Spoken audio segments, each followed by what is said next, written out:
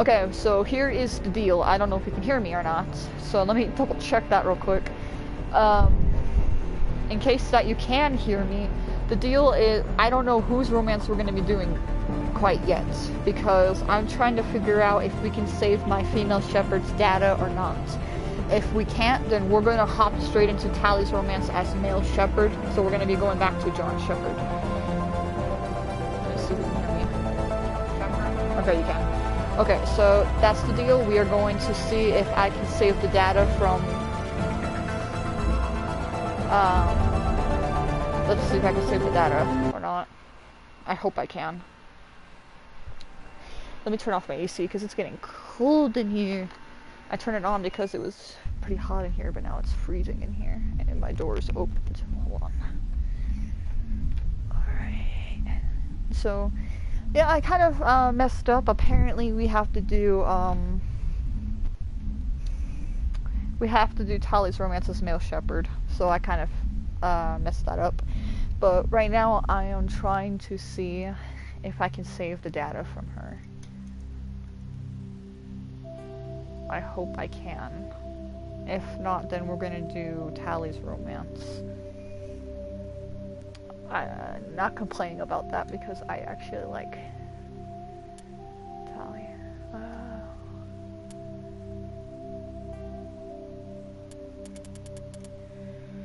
Oh, Yuki. What happens if I load it up? It's gonna start us in Eden Prime, isn't it? Don't start us in Eden Prime. Don't start us in Eden Prime. Lucy's her name. Please don't tell me we started up. Damn it! Okay, hold on. Don't tell me I have to close out the whole game to go back to the main menu. Okay, here we go. Oh my gosh, this is gonna be a pain in the butt. Okay. Start a new career. I don't know if we can save Lucy. I was so proud of her. Welcome to Alliance Military Database. Classified information requested. Establishing secure connection. Secure connection confirmed. Yeah. Can we? Oh no! We can't! No! Damn it, we would have to beat Mass Effect 1 with Lucy to other... Oh, I don't want to lose Lucy, but I don't want to beat Mass Effect 1 with Lucy. Because I didn't get any clips from Kaiden at the beginning of the game.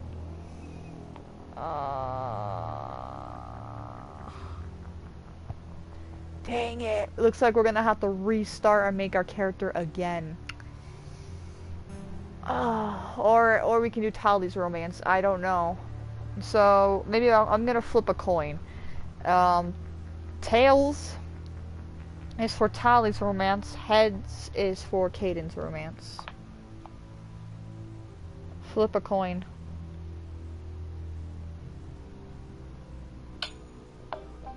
It's heads. Alright, looks like we are going to be doing Kaiden's romance. I am fine with that because I love Kaiden. I meant to be redoing his romance anyways. So, we're going to be doing Kaiden's romance, so I'm going to be creating a new shepherd, it looks like. I am not happy about this. Welcome to Alliance Military Database. Classified information requested. Establishing secure connection. I hate how it's doing this again. I can't secure skip it either. connection confirmed.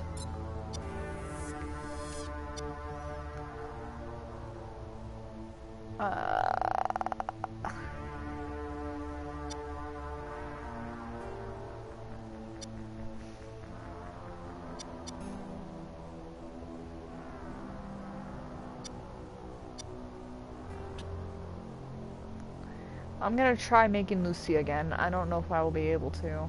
Let's see. Please log in to access your profile. I hope I can.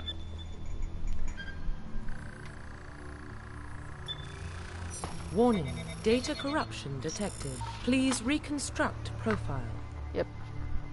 Confirm pre-service history. Let's be a spacer. Confirm psychological profile. We're gonna be a sole survivor. Confirm military specialization.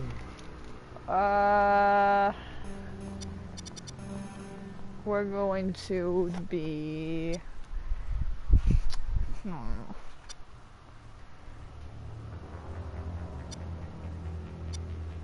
Let's be an engineer. Nah, I don't want to be an engineer, but... Should we be an engineer? Engineer only use pistols, right? Let's be this one. I want to be a biotic, but this is fine. Oh, assault rifles or shotguns. Assault rifles. Confirm facial identification. Change appearance. Okay, so it looks like we're gonna have to do this again. Alright. I'm gonna shut off my mic because I need to get an important clip at the beginning of the game for Kaiden. So I hope you guys enjoyed this. And also, I am gonna be working on playing different games every time I stream from now on. So there's gonna be like 2 days in a row that I'm gonna be playing the same game, and then I'm gonna be switching to a different game. As you guys can tell, I streamed Persona twice, and then now I'm playing Mass Effect again. And I'm trying to beat Mass Effect, Persona again. Once I beat Persona, I can do the next romance choice. So I'm trying to beat all my gameplay so I can finally take a break from YouTube, because I don't know if I'm going to do YouTube ever again after I beat... Well, we'll see. Alright, anyways, I hope you guys enjoy the stream, and we'll see you guys later.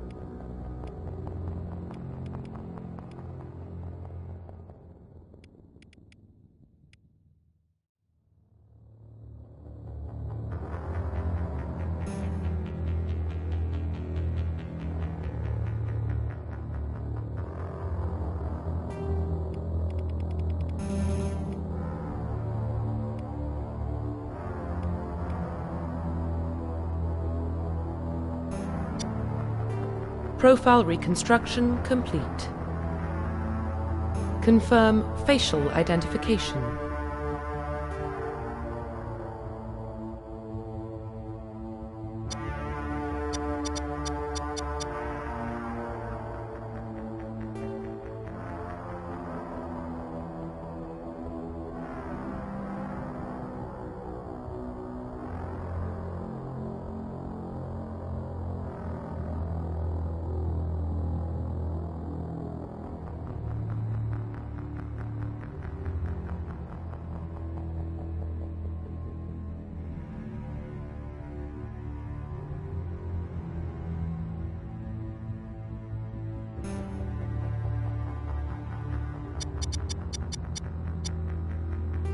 Profile reconstruction complete.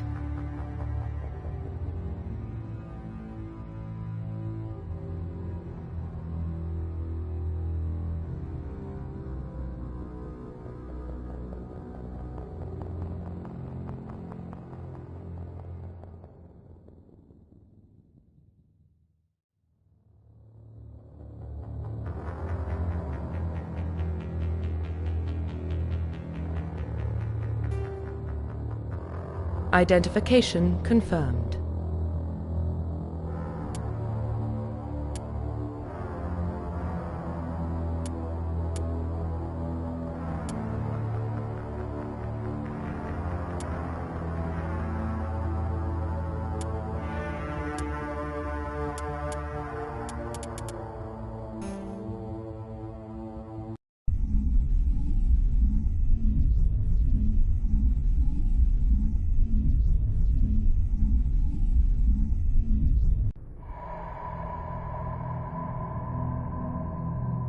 Well, what about Shepard? She's a spacer, lived aboard starships most of her life.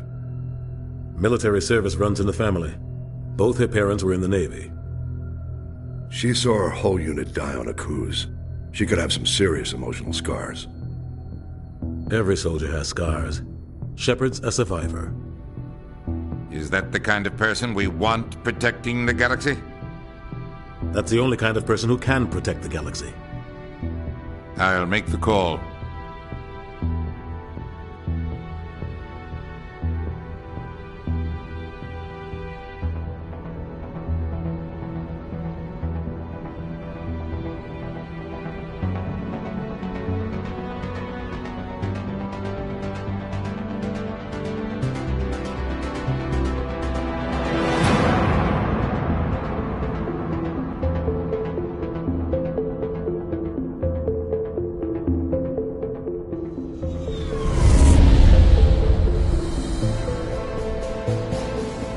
Arcturus Prime relays in range.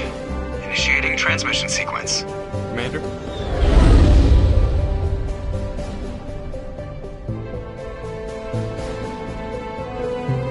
We are connected. Calculating transit mass and destination. The relay is hot, acquiring approach vector. All stations secure for transit.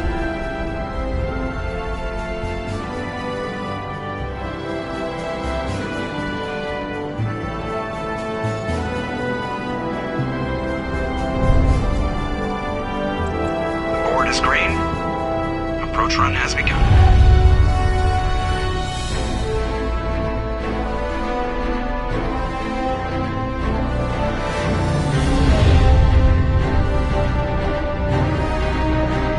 Hitting the relay in 3, 2,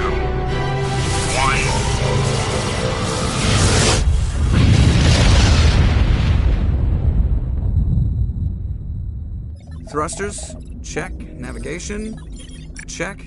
Internal emissions sync engaged. All systems online. Drift, just under 1500K. 1500 is good. Your captain will be pleased. I hate that guy. Nihilus gave you a compliment. So you hate him. You remember to zip up your jumpsuit on the way out of the bathroom? That's good. I just jumped us halfway across the galaxy and hit a target the size of a pinhead. So that's incredible. Besides, Spectres are trouble. I don't like having them on board. Call me paranoid. You're paranoid. The Council helped fund this project. They have a right to send someone to keep an eye on their investment. Yeah, that is the official story. But only an idiot believes the official story.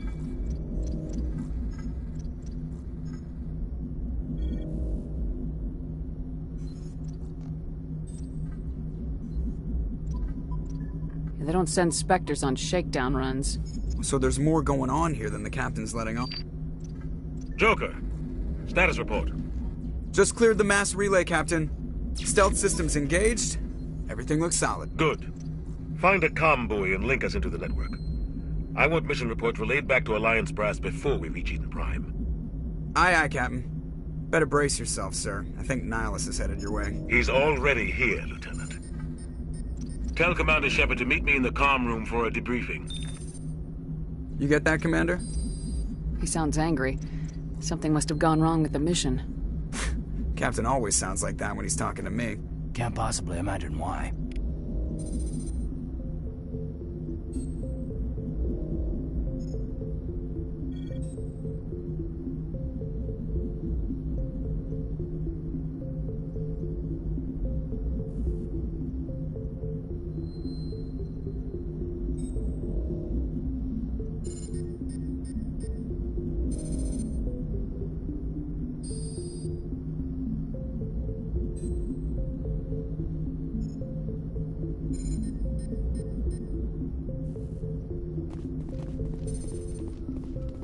I just saw him. He marched.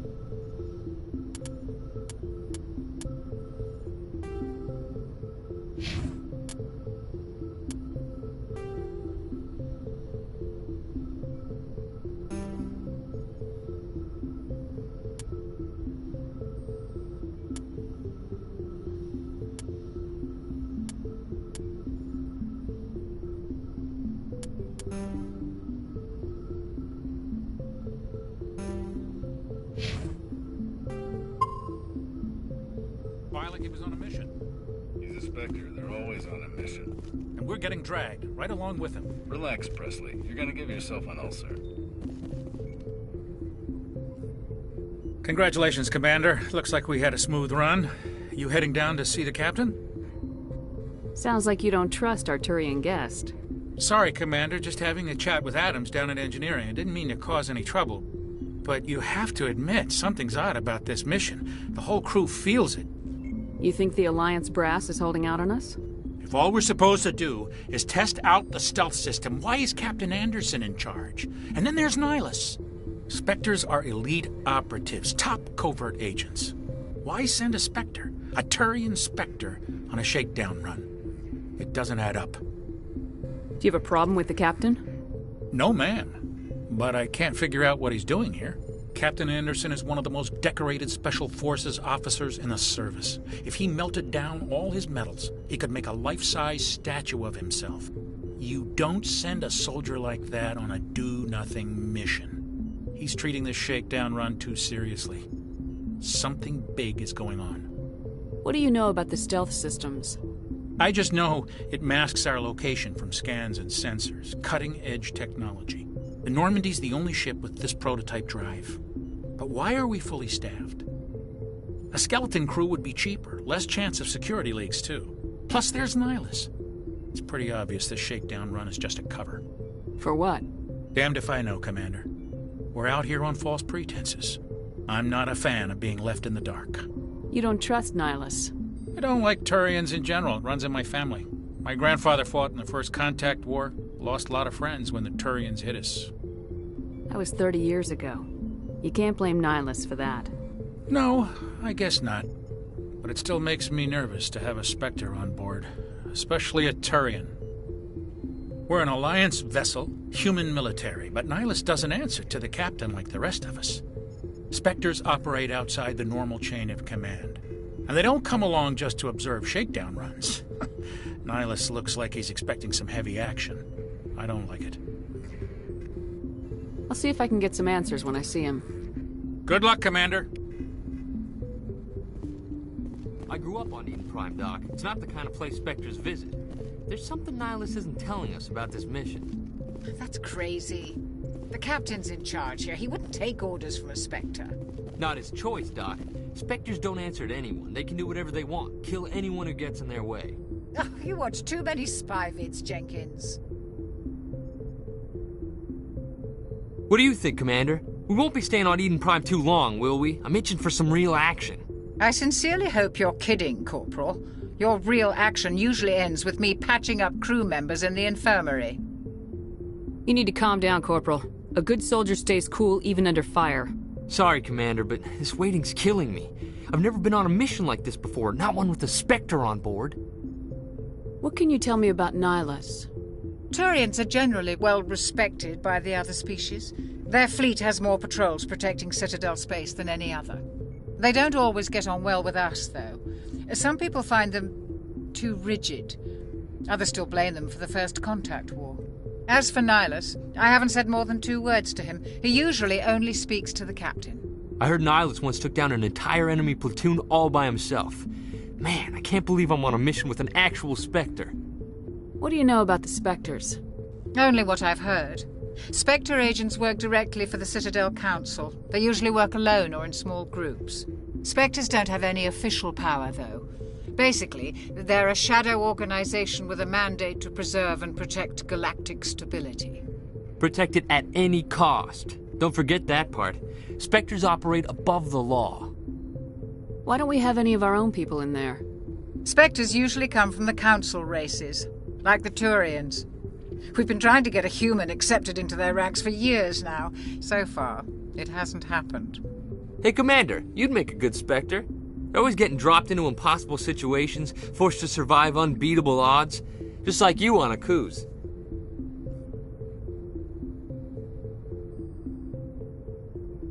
I try not to think about Akuz. Sorry, Commander. I didn't mean to offend you. I respect what you did there. We all do. Let's not dwell on the past, Commander. Was there something else you needed? You're from Eden Prime, aren't you, Jenkins? What's it like? It's very peaceful, Commander. They've been real careful with development, so you don't have any city noise or pollution. My parents lived on the outskirts of the colony. At night, I used to climb this big hill and stare across the fields back at the lights from the main settlement. It was gorgeous. But when I got older, I realized it was a little too calm and quiet for me. That's why I joined the Alliance. Even Paradise gets boring after a while. Any idea why Eden Prime was chosen as our destination? Not really sure, Commander. Eden Prime's one of our most stable colonies. Good place to take the Normandy for a shakedown run, I guess. No real danger there. There's gotta be something else going on. We've got a Spectre on board. That's why I'm so wound up. I can't wait for the real mission to start. Just treat this like every other assignment you've had and everything will work out. Easy for you to say. You proved yourself on a cruise. Everybody knows what you can do. This is my big chance. I need to show the brass what I can do. You're young, Corporal. You have a long career ahead of you. Don't do something stupid to mess it up. Don't worry, ma'am. I'm not gonna screw this up. The captain's waiting for me. Goodbye, Commander.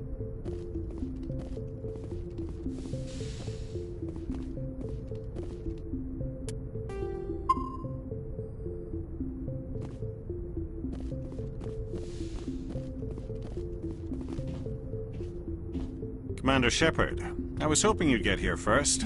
It will give us a chance to talk. What about? I'm interested in this world we're going to, Eden Prime. I've heard it's quite beautiful. They say it's a paradise. Yes, a paradise. Serene, tranquil, safe.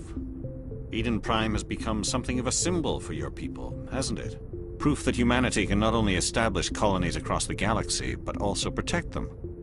But how safe is it, really?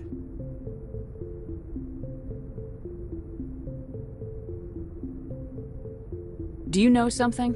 Your people are still newcomers, Shepard. The galaxy can be a very dangerous place. Is the Alliance truly ready for this?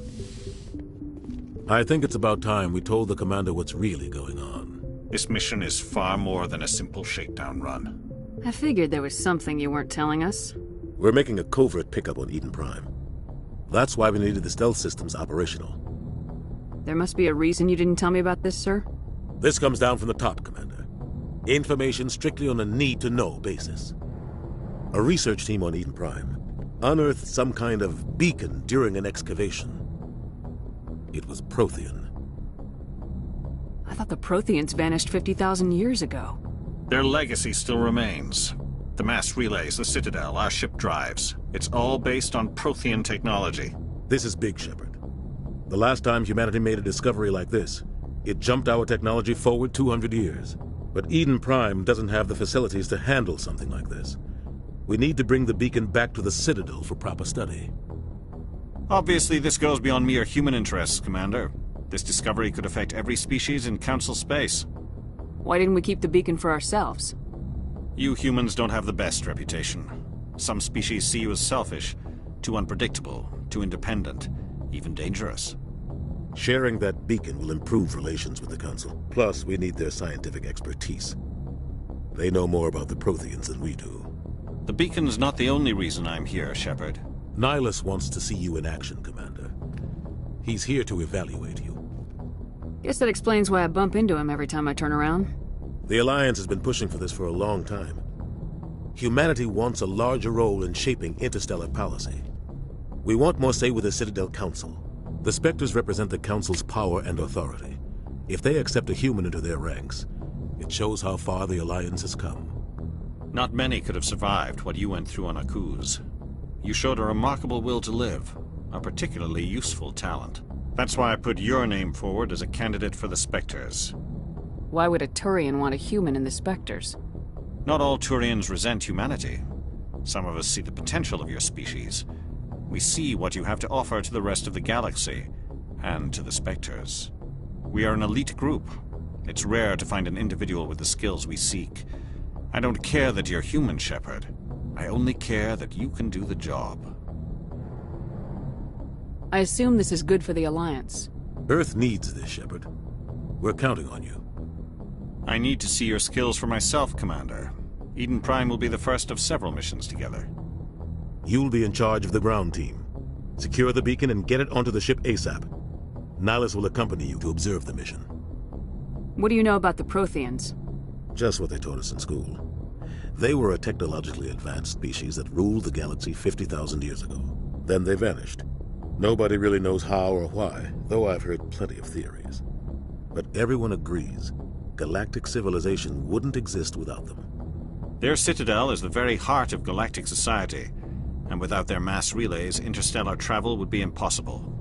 We all owe the Protheans a great debt.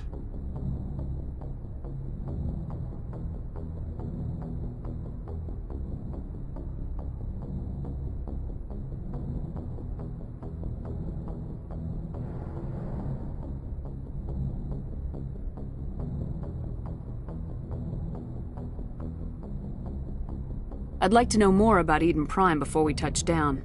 It's a peaceful farming world, but it represents something much bigger. Eden Prime is one of our oldest and most successful colonies. It proved we were ready to face the challenges of settling new worlds, to forge a place for humanity beyond Earth. It symbolizes humanity's growth and evolution as a spacefaring species. And after this, it will be known as the world where humans made a discovery of galactic importance.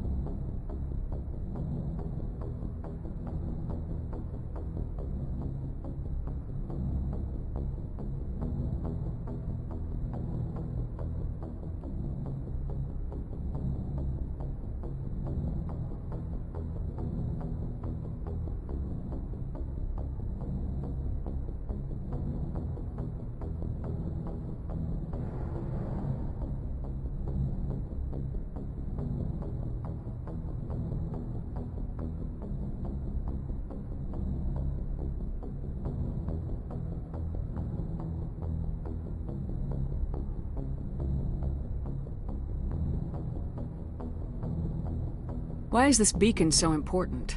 All advanced galactic civilization is based on Prothean technology, even yours.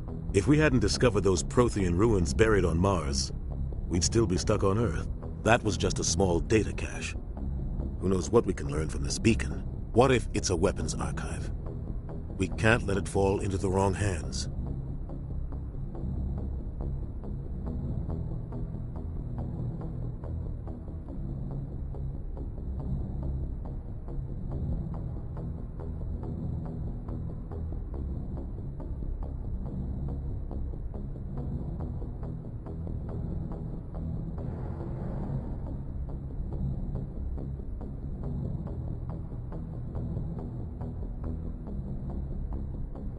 Like who?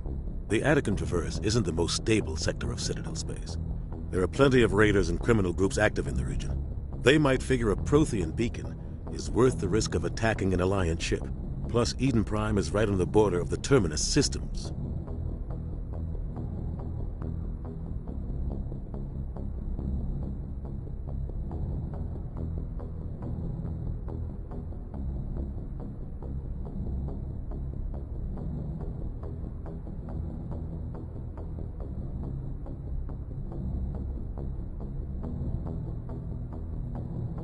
The Attican Traverse is under Citadel protection. If the Terminus systems attack, it's an act of war.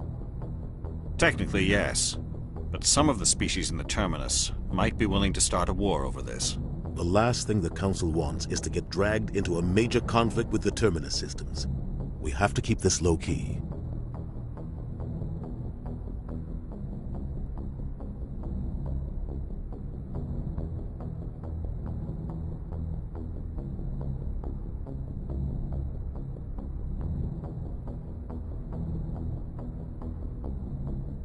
Just give the word, Captain. We should be getting close to Eden. Captain, we got a problem. What's wrong, Joker? Transmission from Eden Prime, sir. You better see this. Bring it up on screen.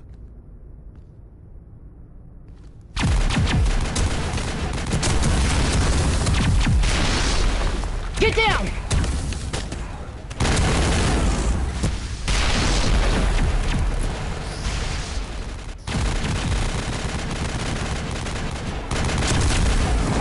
We are under attack, taking heavy casualties. I repeat, heavy casualties.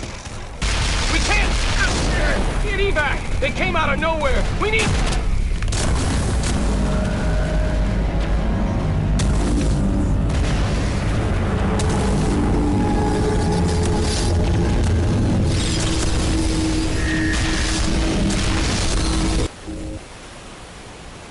Everything cuts out after that. No comm traffic at all. Just goes dead. There's nothing. Reverse and hold at 38.5.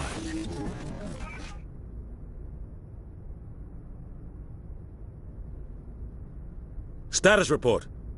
17 minutes out, Captain. No other Alliance ships in the area. Take us in, Joker. Fast and quiet. This mission just got a lot more complicated.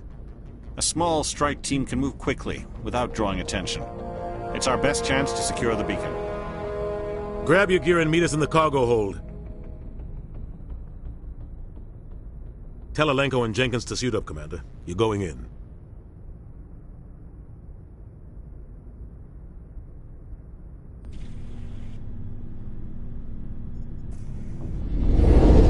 Engaging stealth systems. Somebody was doing some serious digging here, Captain. Your team's the muscle in this operation, Commander. Go in heavy and head straight for the dig site. What about survivors, Captain? Helping survivors is a secondary objective. The beacon's your top priority. Approaching drop point 1.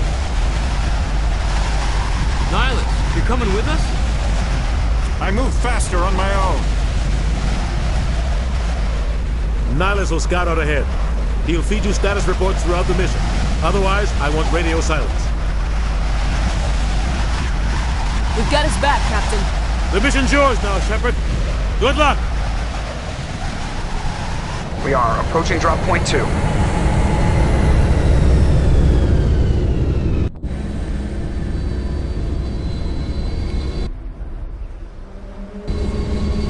Ship perimeter secure, Commander.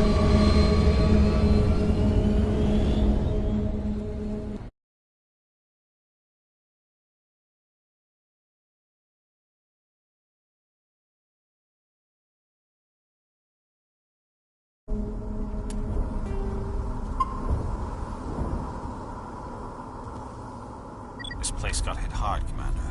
Hostiles everywhere. Keep your guard up.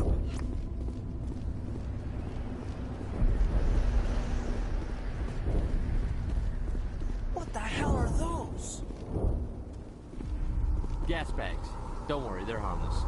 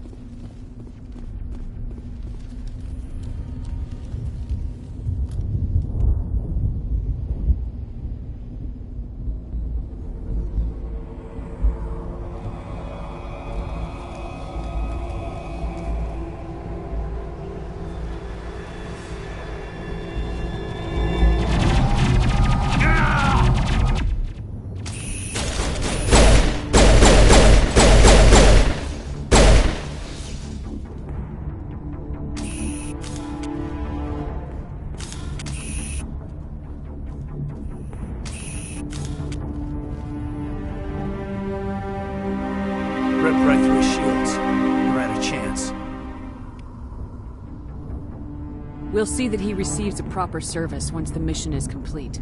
But I need you to stay focused. Aye, aye, ma'am.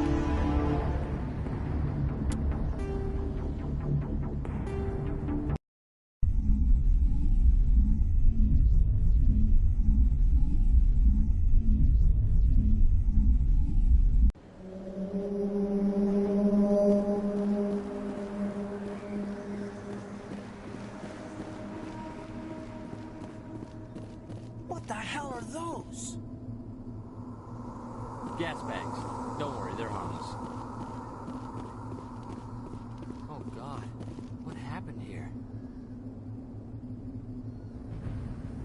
Smells like smoke and death.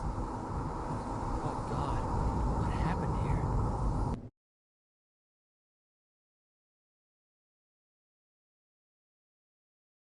Oh God, what happened here? Eden Prime will never be the same again.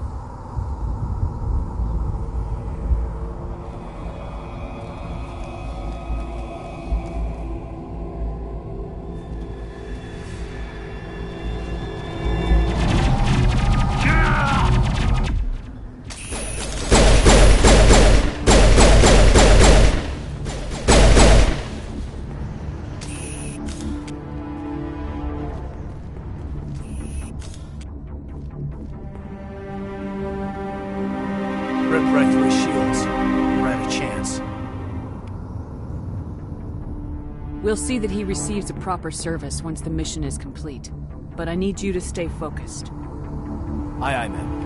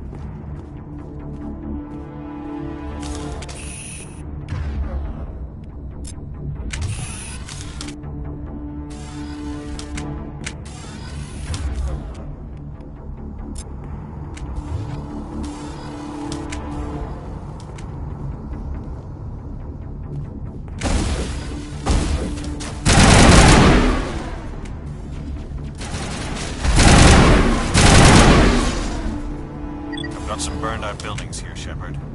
A lot of bodies. I'm gonna check it out. I'll try to catch up with you at the dig site.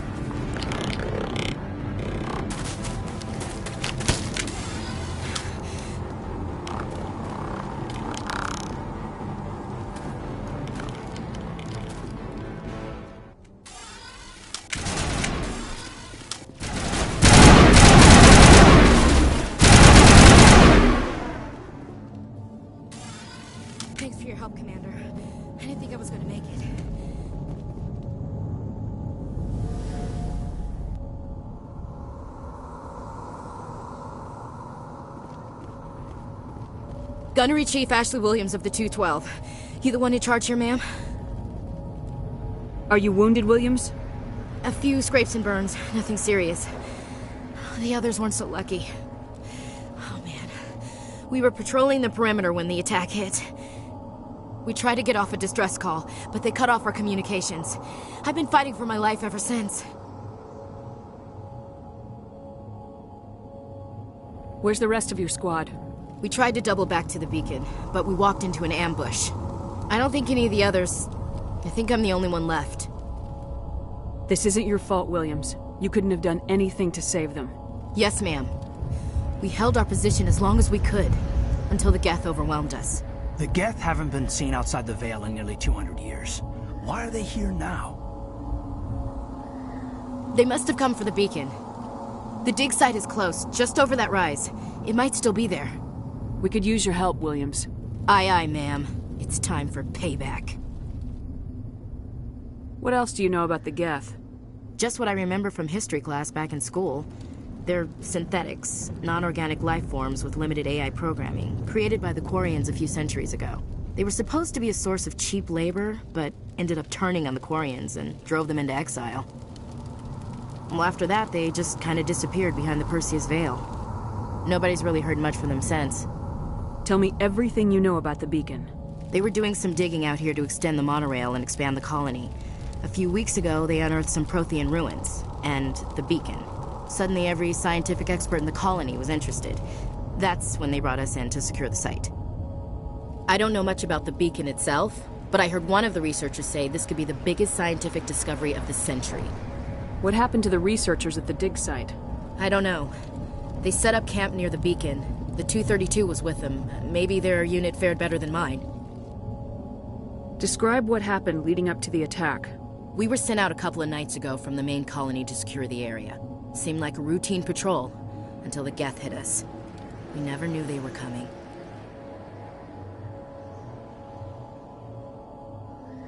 Have you seen a Turian Spectre around here?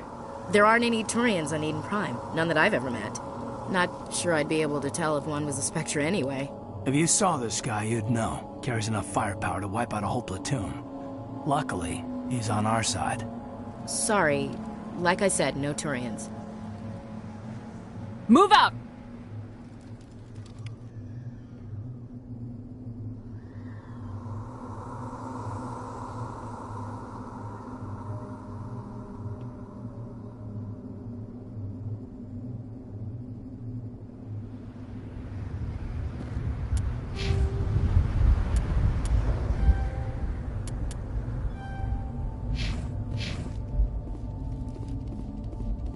The beacon's at the far end of this trench.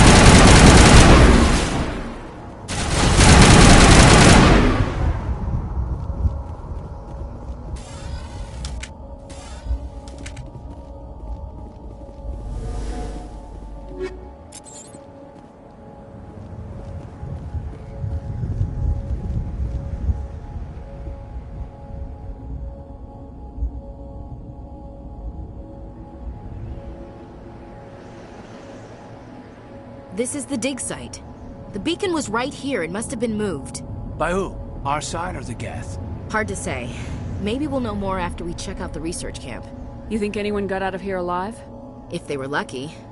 Maybe hiding up in the camp. It's just on the top of this ridge, up the ramps.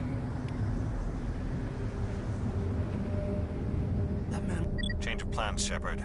There's a small spaceport up ahead. I want to check it out. I'll wait for you there. Smells like smoke and death.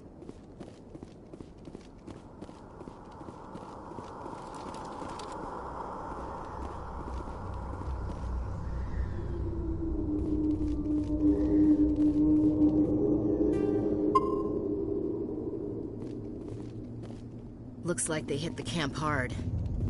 It's a good place for an ambush. Keep your guard up.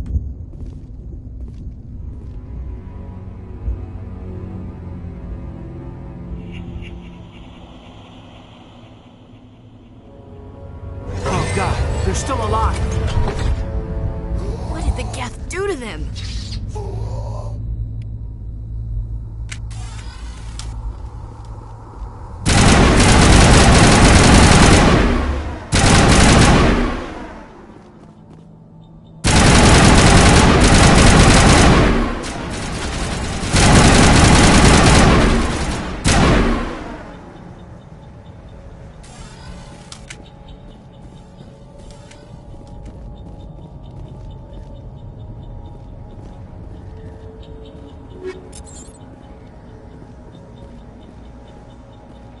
Eden Prime will never be the same again.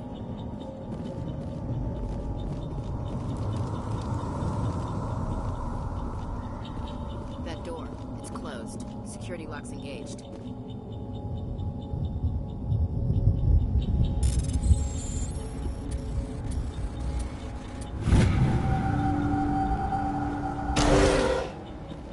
Humans, thank the Maker. Hurry! Close the door before they come back. Don't worry. We'll protect you. Thank you. I think we'll be okay now. It looks like everyone's gone. You're Dr. Warren, the one in charge of the excavation. Do you know what happened to the beacon? It was moved to the spaceport this morning. Manuel and I stayed behind to help pack up the camp. When the attack came, the Marines held them off long enough for us to hide. They gave their lives to save us. No one is saved. The age of humanity is ended. Soon, only ruin and corpses will remain. What else can you tell me about the attack? It all happened so fast. 1 second we were gathering up our equipment. The next we were hiding in the shed while the Geth swarmed over the camp. Agents of the Destroyers. Bringers of darkness. Heralds of our extinction. We could hear the battle outside. Gunfire, screams. I thought it would never end. Then everything went quiet. We just sat there, too afraid to move, until you came along.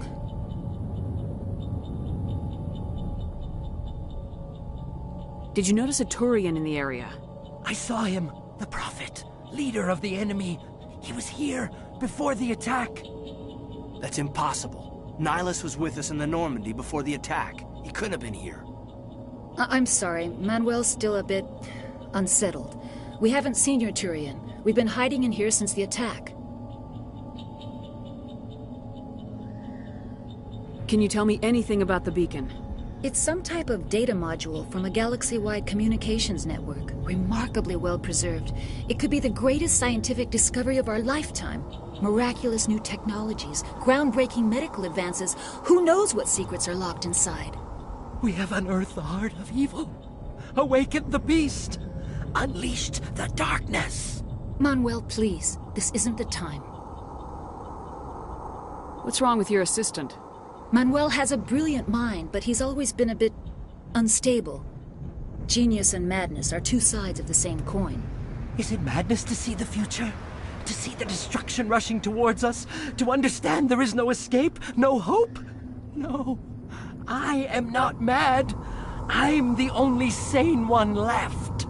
I gave him an extra dose of his meds after the attack. Williams, take us to the spaceport. You can't stop it. Nobody can stop it. Night is falling. The darkness of eternity. Hush, Manuel. Go lie down. You'll feel better once the medication kicks in.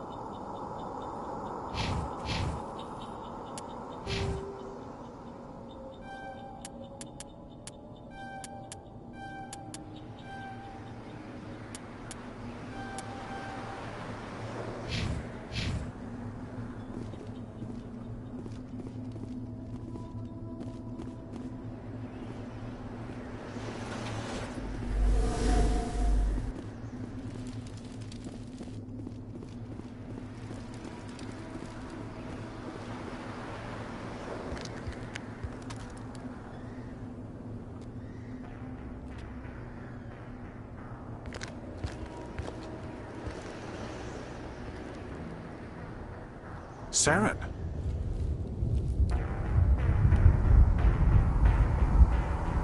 Nihilus. This isn't your mission, Saren. What are you doing here? The Council thought you could use some help on this one. I wasn't expecting to find the Geth here. The situation's bad. Don't worry. I've got it under control.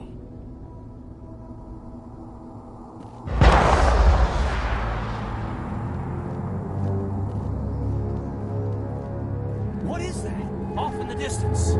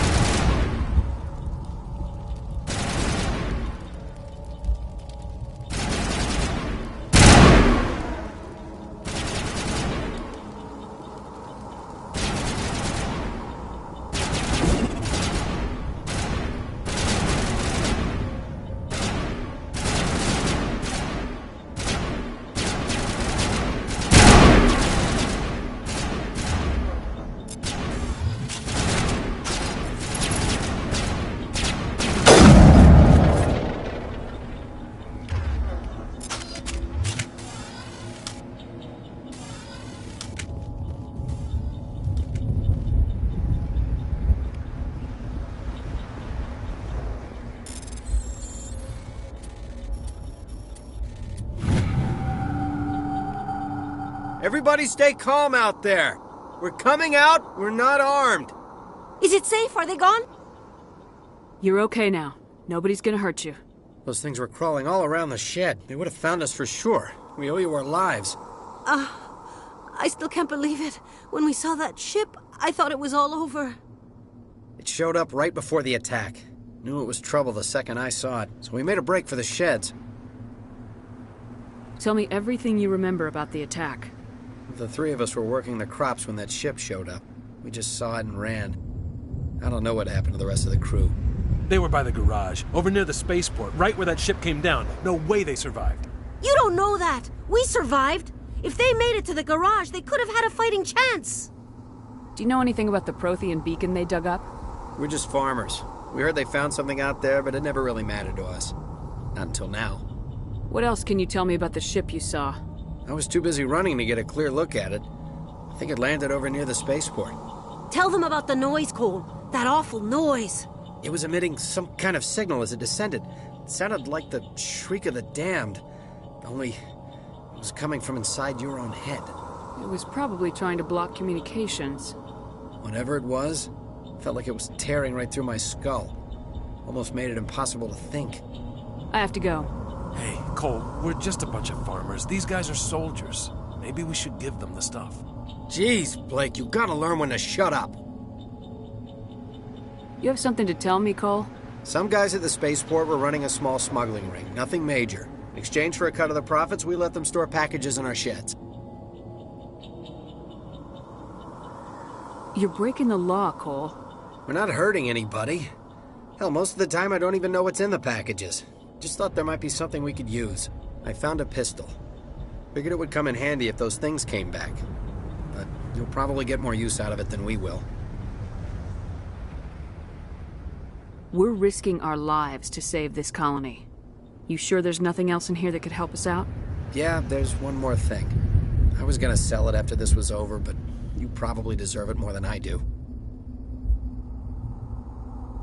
Who's your contact at the spaceport, Cole? What's his name? He's not a bad guy. I don't want to get him in trouble. Besides, I'm not a snitch. He might have something to do with this whole attack, Cole. We need his name. It's important. Yeah, okay, you're right. His name's Powell. Works the docks at the spaceport, if he's still alive. I have to go. Good luck.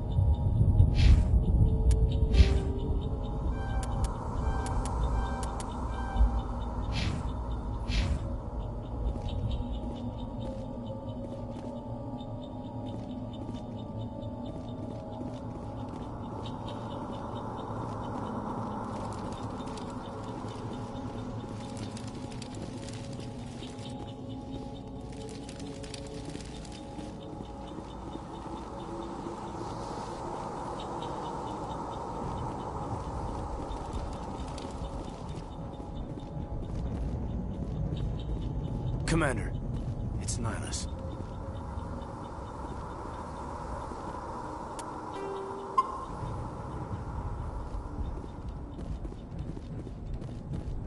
Something's moving, over behind those crates.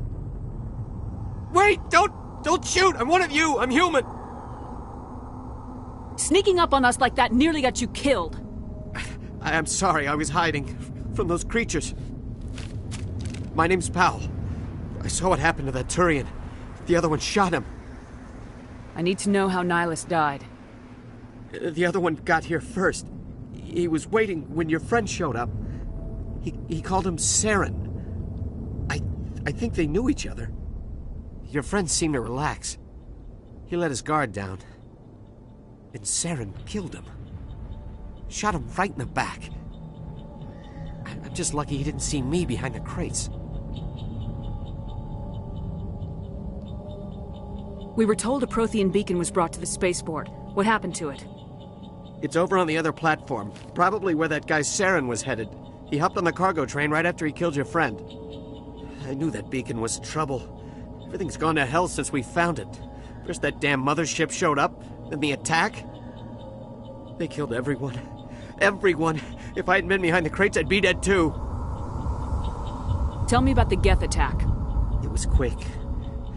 1 minute that ship was descending, the next, those Geth were swarming over the platform. Thousands of them. They must have been inside that mothership. They shot anything that moved. It was a massacre. Is there anything else you can tell me about the beacon? They brought it here this morning. We loaded it up onto the train and shipped it to the other platform. Hard to believe that was only a few hours ago. Feels like a whole other life. Tell me about this mothership you saw. I've never seen anything like it before. It was huge. Landed over near that platform. The whole place got dark as it came down. And it was making this noise, this sound that bored right into your brain. That's what woke me up. The attack came a few minutes later. You were sleeping?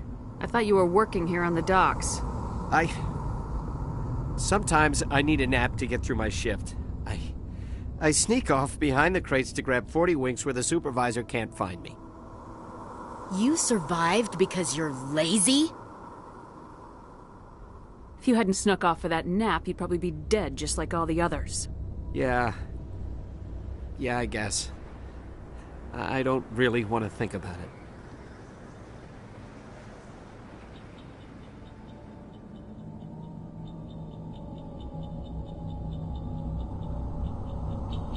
We need to find that beacon before it's too late. Take the cargo train. That's where the other Turian went. I can't stay here. I need to get away from all this.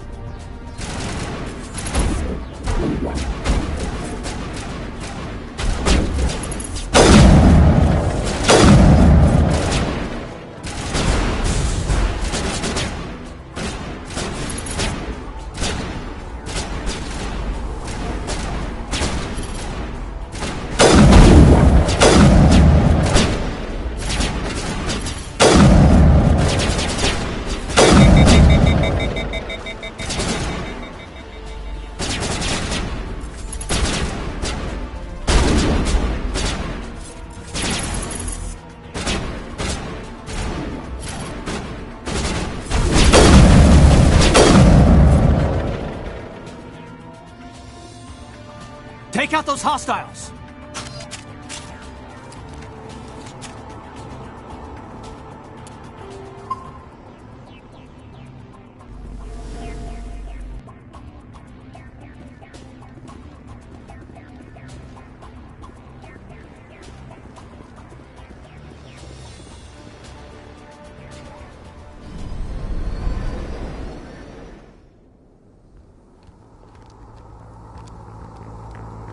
Set the charges. Destroy the entire colony.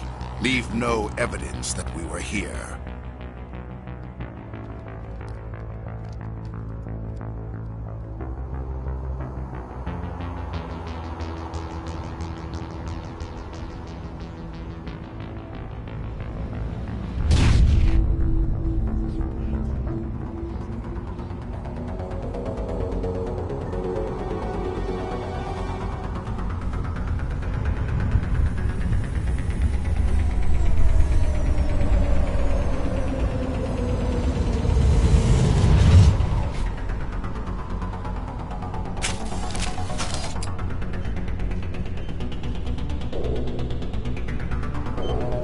Demolition charges. The Geth must have planted them. Hurry! We need to find them all and shut them down!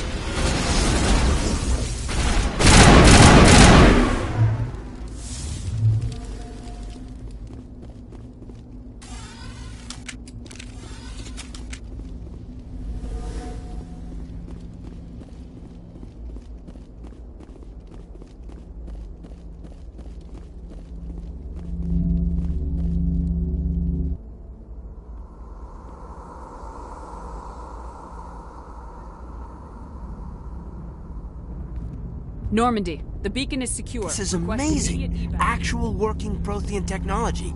Unbelievable. It wasn't doing anything like that when they dug it up. Something must have activated it. Roger, Normandy. Standing by.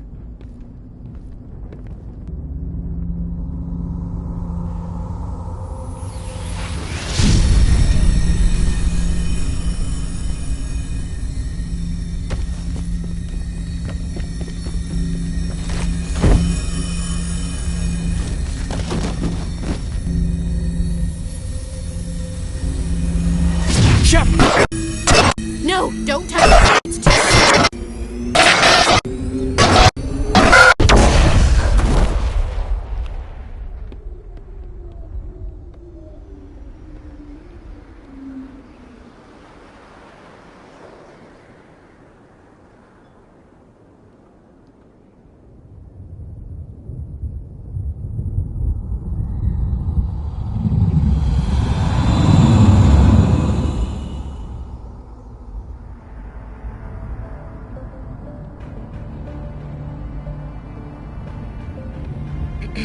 We identified the ship that touched down on Eden Prime. The Normandy, a human alliance vessel. It was under the command of Captain Anderson. They managed to save the colony. And the beacon. One of the humans may have used it.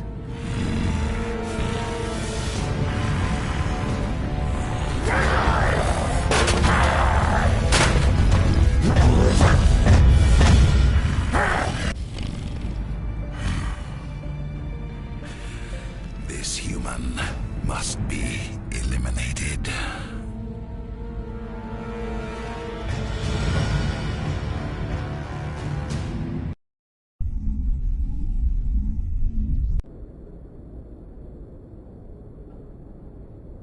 Doctor? Dr. Chakwas. I think she's waking up.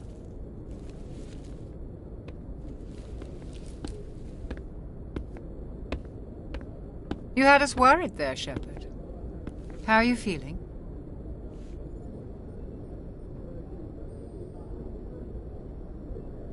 How did I end up here? How long was I out? About 15 hours. Something happened down there with the beacon, I think. It's my fault. I must have triggered some kind of security field when I approached it.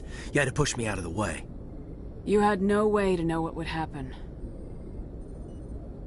Actually, we don't even know if that's what set it off. Unfortunately, we'll never get the chance to find out. The beacon exploded. A system overload, maybe. The blast knocked you cold. Williams and I had to carry you back here to the ship. I appreciate it. Physically, you're fine. But I detected some unusual brain activity. Abnormal beta waves. I also noticed an increase in your rapid eye movement. Signs typically associated with intense dreaming. I saw...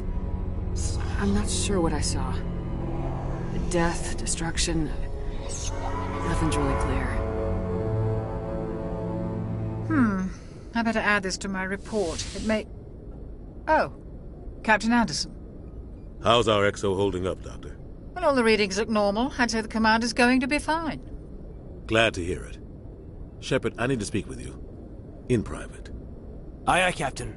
I'll be in the mess if you need me. Sounds like that beacon hit you pretty hard, Commander. Are you sure you're okay?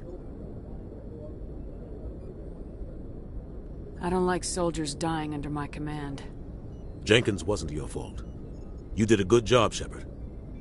Did we leave Gunnery Chief Williams back on Eden Prime? I figured we could use a soldier like her. She's been reassigned to the Normandy. Williams is a good soldier. She deserves it. Lieutenant Alenko agrees with you. That's why I added her to our crew. Intel dropped the ball, sir. We had no idea what we were walking into down there. That's why things went to hell. The Geth haven't been outside the Veil in 2 centuries, Commander. Nobody could have predicted this. You said you needed to see me in private, Captain? I won't lie to you, Shepard. Things look bad. Nihilus is dead. The beacon was destroyed and Geth are invading. The Council's going to want answers.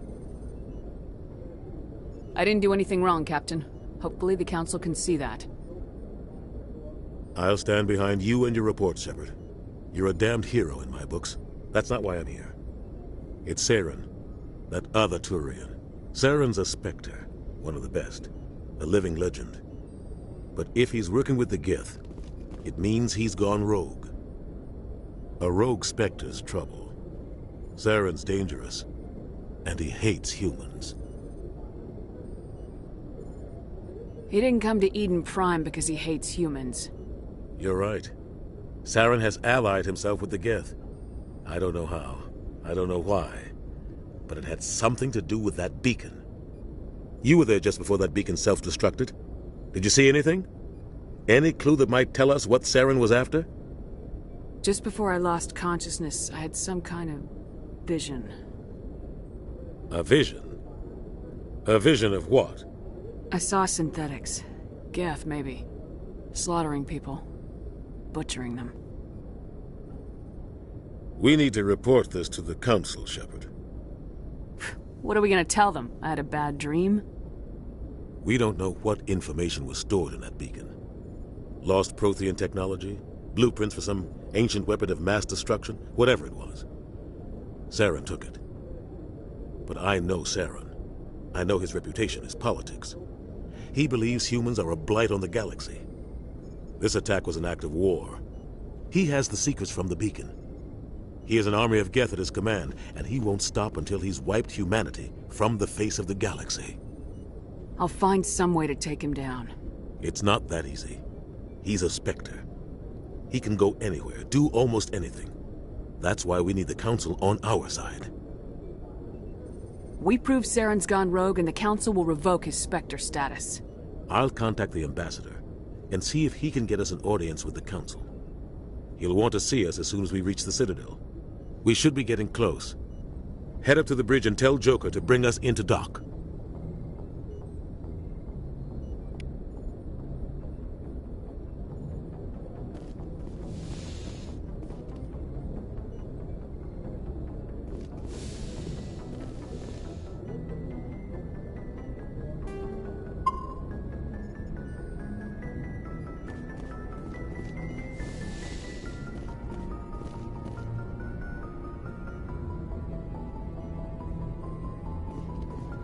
Glad to see you're okay, Commander.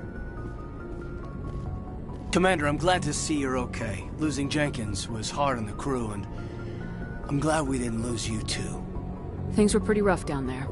Yeah, you never get used to seeing dead civilians. It doesn't seem right somehow. But at least you stopped Saren from wiping out the whole colony. I couldn't have done it without you. We're Marines. We stick together. And I'm just sorry that we lost Jenkins. Yeah, I wish I could have done something to save him. I was there. You did everything right. It was just bad luck. It's been a hell of a shakedown, Cruz. Our first mission ends with one Spectre killing another. The Citadel Council's not going to be happy about that. Probably use it to lever more concessions out of the Alliance. You've got a good grasp of the situation. You a career man? Yeah, a lot of biotics are. We're not restricted, but we sure don't go undocumented. May as well get a paycheck for it. Besides, my father served. I made him proud when I enlisted. Eventually. But is that why you're here? Because of your family? I was a regular Navy brat. I got a little more noteworthy than the folks expected. Oh, that's right, a Coos. I imagine that bought you any post in the fleet. Word is we're heading for the Citadel, ma'am. Can you, tell me why? The captain hopes the ambassador can get an audience with the council. Tell them what Saren's been up to. Makes sense. They'd probably like to know he's not working for them anymore. Whatever happens, we'll be ready, Commander.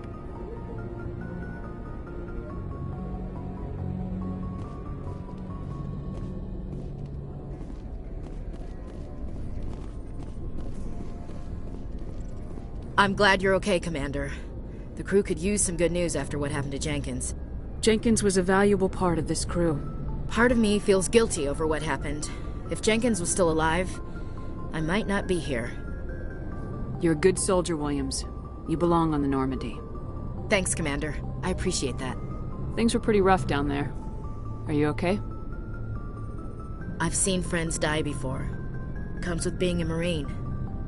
But to see my whole unit wiped out, and you never get used to seeing dead civilians.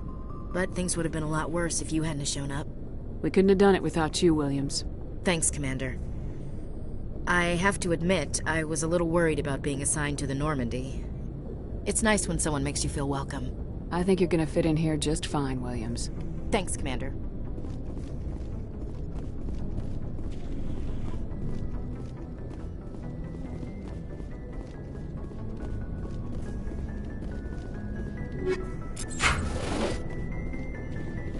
Yes, Commander? Is there something you need? How did you end up serving on an Alliance ship? I enlisted right out of med school. Earth always seemed boring to me. Too safe, too secure. I figured the colonies were teeming with exotic adventure.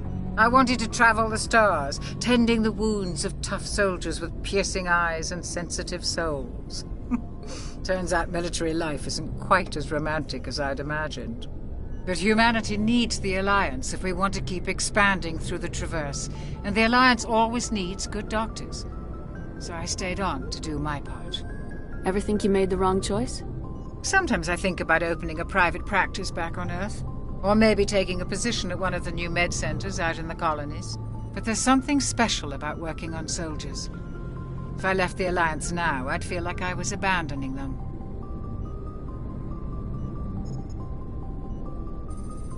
What do you know about Captain Anderson? I've served with him for a few tours now. He knows when to let things slide and when to crack the whip.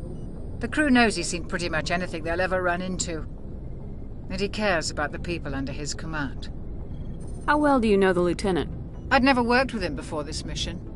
But he has an impressive service record, over a dozen special commendations. Tends to keep to himself, though. Maybe because of the headaches. It's not easy being an L2. What does that have to do with it? Well, most biotics now use the L3 implants. Lieutenant Alenko was wired with the old L2 configuration. Sometimes there are complications. What kind of complications? Severe mental disabilities, insanity, crippling physical pain. There's a long list of horrific side effects. Kaiden's lucky. He just gets migraines. I should go. Goodbye, Commander.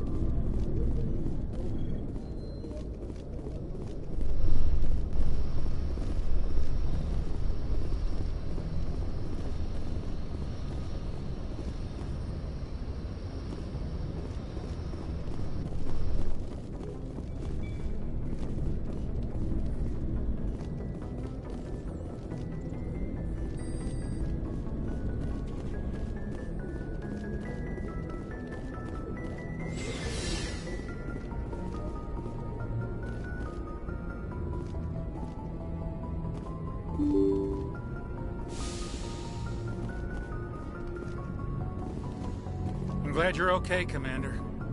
Losing Jenkins was hard enough on the crew.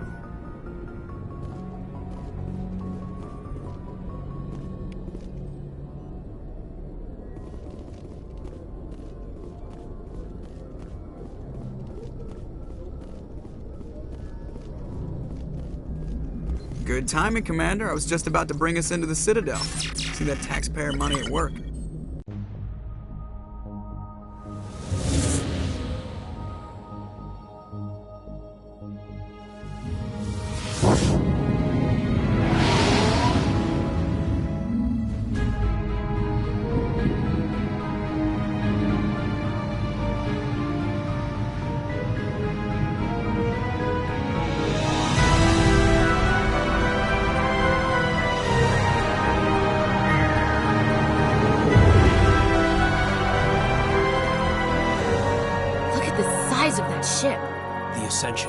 Flagship of the Citadel fleet. Well, size isn't everything.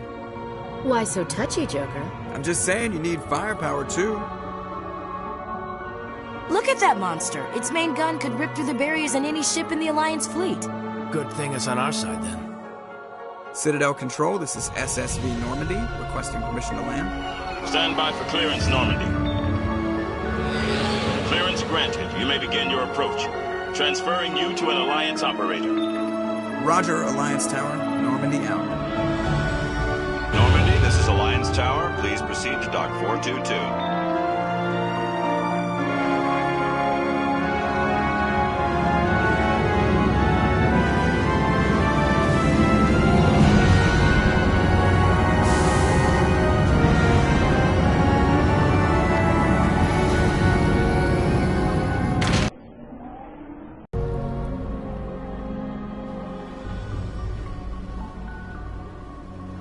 This is an outrage! The Council would step in if the Geth attacked a Turian colony? The Turians don't found colonies on the borders of the Terminus systems, Ambassador. Humanity was well aware of the risks when you went into the Traverse. What about Saren? You can't just ignore a rogue Spectre. I demand action! You don't get to make demands of the Council, Ambassador. Citadel Security is investigating your charges against Saren. We will discuss the CSEC findings at the hearing, not before. Captain Anderson, I see you brought half your crew with you. Just the ground team from Eden Prime, in case you had any questions. I have the mission reports. I assume they're accurate? They are. Sounds like you convinced the Council to give us an audience. They were not happy about it. Saren's their top agent. They don't like him being accused of treason. Saren's a threat to every human colony out there. He needs to be stopped. The Council has to listen to us. Settle down, Commander. You've already done more than enough to jeopardize your candidacy for the Spectres. The mission on Eden Prime was a chance to prove you could get the job done. Instead, Nihilus ended up dead and the beacon was destroyed. That's Saren's fault, not hers. Then we better hope the CSEC investigation turns up evidence to support our accusations. Otherwise, the Council might use this as an excuse to keep you out of the Spectres. Come with me, Captain. I want to go over a few things before the hearing. Shepard, you and the others can meet us at the Citadel Tower, top level. I'll make sure you have clearance to get in. And that's why I hate politicians.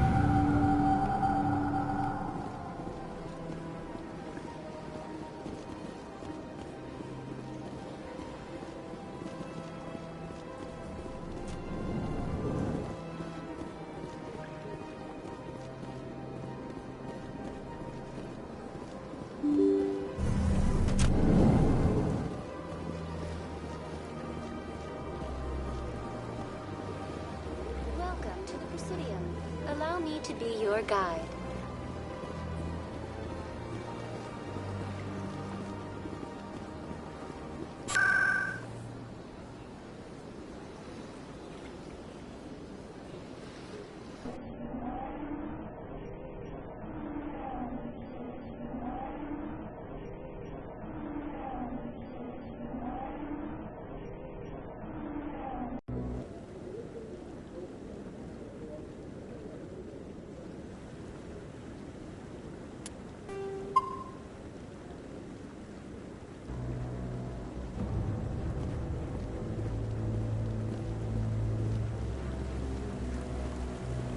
Saren's hiding something. Give me more time. Stall them. Stall the Council? Don't be ridiculous. Your investigation is over, Garrus.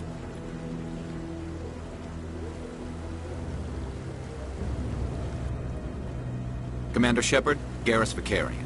I was the officer in charge of the CSEC investigation into Saren. Who were you just talking to? That was Executor Palin, head of Citadel Security, my boss. He'll be presenting my findings on Saren to the Council. Sounds like you really want to bring him down. I don't trust him. Something about him rubs me the wrong way. But he's a Spectre. Everything he touches is classified. I can't find any hard evidence. I think the Council's ready for us, Commander. Good luck, Shepard. Maybe they'll listen to you. You don't want to keep the Council waiting.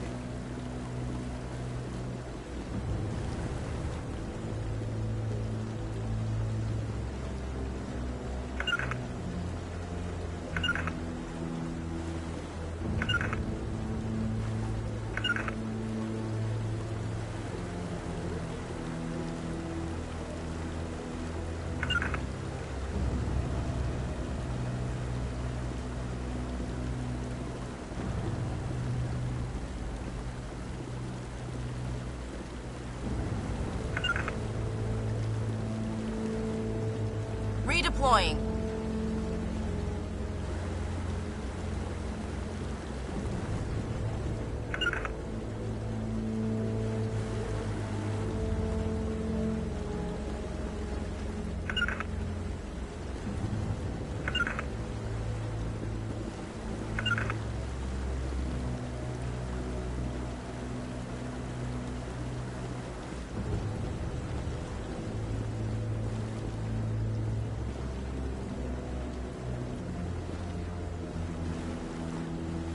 Regroup!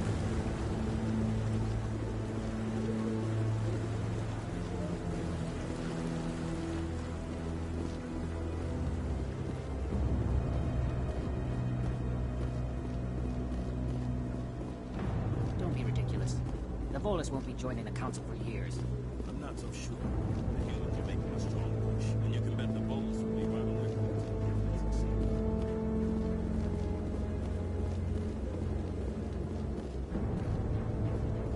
The hearing's already started. Come on.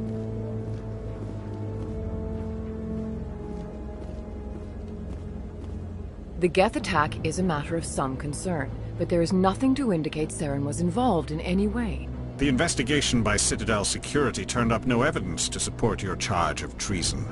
An eyewitness saw him kill Nihilus in cold blood. We've read the Eden Prime reports, Ambassador.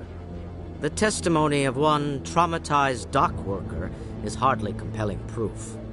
I resent these accusations. Nihilus was a fellow Spectre and a friend. That just let you catch him off guard.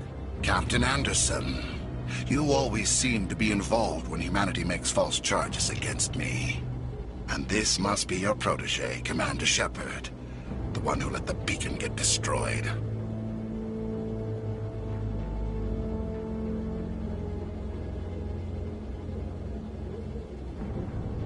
The mission to Eden Prime was top secret. The only way you could know about the beacon was if you were there. With Nihilus gone, his files passed on to me. I read the Eden Prime report. I was unimpressed. But what can you expect from a human? Saren despises humanity. That's why he attacked Eden Prime. Your species needs to learn its place, Shepard. You're not ready to join the Council. You're not even ready to join the Spectres. He has no right to say that. That's not his decision. Shepard's admission into the Spectres is not the purpose of this meeting. This meeting has no purpose. The humans are wasting your time, Counselor, and mine. You can't hide behind the Council forever. There is still one outstanding issue. Commander Shepard's vision. It may have been triggered by the beacon. Are we allowing dreams into evidence now? How can I defend my innocence against this kind of testimony? I agree. Our judgment must be based on facts and evidence, not wild imaginings and reckless speculation. Do you have anything else to add, Commander Shepard? You've made your decision. I won't waste my breath.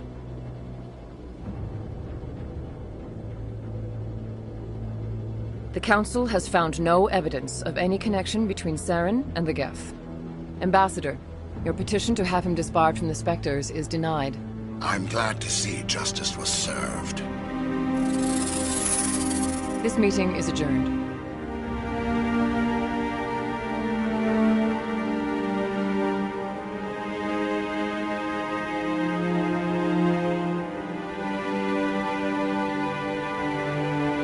It was a mistake bringing you into that hearing, Captain. You and Saren have too much history. It made the Council question our motives.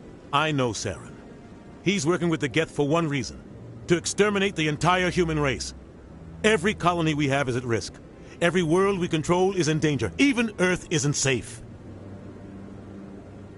Tell me about this history between you and Saren. I worked with him on a mission a long time ago. Things went bad. Real bad. We shouldn't talk about this here. But I know what he's like. And he has to be stopped. We need to deal with Saren ourselves. As a Spectre, he's virtually untouchable. We need to find some way to expose him. What about Garrus, that CSEC investigator? We saw him arguing with the Executor. That's right. He was asking for more time to finish his report. Seems like he was close to finding something on Saren. Any idea where we could find him? I have a contact in CSEC who can help us track Garrus down. His name is Harkin. Forget it. They suspended Harkin last month, drinking on the job. I won't waste my time with that loser. You won't have to. I don't want the Council using your past history with Saren as an excuse to ignore anything we turn up. Shepard will handle this. You can't just cut Captain Anderson out of this investigation. The Ambassador's right. I need to step aside. I need to take care of some business. Captain, meet me in my office later. Harkin's probably getting drunk at Cora's Den. It's a dingy little club in the lower section of the wards. Maybe there's another way to find evidence against Saren. You should talk to Barla Vaughn over in the financial district. Rumor has it he's an agent for the Shadow Broker. The Shadow Broker? An information dealer. Buys and sells secrets to the highest bidder. I've heard Barla Vaughn's one of the top representatives. He might know something about Saren, but his information won't come cheap.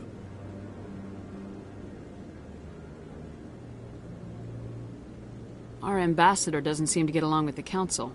He's just frustrated. The Council's always preaching that we need to be part of the galactic community. But for them, it's a one-way street. They want us to expand and settle unstable regions like the Skillian Verge and the Attican Traverse. But when we run into trouble, they don't want to help us out. Everyone knows it's only a matter of time until we get a seat on the Council.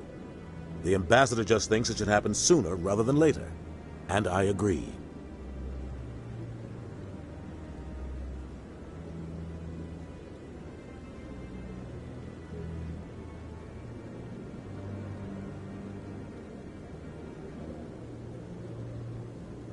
Maybe they'd let us join the Council if we were more willing to cooperate with the other species.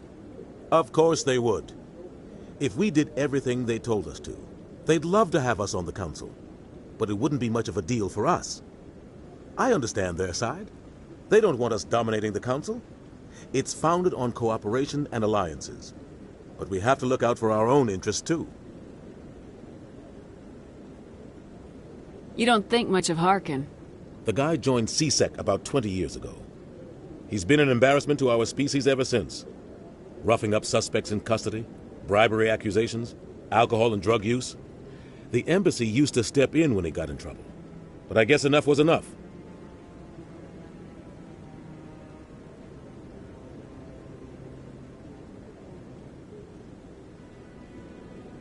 Guy's a scumbag.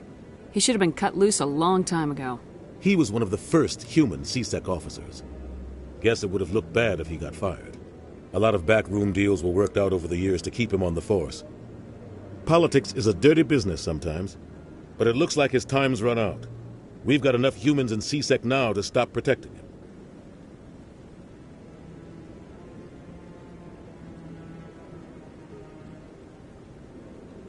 I thought this embassy was supposed to help humans. Harkin may be human, but he's also an ass. He's had more than his share of chances. If the embassy wasn't protecting him, he would have been fired 15 years ago. CSEC is better off without him.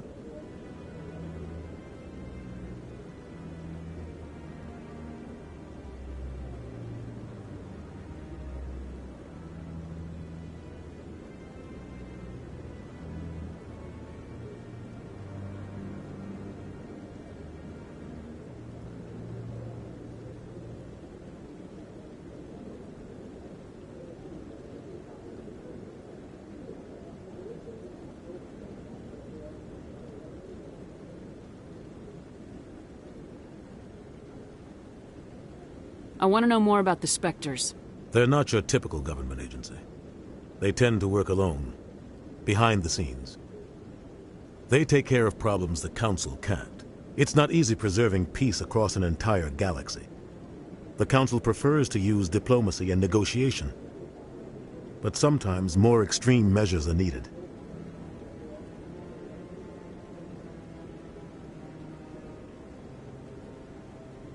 How do they decide who becomes a Spectre? You can't just apply to join. There's no training program. Spectres aren't made. They're born. The Council's always looking for exceptional individuals.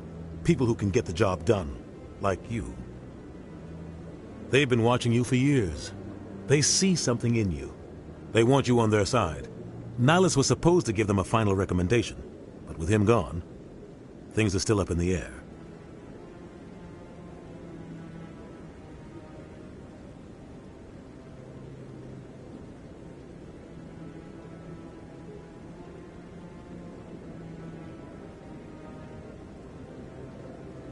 What's their command structure like?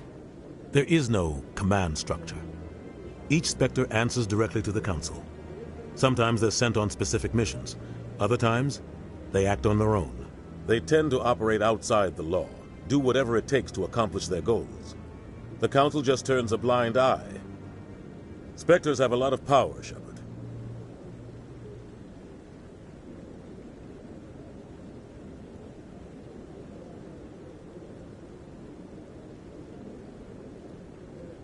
They sound like shadow operatives. Everything about them is classified. We don't even know how many there are. The latest Alliance estimate puts their numbers under 100. But the Council couldn't do its job without them. They're the Citadel's top agents, the last line of defense, the final option before open war. The entire galaxy respects and fears them. If a Spectre shows up, you know something big is about to happen.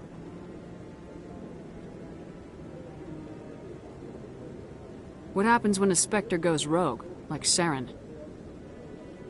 It doesn't happen often. The Council is careful when they select their candidates. But when something does go wrong, there's usually only one solution. Send another Spectre to bring the rogue agent down.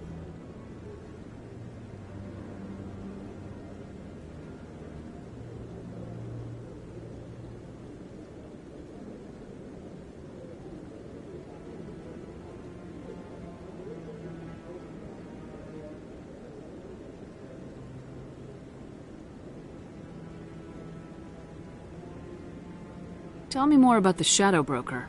He's a necessary evil of galactic politics. Buying and selling information is a part of the game. And the Shadow Broker just happens to be the best player on the field. Always sells to the highest bidder. Doesn't get involved in politics. Doesn't pick sides. A simple system, but it works. He's not a threat to anyone, not directly. He's just a resource we can use, or she is. Or maybe they are. Nobody really knows.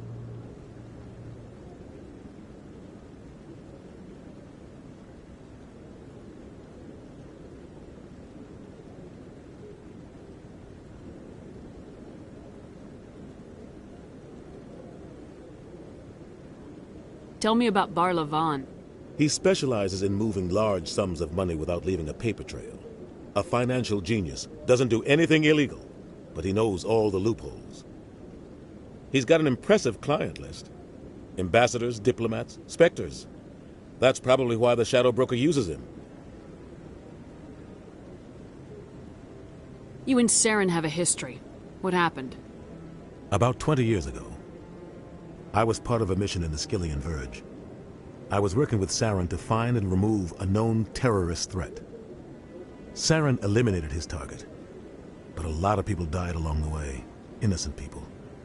And the official records just covered it all up. But I saw how he operates. No conscience, no hesitation.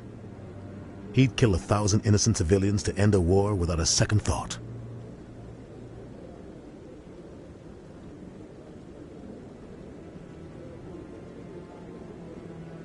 Killing innocents doesn't end wars. It causes them. I know how the world works, Commander. Sometimes you're forced to make unpleasant decisions. But only if there's no other way. Saren doesn't even look for another option. He's twisted, broken. He likes the violence, the killing. And he knows how to cover his tracks.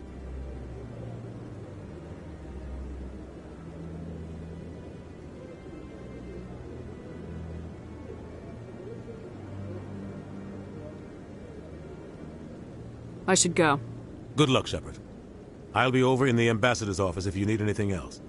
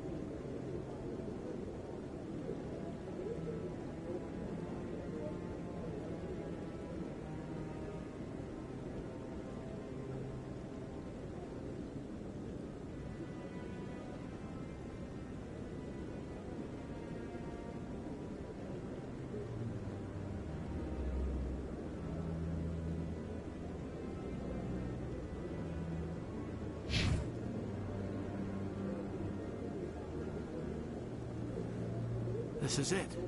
The very heart of the Citadel, the pinnacle of galactic power. Kinda makes your head spin if you think about it too much.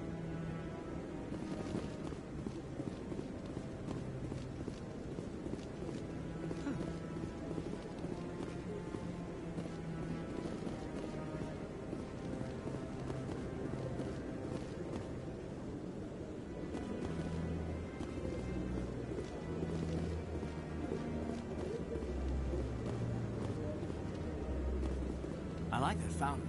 It's very soothing.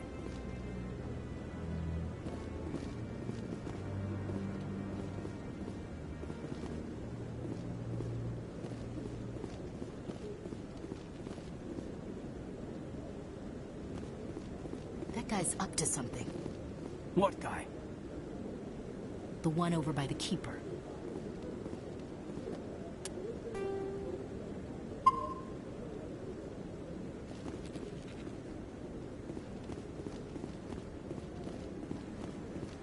Maybe. But I wouldn't believe everything you hear. That's just it.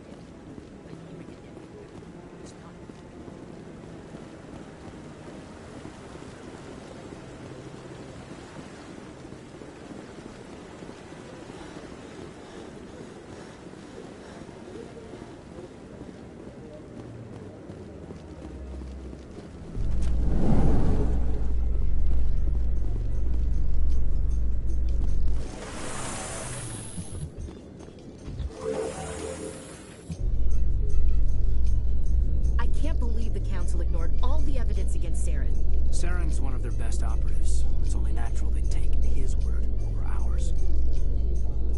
Oh, so now we just chase leads while this smug Turian runs around with his Geth troopers. That's politics, Chief. I hate politics.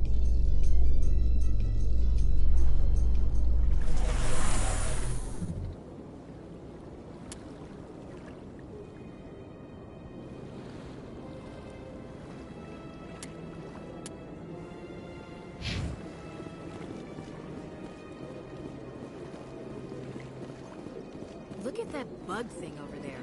What's it doing? Please do not disturb the keepers. Sure is peace. Welcome to the Presidium. Allow me to be your guide.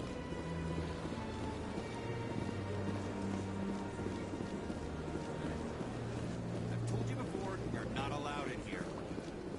This one believes it has the right.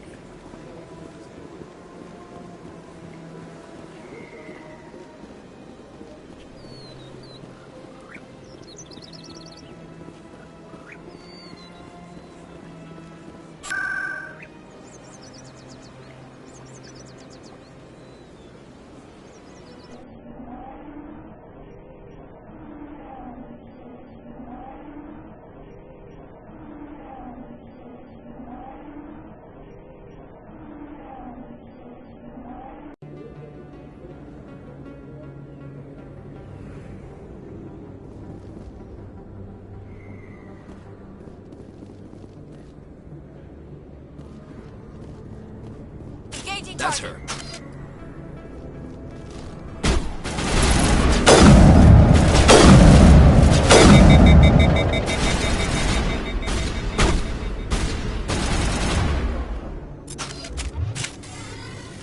Those were Saren's men.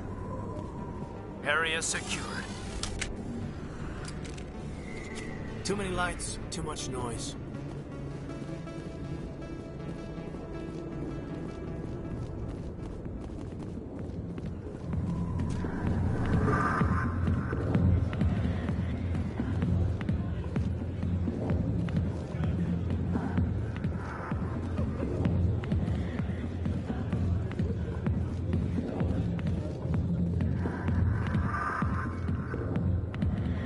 Back off, Rex.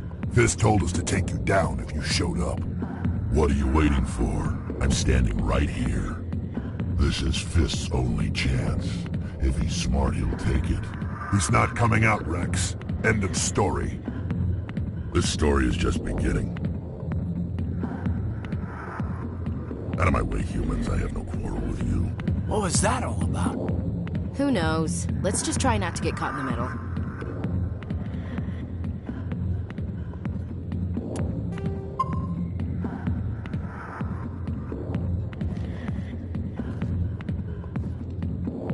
Hey there, sweetheart. You looking for some fun? 'Cause I gotta say, that soldier get-up looks real good on that body of yours. Why don't you sit your sweet little ass down beside old Harkin? Have a drink. We'll see where this goes. Maybe later. Suit yourself, princess. You know, if more Marines looked like you, I might have joined the Alliance instead of CSEC. Harkin, right? I was told you could help me find someone. A Turian CSEC officer named Garrus. Garrus? You must be one of Captain Anderson's crew. Poor bastard, still trying to bring Saren down, eh? I know where Garrus is, but you gotta tell me something first. Did the captain let you in on his big secret? Is there something I should know about the captain? The captain used to be a Spectre. Didn't know that, did you? It was all very hush-hush. The first human ever given that honor, and then he blew it. Screwed up his mission so bad they kicked him out. Of course, he blames Saren. Says the Turians set him up. Why'd they kick him out? Have to ask him. I never heard any of the details. Bet it's a good story, though. The hero's fall. Classic tragedy. You said they covered all this up. How'd you hear about it? I spent 20 years working cases here on the Citadel. People on this station love to talk. Secrets are like herpes. If you got them, you might as well spread them around. Just tell me where Garrus went. Garrus was sniffing around Dr. Michelle's office. She runs the med clinic on the other side of the wards. Last I heard, he was going back there. What do you know about Garrus? Damn hothead is what he is. Still figures he can save the world. Always bucking heads with the Executor. He'll pay for it soon enough. The Executor loves to put us lowly field agents in our place. Just look what happened to me. You need to look in a mirror. Sober up and take some responsibility for yourself. Save your sermons. This ain't no church. I'm out of here. Yeah, good. Go.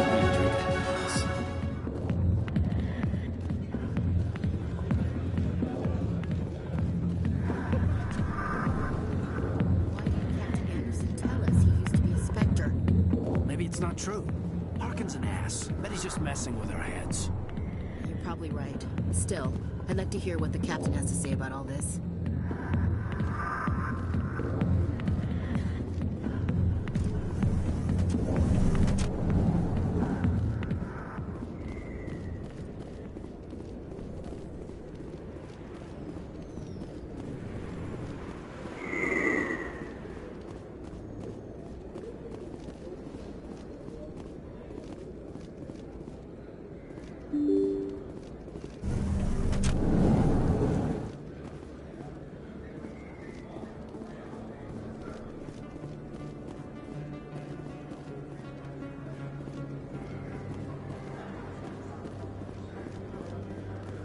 Hello there. Welcome to Moorland's famous shop. You want many good supplies, yes? Let me see what you have. Oh, you will be pleased, I think. Very good things I have. You will see.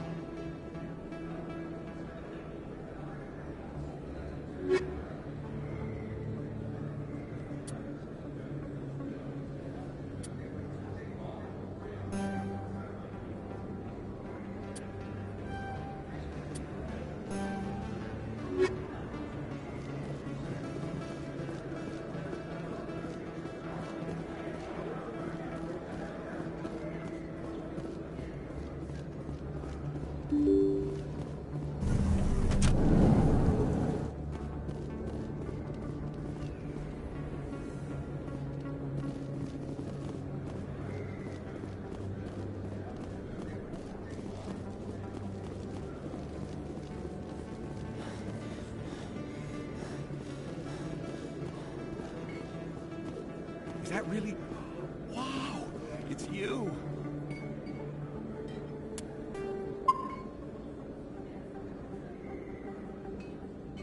You're Commander Shepard, the hero of Eden Prime. I am so honored to meet you. Nice to meet you. And you are? My name is Conrad. Conrad Werner.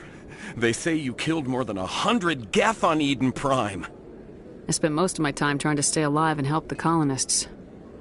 Hey, I know you're probably busy, but do you have time for a quick autograph?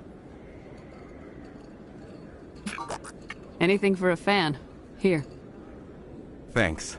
I really appreciate it. My wife is going to be so impressed. I'll let you get back to work.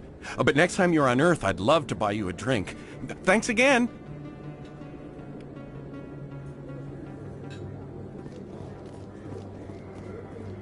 I don't think you bought this here. I don't sell this pot. Look, I know it was you. I remember your face. Really, that's usually you humans can't tell one Turian from another. This was the place. Now, are you gonna give me a refund or not? Do you have your proof of purchase? What?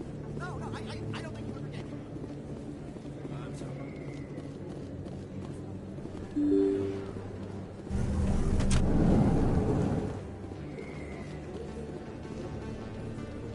Commander Shepard? Excuse me, Commander Shepard!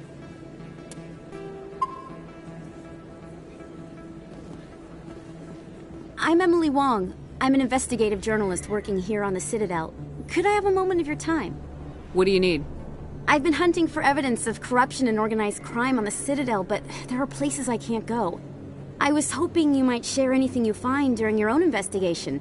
I can make it worth your time. Sounds like a good cause. If I find any information, it's yours. Thank you, Commander. You won't regret it.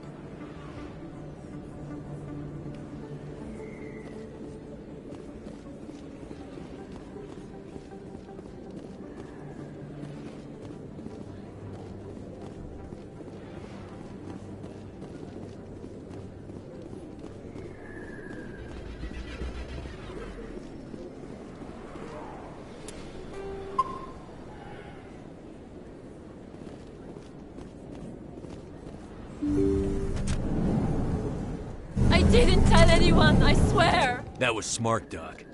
Now if Garrus comes around, you stay smart. Keep your mouth shut or we'll... Who are you? Let her go. Ah!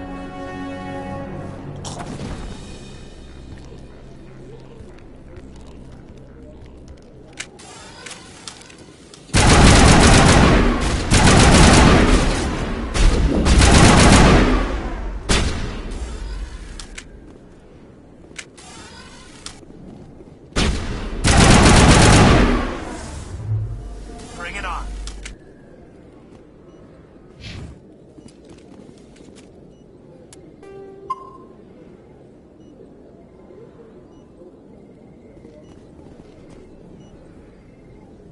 Perfect timing, Shepard. Gave me a clear shot at that bastard. You took him down clean. Sometimes you get lucky. Dr. Michelle, are you hurt? No, I'm okay. Thanks to you. All of you. I know those men threatened you, but if you tell us who they work for, we can protect you. They work for Feast. They wanted to shut me up, keep me from telling Garrus about the Quarian. What Quarian? A few days ago, a Quarian came by my office. She'd been shot, but she wouldn't tell me who did it. I could tell she was scared, probably on the run. She asked me about the Shadow Broker. She wanted to trade information in exchange for a safe place to hide. Where is she now? I put her in contact with Fist. He's an agent for the Shadow Broker. Not anymore. Now he works for Saren. And the Shadow Broker isn't too happy about it. Fist betrayed the Shadow Broker? That's stupid even for him. Saren must have made him quite the offer. That Quarian must have something Saren wants. Something worth crossing the Shadow Broker to get. What else can you tell me about the Quarian? I'm not sure. Like I said, she wanted to trade information for a place to hide. She didn't... Wait a minute. Geth. Her information had something to do with the Geth.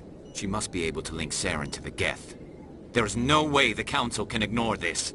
Time we paid Fist a visit. This is your show, Shepard. But I want to bring Saren down as much as you do. I'm coming with you. You're a Turian. Why do you want to bring him down? I couldn't find the proof I needed in my investigation, but I knew what was really going on. Saren is a traitor to the Council and a disgrace to my people. Welcome aboard, Garrus. You know, we aren't the only ones going after Fist. The Shadow Broker hired a Krogan bounty hunter named Rex to take him out. Yeah, we saw him in the bar. A Krogan might come in handy. Last I heard, he was at the C-Sec Academy. What's he doing there? Fist accused him of making threats. We brought Rex in for a little talk. If you hurry, you can catch him at the Academy before he leaves. Move out.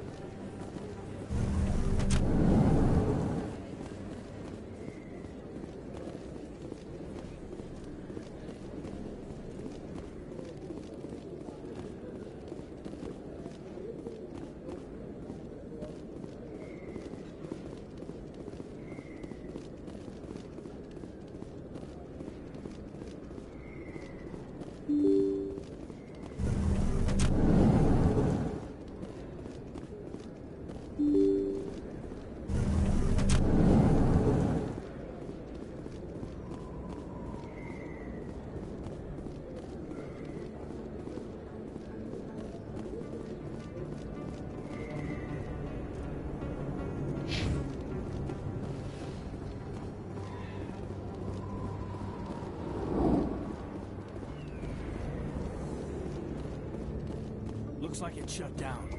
Fist knows we're coming.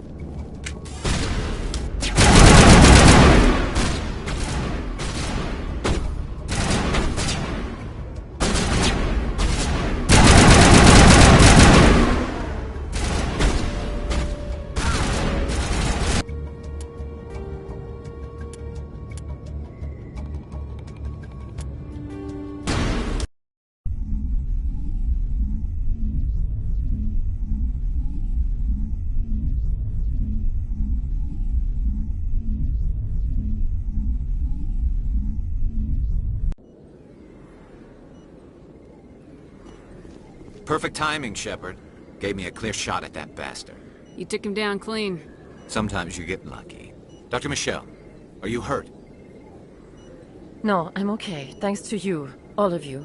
I know those men threatened you, but if you tell us who they work for, we can protect you. They work for Fist. They wanted to shut me up, keep me from telling Garrus about the Quarian. What Quarian? A few days ago, a Quarian came by my office. She'd been shot, but she wouldn't tell me who did it. I could tell she was scared, probably on the run. She asked me about the Shadow Broker. She wanted to trade information in exchange for a safe place to hide. Where is she now? I put her in contact with Fist. He's an agent for the Shadow Broker. Not anymore. Now he works for Saren. And the Shadow Broker isn't too happy about it. Fist betrayed the Shadow Broker? That's stupid even for him. Saren must have made him quite the offer. That Quarian must have something Saren wants. Something worth crossing the Shadow Broker to get. What else can you tell me about the Quarian? I'm not sure. Like I said, she wanted to trade information for a place to hide. She didn't... Wait a minute. Geth. Her information had something to do with the Geth. She must be able to link Saren to the Geth. There is no way the Council can ignore this. Time we paid Fist a visit. This is your show, Shepard. But I want to bring Saren down as much as you do. I'm coming with you. You're a Turian. Why do you want to bring him down? I couldn't find the proof I needed in my investigation, but I knew what was really going on. Saren is a traitor to the Council and a disgrace to my people. Welcome aboard, Garrus. You know, we aren't the only ones going after Fist. The Shadow Broker hired a Krogan bounty hunter named Rex to take him out. Yeah, we saw him in the bar. A Krogan might come in handy. Last I heard, he was at the C-Sec Academy. What's he doing there? Fist accused him of making threats. We brought Rex in for a little talk. If you hurry, you can catch him at the Academy before he leaves. Move out.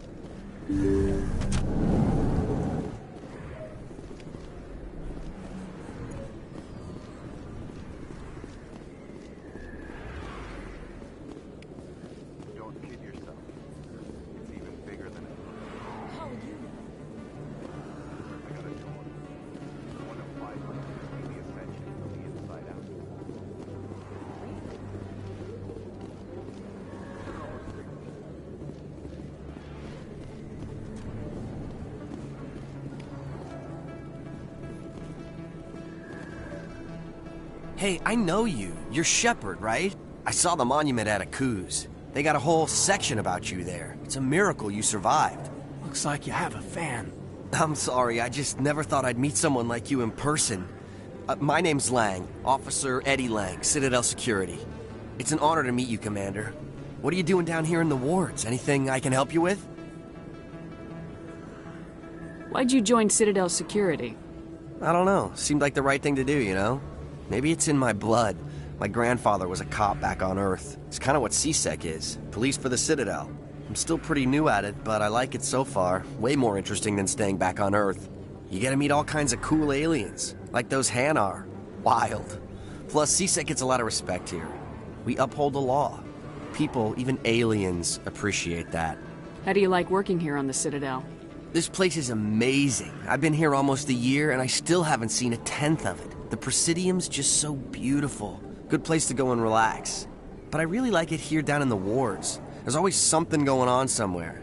Like that new club they just opened a few months ago, Flux. Wicked scene in there, Commander. You should check it out when you have some time.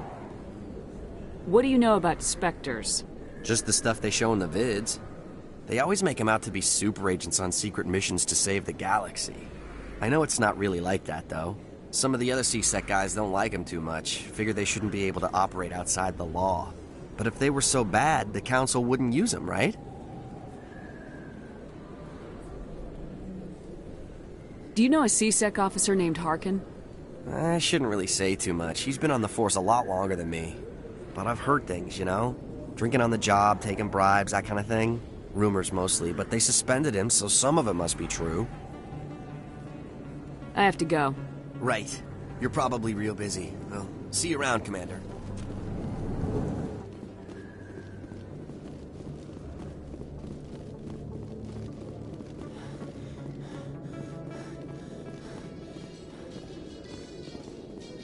In light of the recent attack on Eden Prime, many colonial investors are pulling their support for future projects.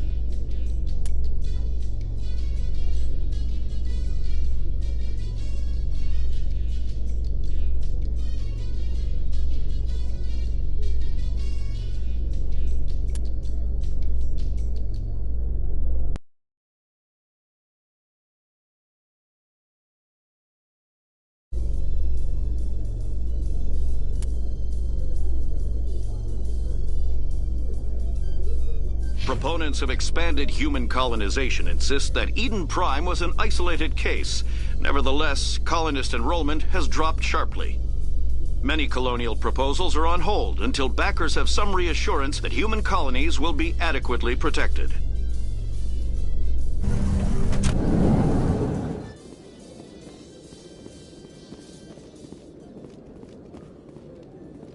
I used to have an office here. Spent half my time doing paperwork.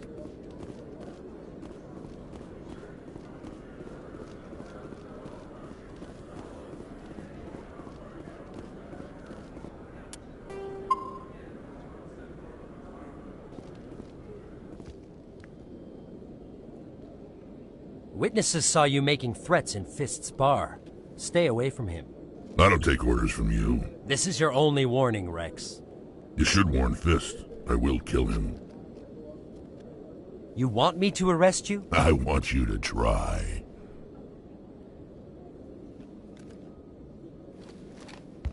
Go on. Get out of here. Do I know you, human? My name's Shepard. I'm going after Fist. Thought you might want to come along. Shepard. Commander Shepard. I've heard a lot about you. We're both warriors, Shepard. Out of respect, I'll give you a fair warning. I'm going to kill Fist. Fist knows you're coming. We'll have a better chance if we all work together. My people have a saying. Seek the enemy of your enemy, and you will find a friend. Glad to have you on the team, Rex. Let's go. I hate to keep Fist waiting.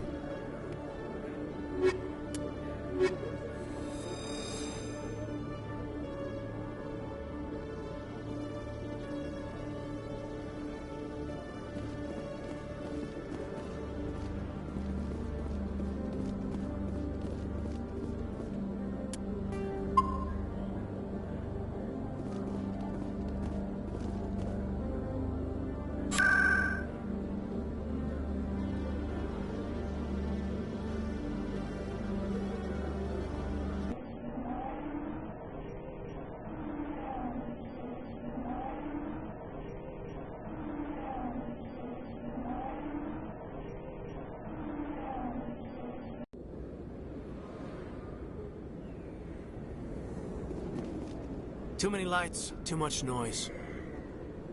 There are a few unlicensed vendors who operate out of the markets here. Sometimes they have good stuff for sale.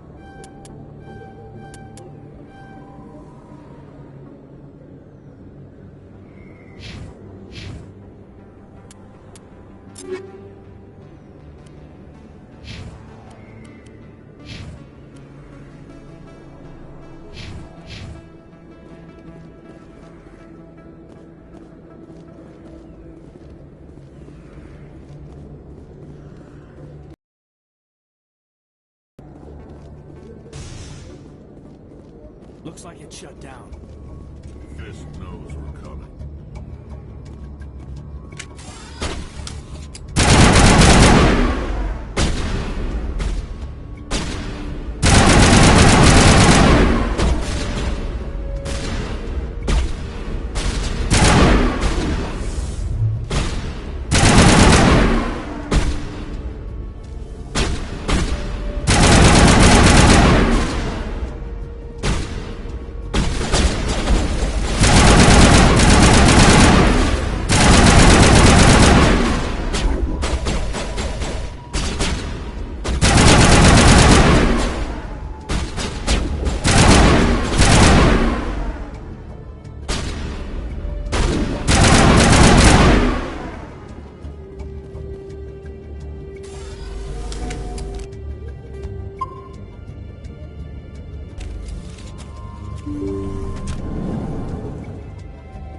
Stop right there. Don't come any closer. Warehouse workers. All the real guards must be dead. Stay back or we'll shoot. This would be a good time to find somewhere else to work. Yeah, right. That's a good idea. Yeah, I never liked Fist anyway. It would have been quicker to just kill them. Shooting people isn't always the answer.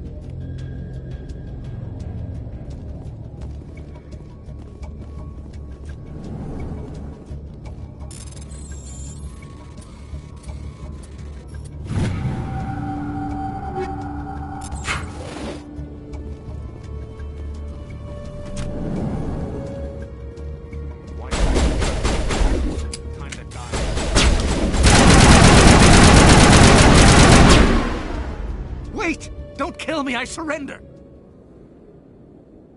Tell me where the Quarian is and I won't have to shoot you in the kneecaps. She's not here. I don't know where she is. That's the truth. He's no use to you now. Let me kill him. Wait. I don't know where the Quarian is, but I know where you can find her. The Quarian isn't here. Said you'd only deal with the Shadow Broker himself. Face to face? Impossible. Even I was hired through an agent. Nobody meets the Shadow Broker, ever. Even I don't know his true identity. But she didn't know that. I told her I'd set a meeting up. But when she shows up, it'll be Saren's men waiting for her. Tell me where that meeting is before I blow your lying head off. Here on the wards, the back alley by the markets. She's supposed to meet them right now. You can make it if you hurry. Oh my God! The Shadow Broker paid me to kill him. I don't leave jobs half done.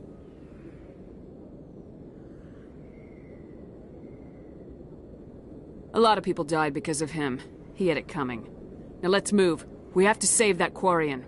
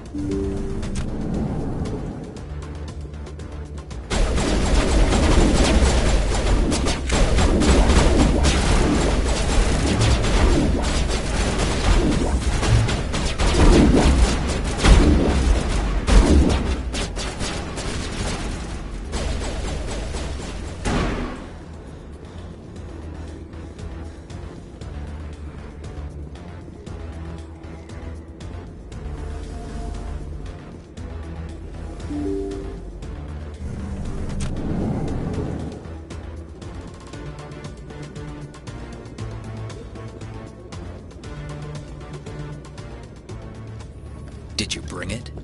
Where's the Shadow Broker? Where's Fist? They'll be here. Where's the evidence? No way. The deal's off.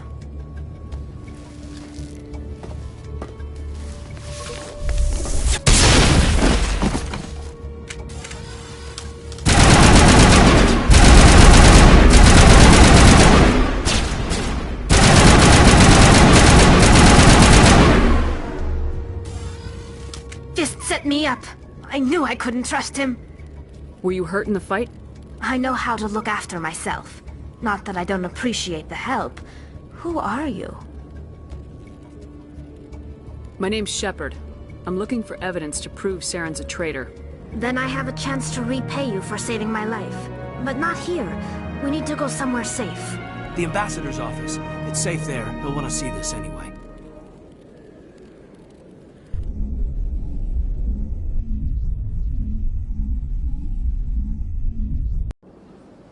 You're not making my life easy, Shepard.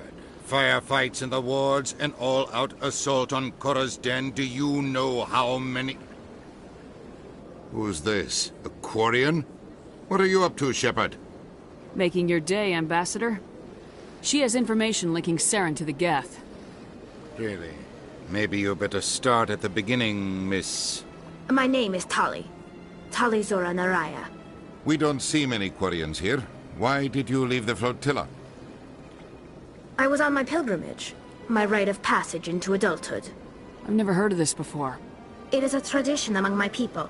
When we reach maturity, we leave the ships of our parents and our people behind.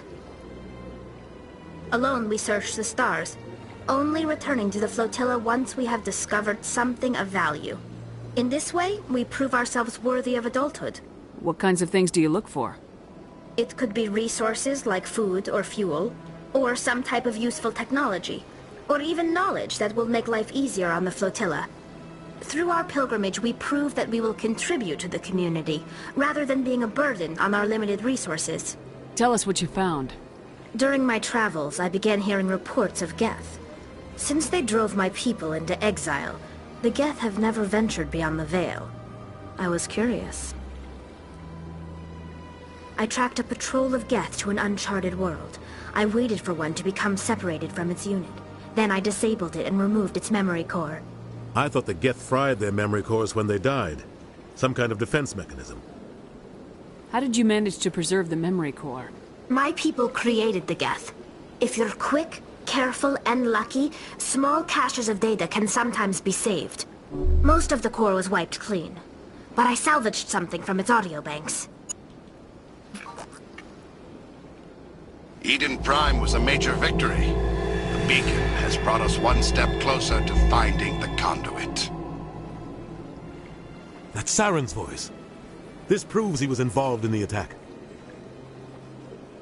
He said Eden Prime brought him one step closer to finding the conduit. Any idea what that means? The conduit must have something to do with the beacon. Maybe it's some kind of Prothean technology. Like a weapon. Wait, there's more. Saren wasn't working alone. Eden Prime was a major victory.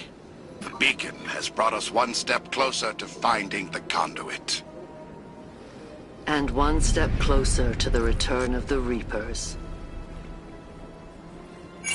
I don't recognize that other voice, the one talking about Reapers. I feel like I've heard that name before. According to the memory core, the Reapers were a hyper-advanced machine race that existed 50,000 years ago. The Reapers hunted the Protheans to total extinction, and then they vanished. At least, that's what the Geth believe. Sounds a little far-fetched.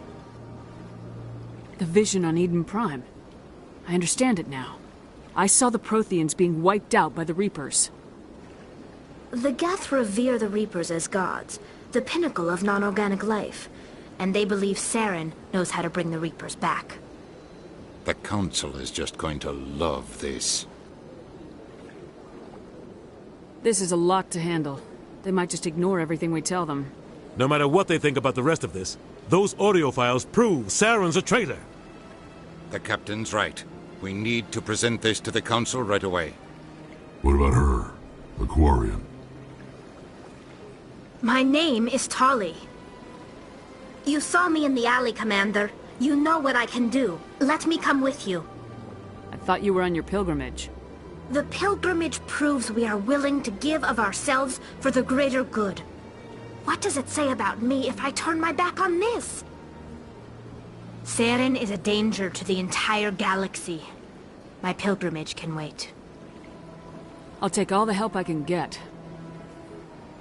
Thanks. You won't regret this. Henderson and I will go ahead to get things ready with the council. Take a few minutes to collect yourself, then meet us in the tower.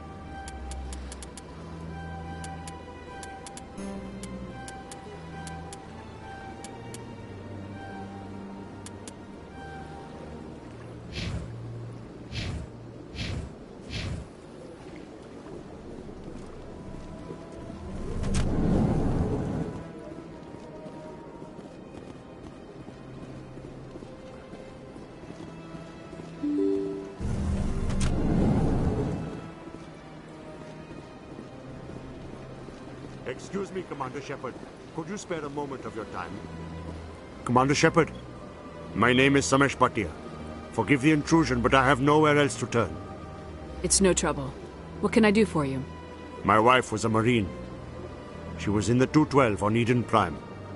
The 212? Isn't that Ashley's unit? She might want to meet Mr. Bhatia. I've requested that my wife's body be returned to me for cremation, but the military has refused my request. Why did they refuse your request? There's got to be some reason. I don't know. All I know is that they have declared it impossible for my wife to be returned to me. There's no reason for your wife's body to be held like this. Just wait here. The man in charge of my case is Mr. Bosker. When I last saw him, he was in the expensive bar over there. Thank you for your time. I just want to give my wife a proper funeral, and the respect she deserves.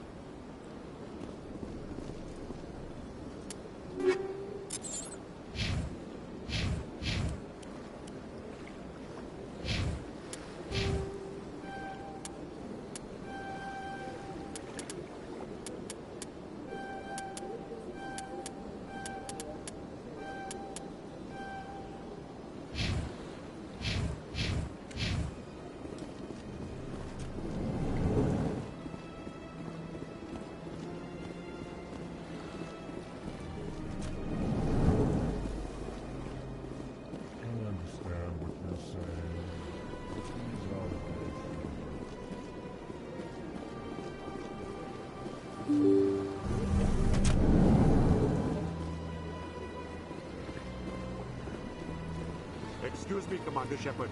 Could you spare a moment of your time?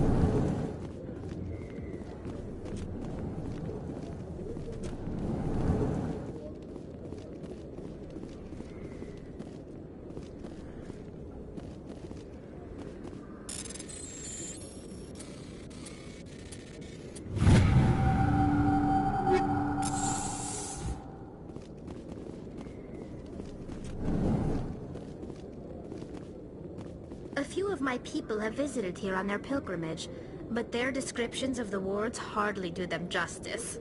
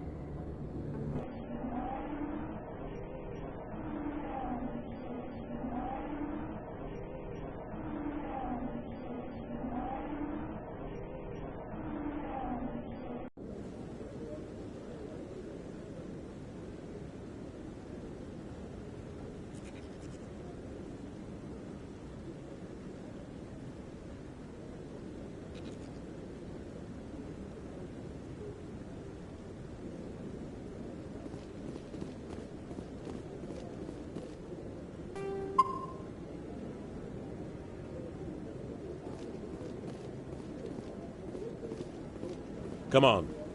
Udina's presenting the Quarian's evidence to the Council. Eden Prime was a major victory. The beacon has brought us one step closer to finding the conduit. And one step closer to the return of the Reapers. You wanted proof? There it is. This evidence is irrefutable, Ambassador. Saren will be stripped of his Spectre status, and all efforts will be made to bring him in to answer for his crimes. I recognize the other voice, the one speaking with Saren. Matriarch Benezia. Who is she? Matriarchs are powerful Asari who have entered the final stage of their lives. Revered for their wisdom and experience, they serve as guides and mentors to my people. Matriarch Benezia is a powerful biotic, and she had many followers. She will make a formidable ally for Saren. I'm more interested in the Reapers. What do you know about them? Only what was extracted from the Geth's memory core. The Reapers were an ancient race of machines that wiped out the Protheans. Then they vanished. The Geth believe the Reapers are gods, and Saren is the prophet for their return. We think the conduit is the key to bringing them back. Saren's searching for it. That's why he attacked Eden Prime. Do we even know what this conduit is? Saren thinks it can bring back the Reapers. That's bad enough. Listen to what you're saying. Saren wants to bring back the machines that wiped out all life in the galaxy? Impossible. It has to be. Where did the Reapers go? Why did they vanish? How come we found no trace of their existence? If they were real, we'd have found something. I tried to warn you about Saren and you refused to face the truth. Don't make the same mistake again. This is different. You proved Saren betrayed the Council. We all agree he's using the Geth to search for the conduit, but we don't really know why. The Reapers are obviously just a myth, Commander. A convenient lie to cover Saren's true purpose. A legend he is using to bend the Geth to his will.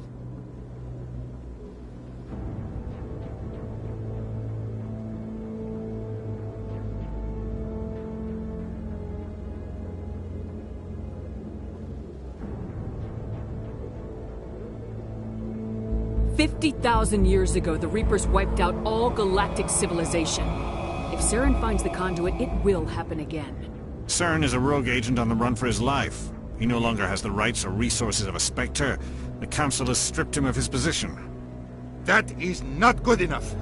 You know he's hiding somewhere in the Traverse. Send your fleet in! A fleet cannot track down one man. A Citadel fleet could secure the entire region, keep the Geth from attacking any more of our colonies. Or it could trigger a war with the Terminus systems. We won't be dragged into a galactic confrontation over a few dozen human colonies. Every time humanity asks for help, you ignore us. Shepard's right. I'm sick of this council and its anti-human bull... Ambassador, there is another solution. A way to stop Saren that does not require fleets or armies. No, it's too soon. Humanity is not ready for the responsibilities that come with joining the Spectres. You don't have to send a fleet into the Traverse, and the Ambassador gets his human Spectre. Everybody's happy.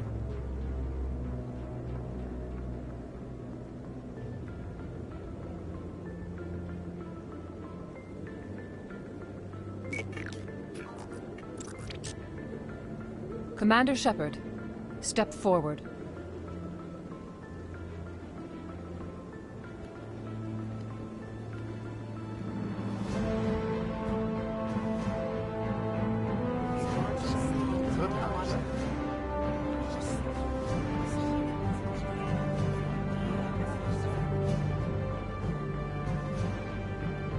It is the decision of the Council that you be granted all the powers and privileges of the Special Tactics and Reconnaissance Branch of the Citadel. Spectres are not trained, but chosen. Individuals forged in the fire of service and battle. Those whose actions elevate them above the rank and file. Spectres are an ideal, a symbol, the embodiment of courage, determination, and self-reliance. They are the right hand of the Council, instruments of our will. Spectres bear a great burden. They are protectors of galactic peace, both our first and last line of defense. The safety of the galaxy is theirs to uphold. You are the first human Spectre, Commander. This is a great accomplishment for you and your entire species. I'm honored, Counselor. We're sending you into the Traverse after Saren. He's a fugitive from justice, so you are authorized to use any means necessary to apprehend or eliminate him. I'll find him. This meeting of the Council is adjourned.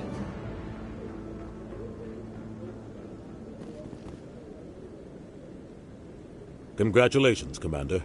We've got a lot of work to do, Shepard. You're going to need a ship, a crew, supplies. You'll get access to special equipment and training now.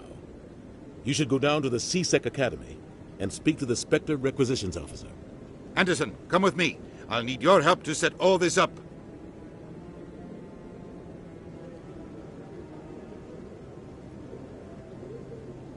I thought the ambassador would be a little more grateful. He didn't even thank you. Until I find Saren, I haven't done anything. Come on. Right behind you, Commander.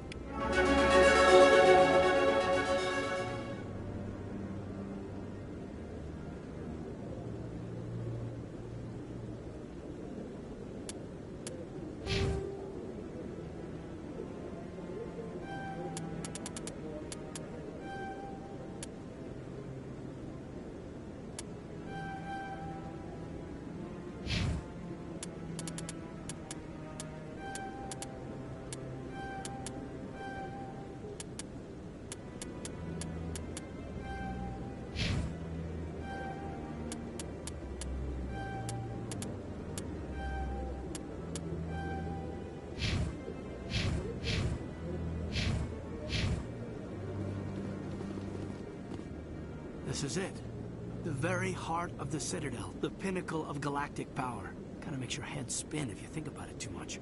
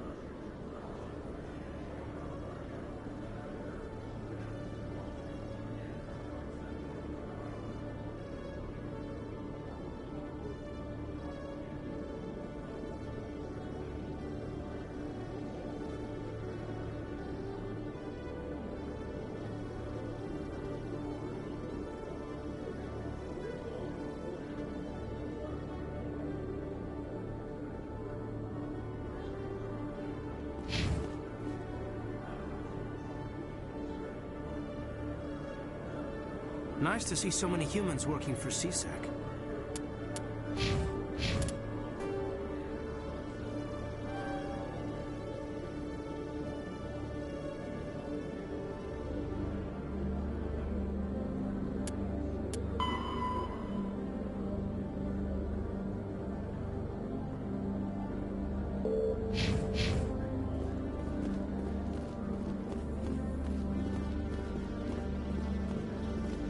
In other news, Exogeny Corp is still denying reports that one of their survey teams has gone missing in the Hades Gamma Cluster. When asked why communication with the survey team was suddenly cut off last week, company officials refused to comment.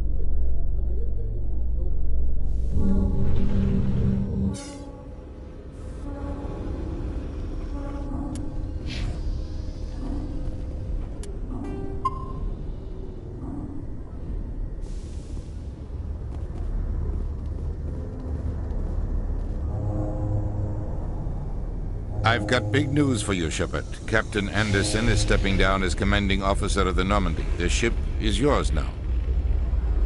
She's quick and quiet, and you know the crew. Perfect ship for a Spectre. Treat her well, Commander. I'll take good care of her, sir. I know you will, Commander. I want the truth. Why are you stepping down, sir? You needed your own ship. A Spectre can't answer to anyone but the Council. And it's time for me to step down. Come clean with me, Captain. You owe me that much. I was in your shoes 20 years ago, Shepard. They were considering me for the Spectres. Why didn't you ever mention this? What was I supposed to say? I could have been a Spectre, but I blew it? I failed, Commander. It's not something I'm proud of. Ask me later and I'll tell you the whole story. For now, all you need to know is, I was sent on a mission with Saren, and he made sure the Council rejected me. I had my shot. It came and went. Now you have a chance to make up for my mistakes. I won't let you down, sir. Saren's gone. Don't even try to find him. But we know what he's after. The conduit. He's got us Geth scouring the Traverse looking for clues. We had reports of Geth in the Pharos system shortly before our colony there dropped out of contact, and there have been sightings around Noveria. Find out what Saren was after on Pharos and Noveria. Maybe you can figure out where the conduit is before he does. The Reapers are the real threat. I'm with the Council on this one, Shepard. I'm not sure they even exist. But if they do exist, the conduit's the key to bringing them back. Stop Saren from getting the conduit, and we stop the Reapers from returning. I'll stop him. We have one more lead. Matriarch Benezia, the other voice in that recording. She has a daughter, a scientist who specializes in the Protheans. We don't know if she's involved, but it might be a good idea to try and find her. See what she knows. Her name's Liara, Dr. Liara Tassoni. We have reports she was exploring an archaeological dig on one of the uncharted worlds in the Artemis Tau cluster. Sounds like we should head for the Artemis Tau cluster. It's your decision, Commander.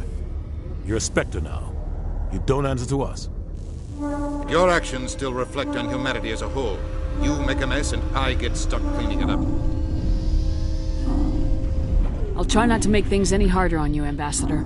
Glad to hear it, Commander. Remember, you were a human long before you were a Spectre. I have a meeting to get to. Captain Anderson can answer any questions you might have.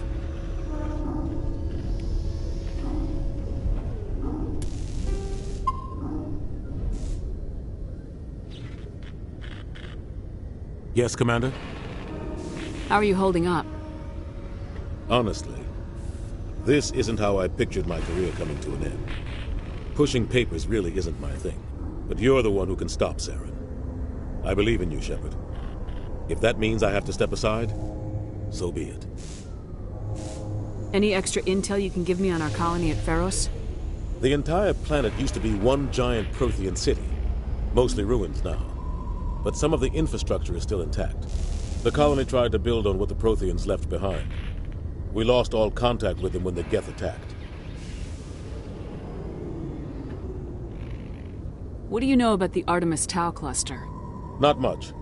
I've never been there myself. A handful of systems with a few small, uncharted worlds, but no real colonies. Might not be easy finding Dr. T'Soni out there. My advice is to look for the world with the Prothean ruins.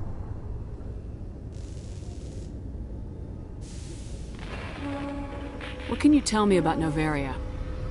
Novaria's trouble. Always has been. The whole planet's basically a center for corporations to conduct illegal research. Watch your back there, Shepard. Spectres are about the only form of Citadel authority Novaria respects. But they aren't popular. I want to know the truth about you and Saren. I want to know about the mission you were on together all those years ago. We had intel on a rogue scientist being funded by Batarian interests. He was trying to set up a facility to develop illegal AI technology out in the Verge. Alliance intel had done all the work, but the Council wanted a Spectre involved. We compromised. I was assigned to help Saren in his investigation. We tracked the scientist to a refining facility on Kamala. He was hidden away somewhere inside, protected by an army of Batarian mercenaries. The plan was simple. Sneak into the plant, capture the scientist, sneak back out. Quick, quiet, and a minimum of bloodshed. I'm guessing things didn't go as planned? Saren and I split up to cover more ground. Then about halfway through the mission, there was a massive explosion in the refinery core. Officially, it was ruled an accident, but I think Saren detonated it on purpose to draw off the enemy guards. Sounds like overkill to me. The explosion tore the refinery to shreds. The whole place was on fire. Black chemical clouds poured out into the atmosphere. Nobody inside survived. There was a camp for the workers and their families nearby. Between the fires and the toxic fumes, the final death count was over 500. Mostly civilians. Saren didn't care. The target was eliminated, mission accomplished, and I ended up taking the blame. That ended all talk of me joining the Spectres. Saren caused the explosion. How'd he pin it on you? In his report, Saren accused me of blowing his cover. He said it was my fault the guards were ready for us. He claimed that's why it turned into a massacre. Saren's report was all the proof the Council needed to kill my chances of becoming a Spectre. Don't blame yourself, Captain. I don't. I blame Saren. I think he wanted things to go bad. He was looking for an excuse to blow that refinery. Maybe he just likes the violence. Maybe he was just trying to make me look bad to keep humans out of the Spectres. If so, he pulled it off. Why'd you let him get away with it? Who do you think the Council was going to listen to? Me? Or their best agent? I had a bad feeling about him right from the start. I should have been more careful. Maybe I could have stopped things before they got out of hand.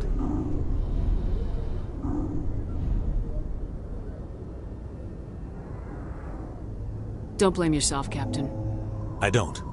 I blame Saren. I think he wanted things to go bad. He was looking for an excuse to blow that refinery. Maybe he just likes the violence. Maybe he was just trying to make me look bad to keep humans out of the Spectres. If so, he pulled it off. The only thing I care about is stopping Saren. You're right, Commander. It's no good living in the past. I should go. I'll be here if you need anything.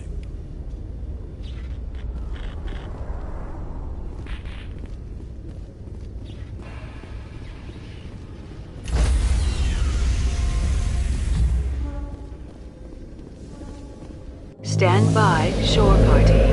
Decontamination in progress. I heard what happened to Captain Anderson. Survives 100 battles and then gets taken down by backroom politics. Just watch your back, Commander. Things go bad on this mission, you're next on their chopping block. Captain Anderson should be the one in charge. It's like I'm stealing the ship from him. Yeah, the captain got screwed. But it's not like you could have stopped it. Nobody's blaming you. Everyone on this ship's behind you, Commander. 100%. Intercom's open. If you got anything you want to say to the crew, now's the time. This is Commander Shepard speaking. We have our orders. Find Saren before he finds the conduit. I won't lie to you, crew. This mission isn't going to be easy. This began with an attack on a human settlement in the Traverse. But we know Saren won't stop there. His Geth armies aren't going to stay on the far fringes of Citadel space. Our enemy knows we're coming. Wherever he searches for the conduit, we'll be there. We will hunt him to the very ends of the galaxy and bring him down. Humanity needs to do this. Not just for our own sake, but for the sake of every other species in Citadel space. Saren must be stopped, and I promise you all, we will stop him. Well said, Commander. The Captain would be proud. The Captain gave up everything so I could have this chance. We can't fail. Yes, ma'am.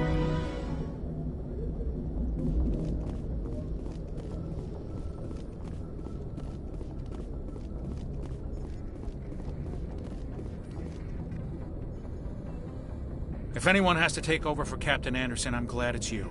I'm not sure about having non-humans on our ship, though. We're all on the same team here, Presley.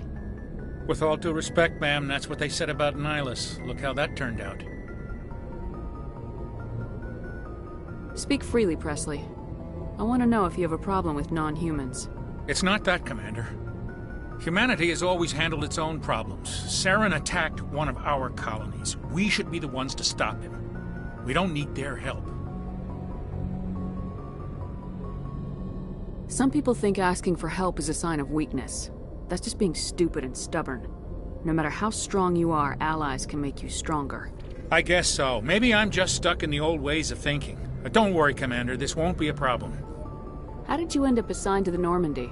I signed up with the Alliance as a navigator right out of school, following in my grandfather's footsteps, I guess. My first posting was on the Agincourt. We were at Elysium during the Skillian Blitz. A massive fleet of alien raiders hit the colony, trying to wipe it out. They had the numbers, but their ships were no match for an Alliance frigate. It was a slaughter. We couldn't even keep track of how many ships they lost. How'd you end up on the Normandy? I got my officer's commission after Elysium. Must have made an impression on the right people. Captain asked for me when he was picking his crew. Carry on, Presley. Yes, ma'am.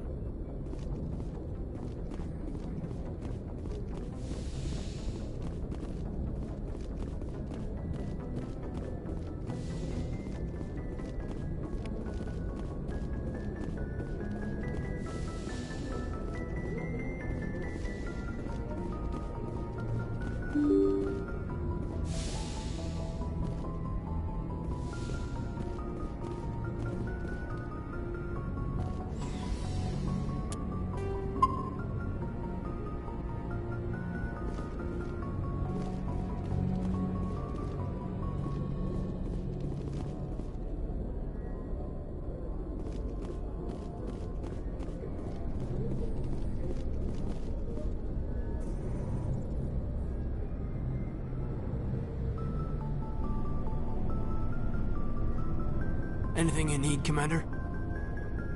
Just trying to get a sense of where the crew's at. Thoughts? I've wasted enough of your time for now, Commander. We'll have time for personal debriefings later. What's your opinion on the last mission? I don't see how we could have done things any better. At least not without getting to Eden Prime sooner. And we were on the scene faster than any other Alliance ship could have been. We'll talk another time, Lieutenant. Commander?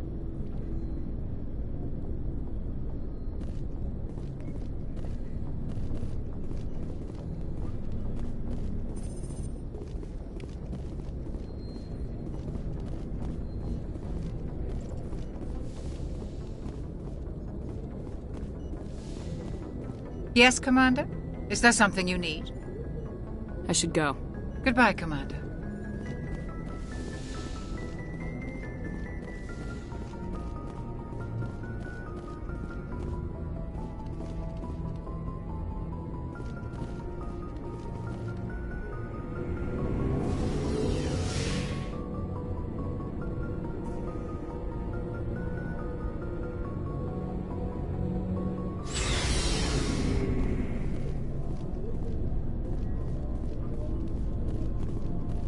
Nice ship you've got, Shepard.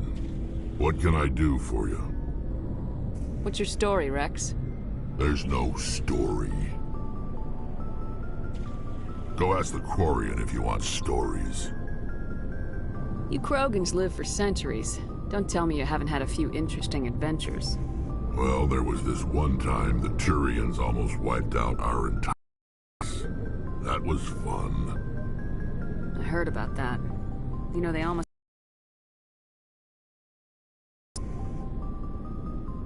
It seems pretty much the same to me. So your people were infected with a genetic mutation? An infection that makes only a few in 1,000 children survive birth? And I suppose it's destroying your entire species? I suppose it isn't all the same. I don't expect you to understand, but don't compare humanity's fate with the Krogan. I was just making conversation. I wasn't trying to upset you. Your ignorance doesn't upset me, Shepard. As for the Krogan, I gave up on them long ago. The genophage infected us, but it's not what's killing us. Are your people really dying? We're sure not getting any stronger. We're too spread out. None of us are interested in staying in our own system.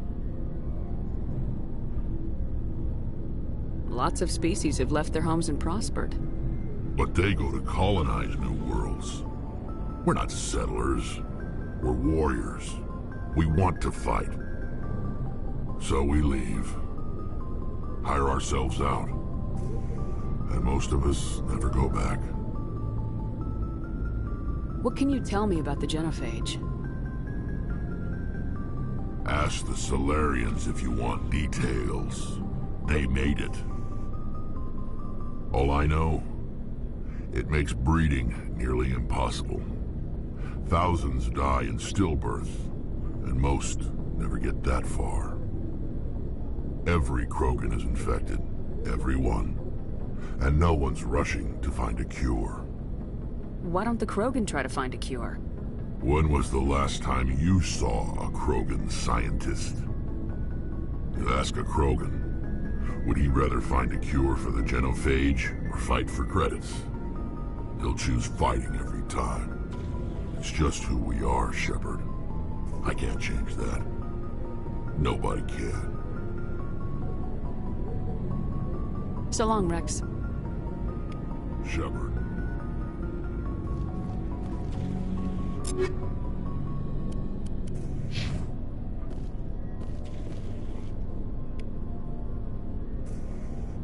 Commander?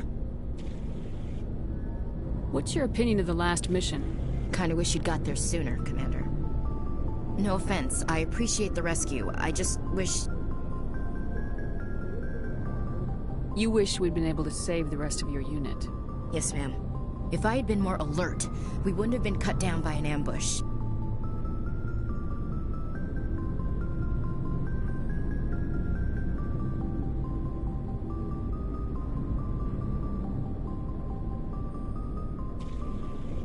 The Geth are perfect ambushers. They don't move, they don't make noise, they don't even breathe. They have flashlight heads, ma'am. I'll make sure it doesn't happen again. Do you have a few minutes to talk? One-on-one? I'm sorry, Commander. I need to get my duties squared away. I wouldn't mind talking more later, though. Dismissed, Chief. Ma'am.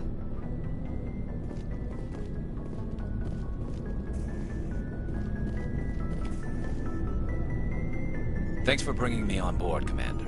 I knew working with the Spectre would be better than life at CSEC. Have you worked with the Spectre before? Well, no, but I know what they're like. Spectres make their own rules. You're free to handle things your way. At CSEC, you're buried by rules. The damn bureaucrats are always on your back.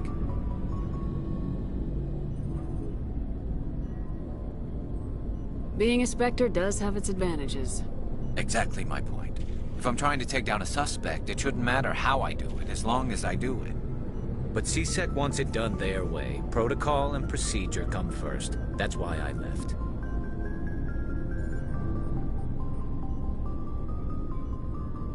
So you just quit because you didn't like the way they do things? There's more to it than that.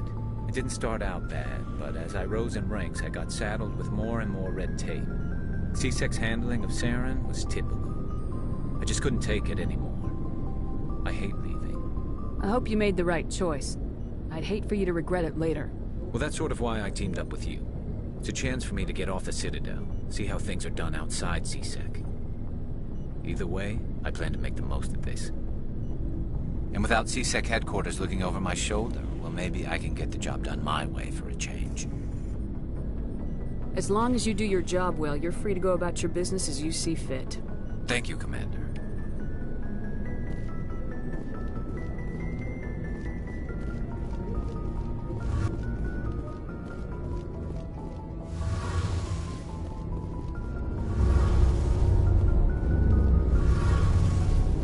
Your ship's amazing, Shepard. I've never seen a drive core like this before. I can't believe you were able to fit it into a ship this small. I'm starting to understand why you humans have been so successful. I had no idea Alliance vessels were so advanced.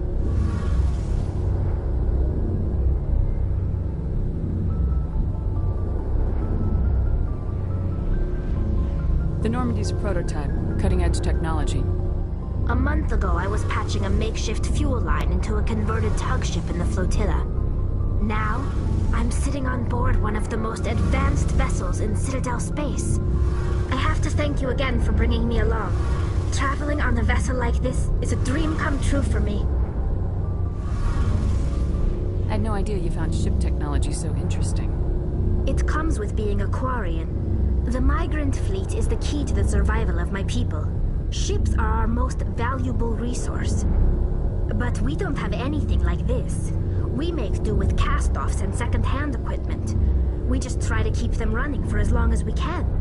Some of the fleet's larger vessels date all the way back to our original flight from the Geth. I can't believe your fleet's still using ships that are 3 centuries old. They're constantly being repaired, modified, and refitted. They aren't pretty, but they work. Mostly. We've tried to make ourselves as independent as possible on the flotilla, grow our own food, mine, and process our own fuel. But some things we just can't make on our own. A patch to maintain the hull integrity requires raw materials we just don't have. That's why our pilgrimages are so important. Tell me about your people. Our lives aren't easy. Resources are scarce, and we are constantly on the move. Everything we do must in some way contribute to the continuation of the migrant fleet. There are 17 million Quarians in the flotilla, and each of us relies on the others for survival. The bonds among my people are strong.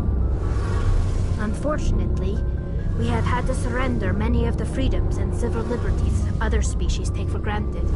What kind of freedoms? Well, it's illegal for parents to have more than one child. If our population grows too much, it would strain our resources to their breaking point. Of course, we also can't allow our numbers to become too few. If our population is in decline, the rule against single births is temporarily repealed. In extreme cases of population decline, incentives are even offered to encourage multiple births, though the Conclave hasn't had to take such measures in nearly a century.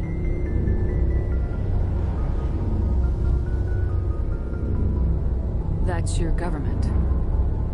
The Conclave is our civilian branch of government. Each ship can elect a representative to serve on the Conclave and make decisions that affect the fleet as a whole.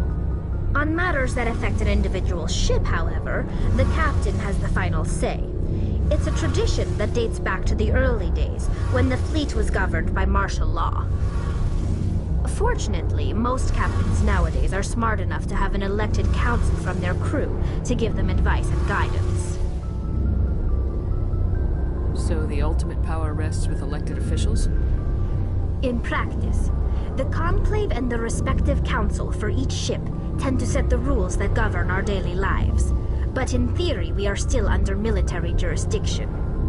The 5 top-ranking military officials in the fleet serve on the Admiralty Board. These 5 have the power to overrule any decision by the Conclave in case of emergency. To do so requires unanimous agreement among the Admiralty, and they can only do this once. After that, the entire board must resign their posts. It's a safeguard that served us well. In nearly 3 centuries, the Admiralty Board has only overruled the Conclave 4 times.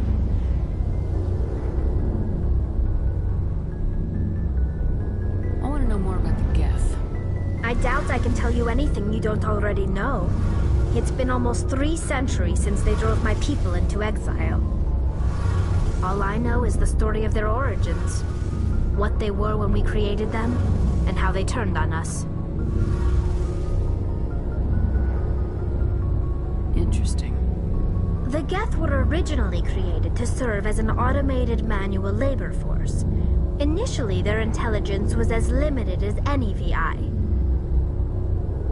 Over time, we made small modifications to their programming to allow them to perform more varied and complex tasks, bringing them closer and closer to true AI status.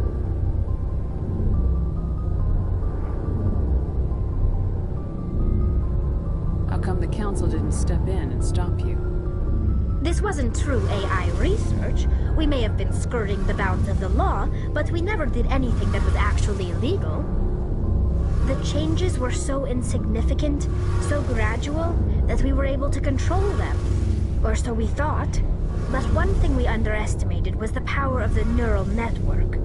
A million Geth thinking simultaneously created an inherently unstable matrix.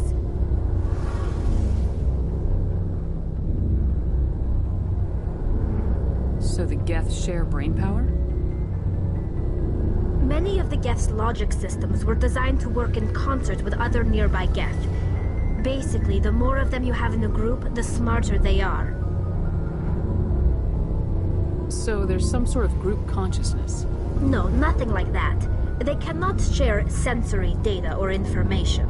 Their programming cannot handle that much simultaneous input. Each Geth maintains an individual awareness and identity. The neural network only operates on a process-based level.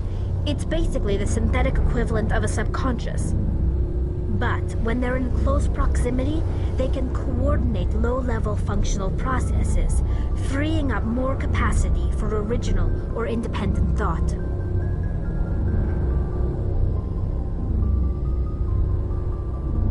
That doesn't make any sense. I'm probably oversimplifying. The Geth are incredibly advanced and complex creations. All you need to know is that they get smarter when they gather in large numbers. As we built more and more Geth, their effective intelligence became more sophisticated, more abstract.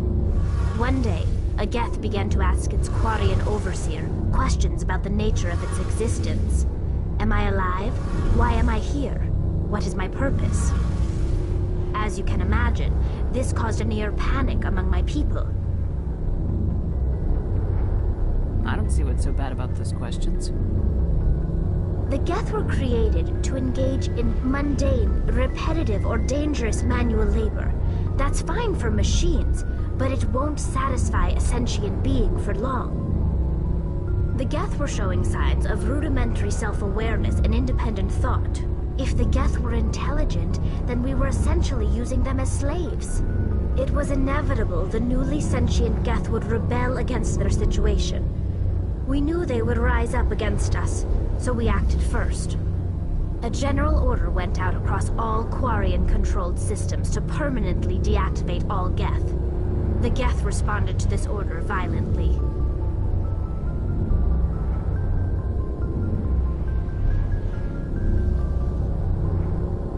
You can't blame them for fighting for their survival. We had no other choice.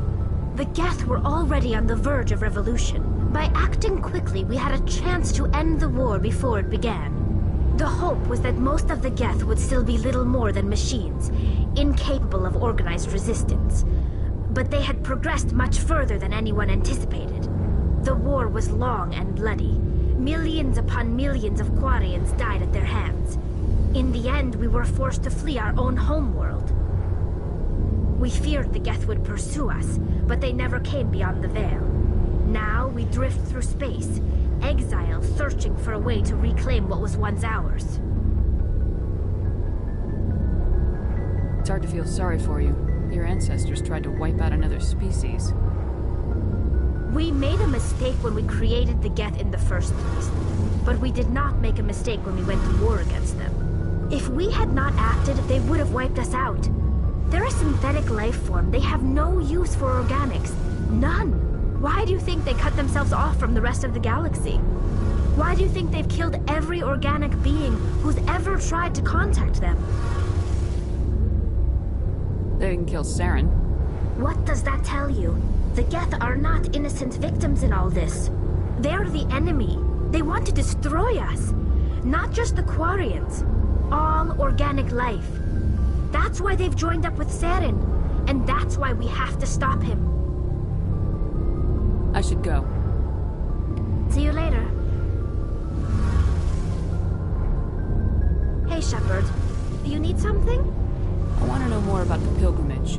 When my people reach maturity, we leave our birth ships and seek acceptance with a new crew. It's necessary to maintain genetic diversity among the fleet. But no ship wants to accept someone who will be a burden on them. So, to prove our worth, we embark on a pilgrimage. We set out alone, leaving the flotilla and our families behind us. We only return once we have found something of value we can bring back to the fleet.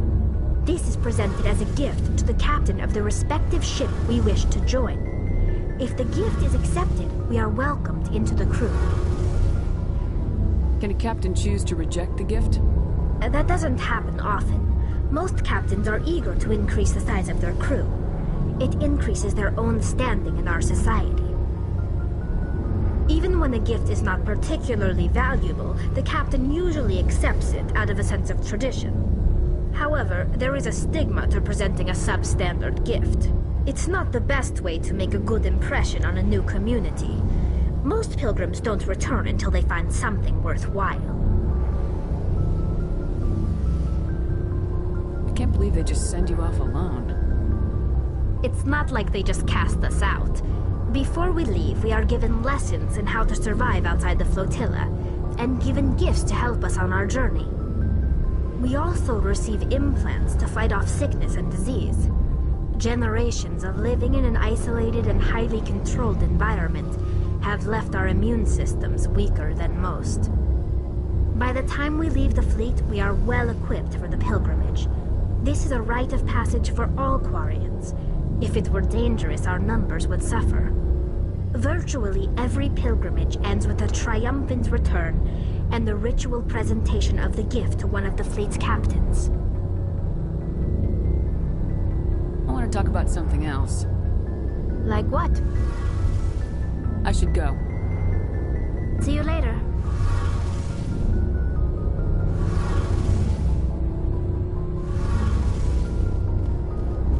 Hey, Commander, you know that Quarian, Tally? She's been spending all her time down here asking me about our engines. I'll tell her to leave you alone. What? No, she's amazing. I wish my guys were half as smart as she is. Give her a month on board and she'll know more about our engines than I do. She's got a real knack for technology, that one. I can see why you wanted her to come along. I figured she'd be a real asset to the team. You got an eye for Tally, Commander, but I'm guessing that's not why you came down here. Fill me in on the IES stealth system. How does it work exactly? You can't hide a ship out in space. They emit too much heat and radiation. Too easy for sensors to pick them up, unless you find a way to capture those emissions. So our stealth systems trap the energy we give off in storage sinks built into the ship itself. No emissions to give away our location. Eventually the sinks have to be vented. More than a few hours silent running and they overheat. Cook us inside our own hull.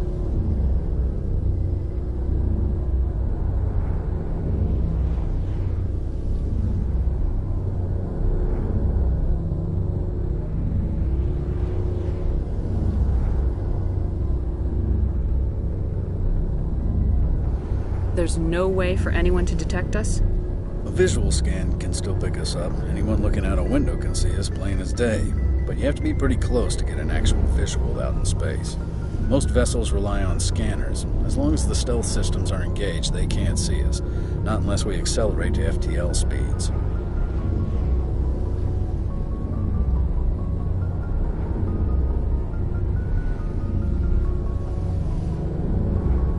Why doesn't it work with faster-than-light travel?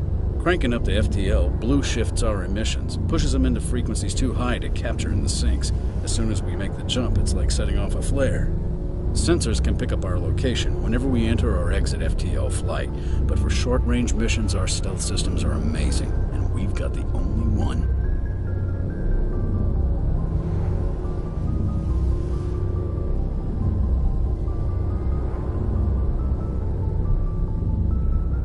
Where else have you served, Adams? If you name a class of Alliance ship, I've probably served on it. Everything from dreadnoughts and carriers right down to frigates like the Normandy. My last assignment was on the Tokyo, only a cruiser, but she was a good ship. Couldn't hold a candle to the Normandy, though.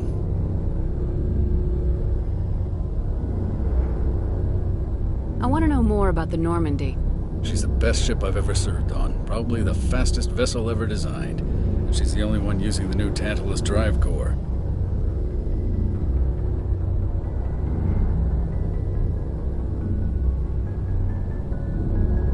What's so special about the Tantalus drive core? Proportionally, it's about twice the size of any other vessel.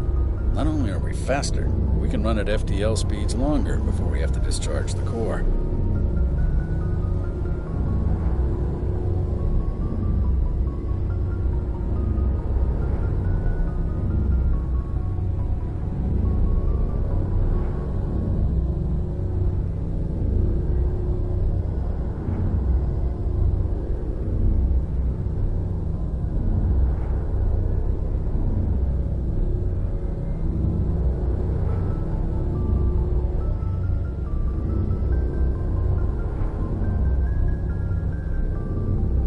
Carry on, Adams.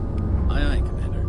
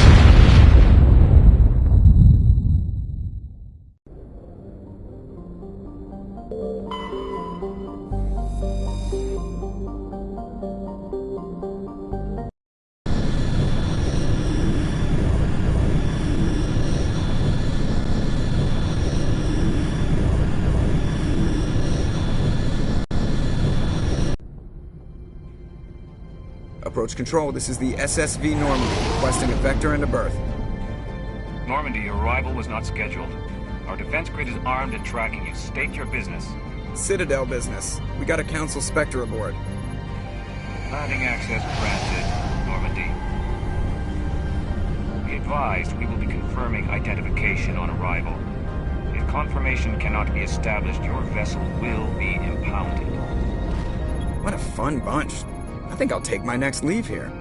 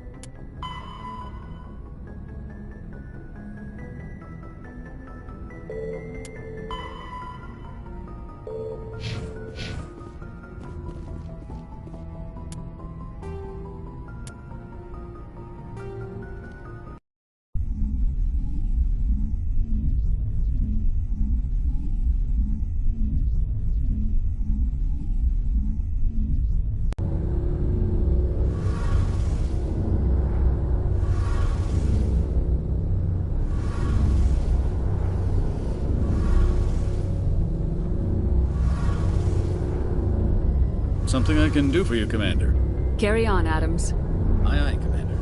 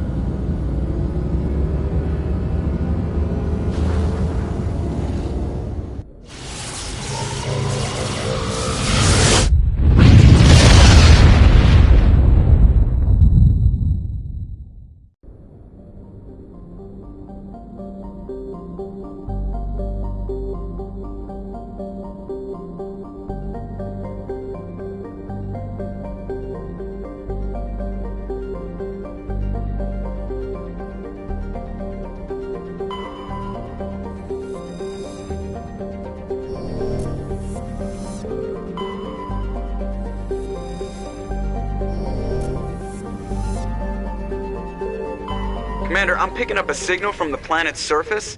It looks like an automated distress beacon.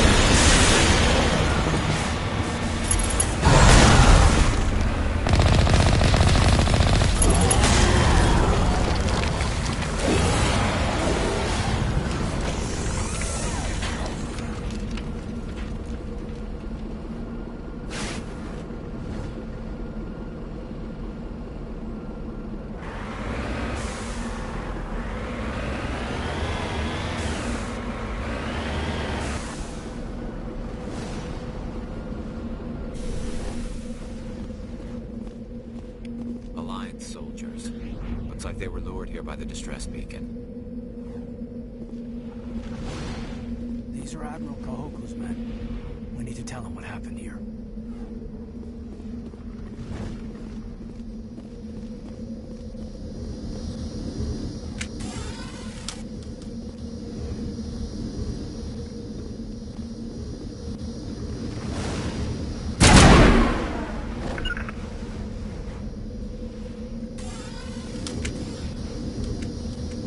Yes, ma'am.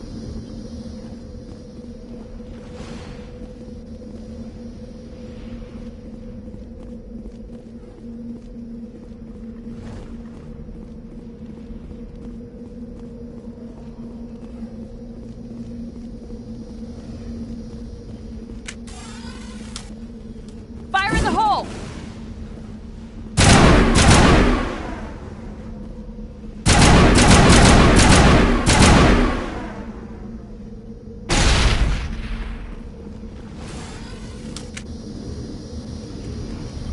On your order. Just lead the way.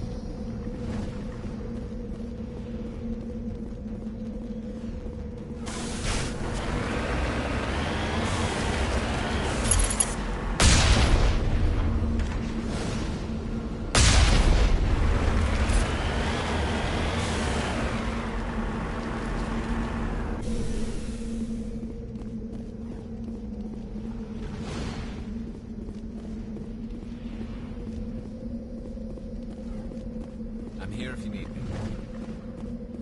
Right behind you, Shepard.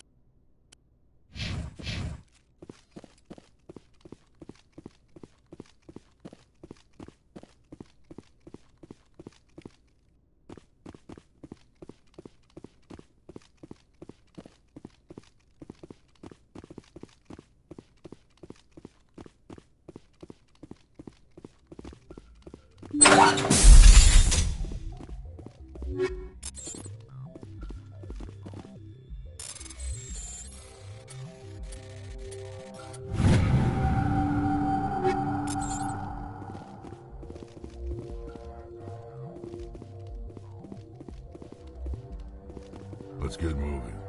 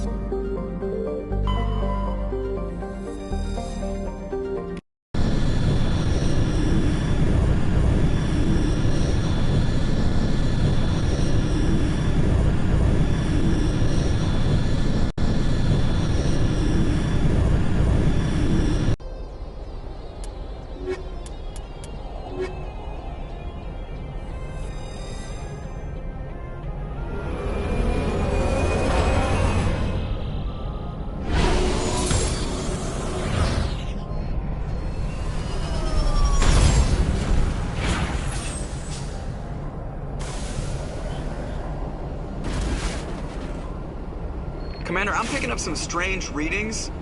Really strange, like off the damn charts. It looks like it's coming from an underground complex a few clicks away from the drop zone.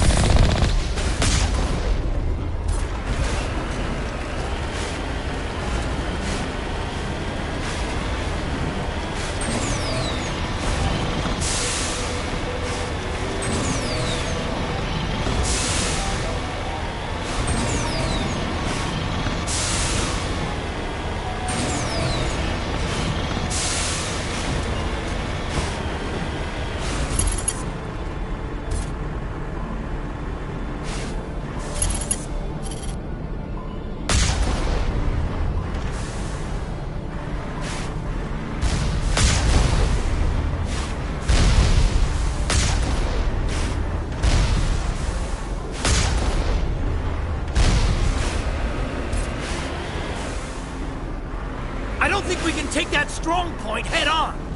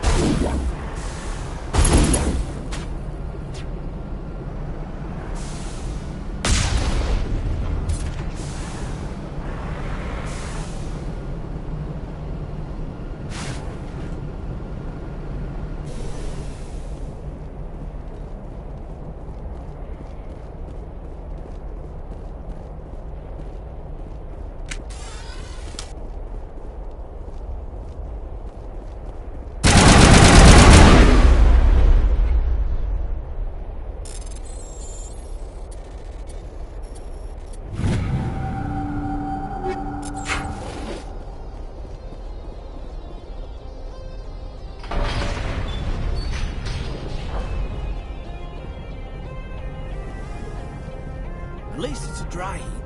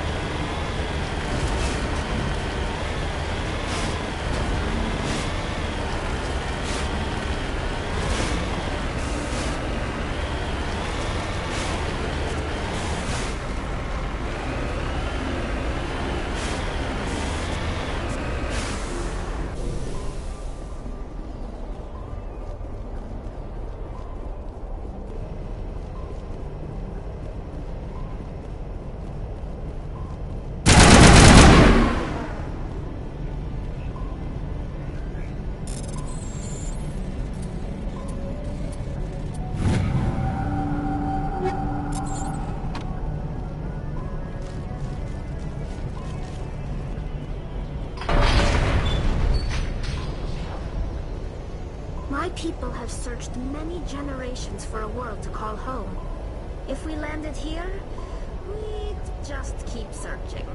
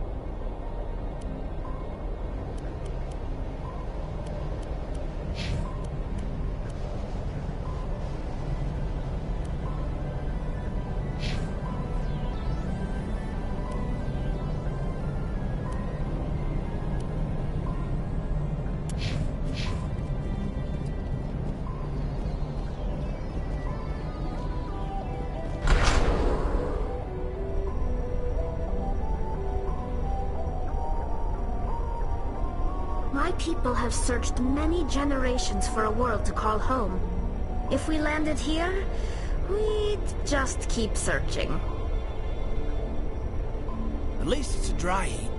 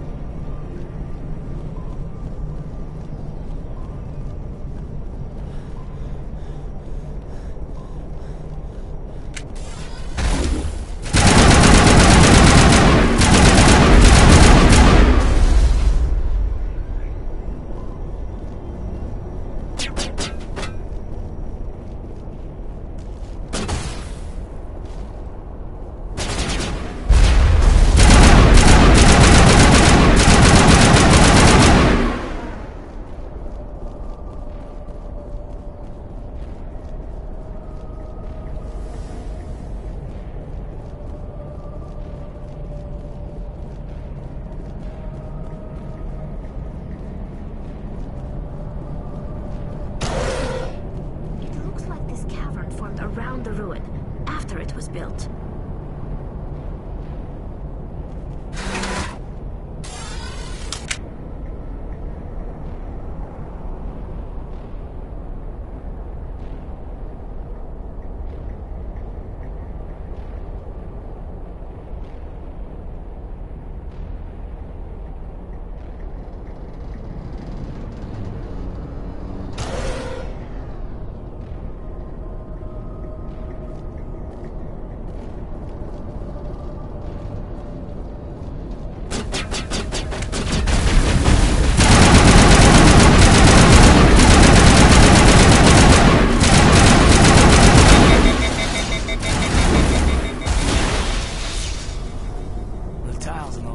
Remind me of a bathroom floor.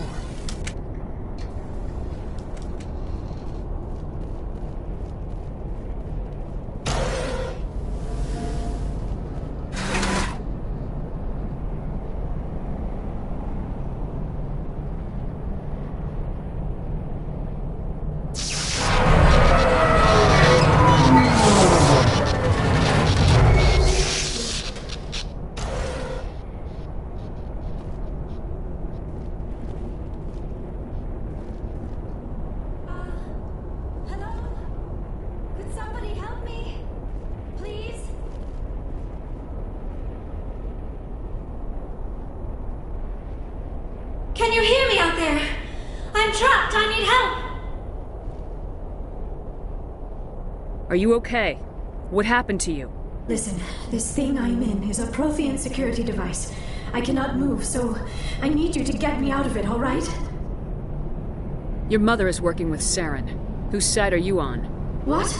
I am not on anybody's side. I may be Benezia's daughter, but I'm nothing like her. I have not spoken to her in years. Please, just get me out of here. How did you end up in there? I was exploring the ruins when the Geth showed up, so I hid in here. Can you believe that? Geth beyond the veil! I activated the tower's defenses. I knew the barrier curtains would keep them out. When I turned it on, I must have hit something I wasn't supposed to. I was trapped in here. You must get me out, please! We'll find some way to help you. There is a control in here that should deactivate this thing. You'll have to find some way past the barrier curtain. That's the tricky part. The defenses cannot be shut off from the outside. I don't know how you'll get in here. Be careful. There is a Krogan with the Geth. They have been trying different ways to get past the barrier.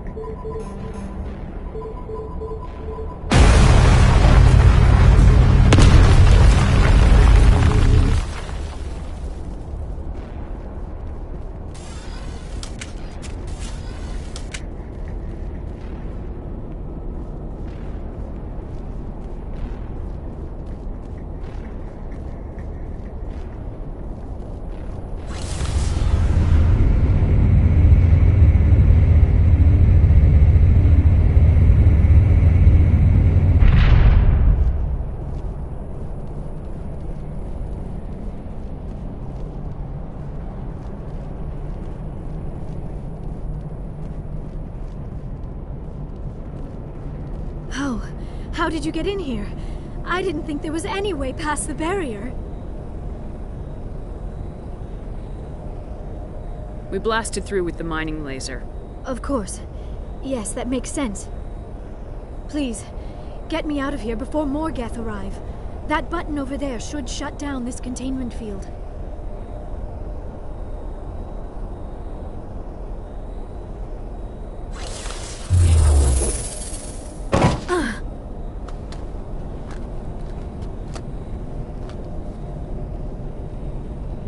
Any idea how we get out of this place? There is an elevator back in the center of the tower. At least I think it's an elevator. It should take us out of here. Come on! I still cannot believe all this. Why would the Geth come after me? Do you think Benezia's involved? Saren's looking for the conduit. You're a Prothean expert. He probably wants you to help him find it.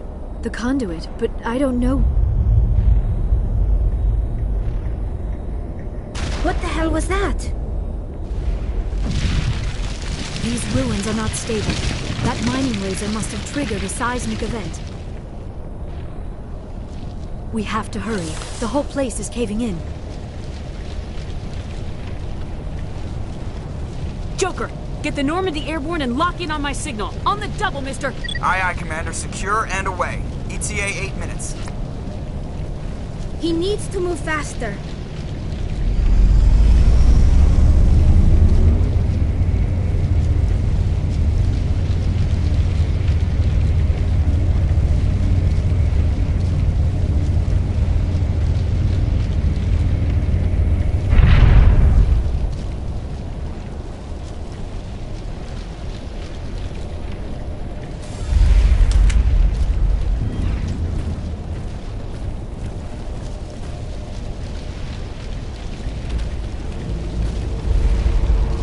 Surrender. Or don't. That would be more fun. In case you didn't notice, this place is falling apart. Exhilarating, isn't it? Thanks for getting rid of those energy fields for us. Hand the doctor over. Whatever it is you want, you are not getting it from me. She'll stay with us, thanks. Not an option. Saren wants her, and he always gets what he wants. Kill them. Spare the Asari if you can. If not, doesn't matter.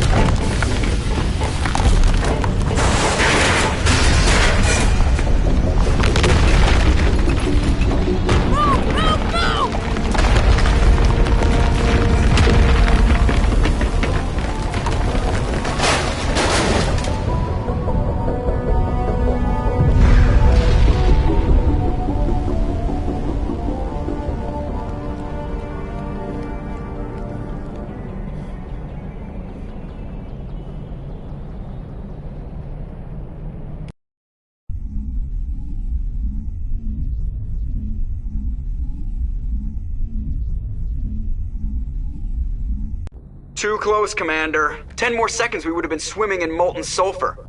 The Normandy isn't equipped to land in exploding volcanoes. They tend to fry our sensors and melt our hull. Just for future reference. We almost died out there and your pilot is making jokes? Joker pulled our asses out of there. I think he's earned the right to a few bad jokes. I see. It must be a human thing. I don't have a lot of experience dealing with your species, Commander. But I am grateful to you. You saved my life back there, and not just from the volcano. Those Geth would have killed me or dragged me off to Saren. What did Saren want with you? Do you know something about the conduit? Only that it was somehow connected to the Prothean extinction. That is my real area of expertise. I have spent the past 50 years trying to figure out what happened to them. Just how old are you exactly? I hate to admit it, but I am only 106. Damn! I hope I look that good when I'm your age. A century may seem like a long time to a short-lived species like yours. But among the Asari, I am barely considered more than a child. That is why my research has not received the attention it deserves. Because of my youth, other Asari scholars tend to dismiss my theories on what happened to the Protheans. I've got my own theory on why the Protheans disappeared. With all due respect, Commander, I have heard every theory out there. The problem is finding evidence to support them. The Protheans left remarkably little behind. It is almost as if someone did not want the mystery solved. It is like someone came along after the Protheans were gone and cleansed the galaxy of clues.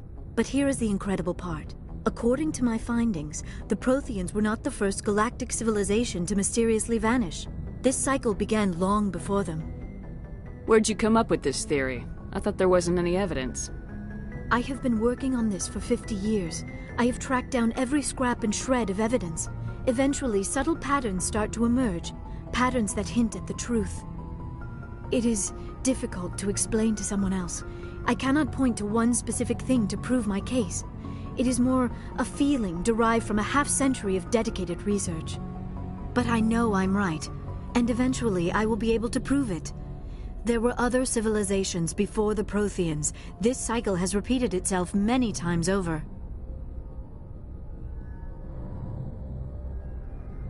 If the Protheans weren't the first, then who was?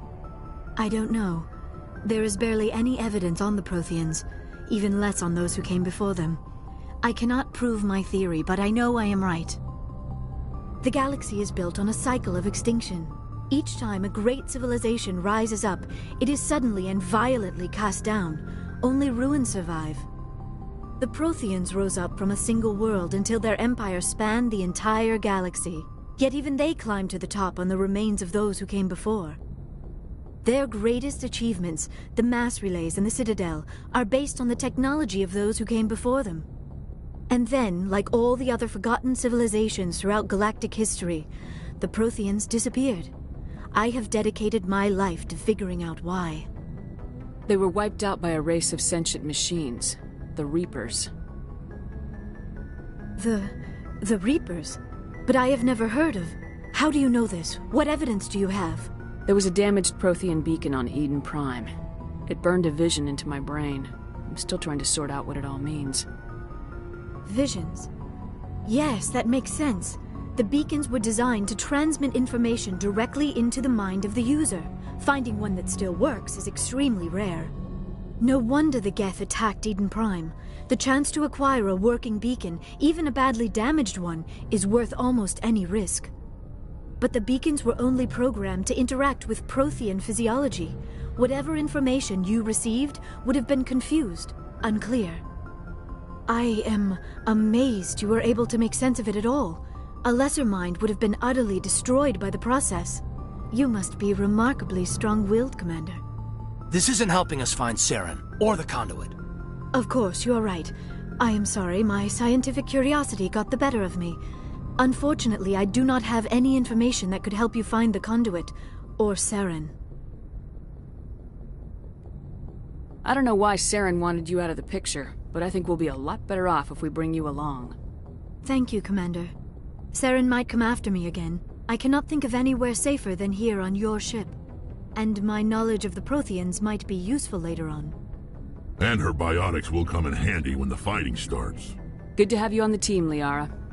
Thank you, Commander. I am very grateful. Oh, I am afraid I am feeling a bit lightheaded. When was the last time you ate or slept? Dr. Chakwa should take a look at you. It is probably just mental exhaustion, coupled with the shock of discovering the Prothean's true fate. I need some time to process all this. Still, it could not hurt to be examined by a medical professional. It will give me the chance to think things over. Are we finished here, Commander? We can talk again after you've seen the doctor. The rest of you, dismissed. Mission reports are filed, Commander. You want me to patch you through to the Council? Patch him through, Joker. Setting up the link now, Commander. We've received your report, Commander.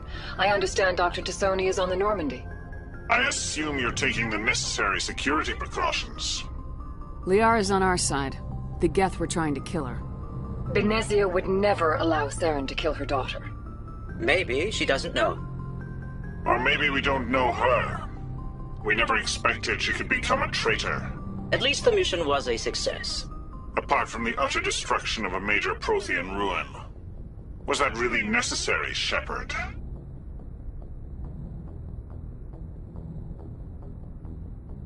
The Geth were crawling all over those ruins. We were lucky to make it out alive. Of course, Commander. The mission must always take priority. Good luck, Commander. Remember, we are all counting on you.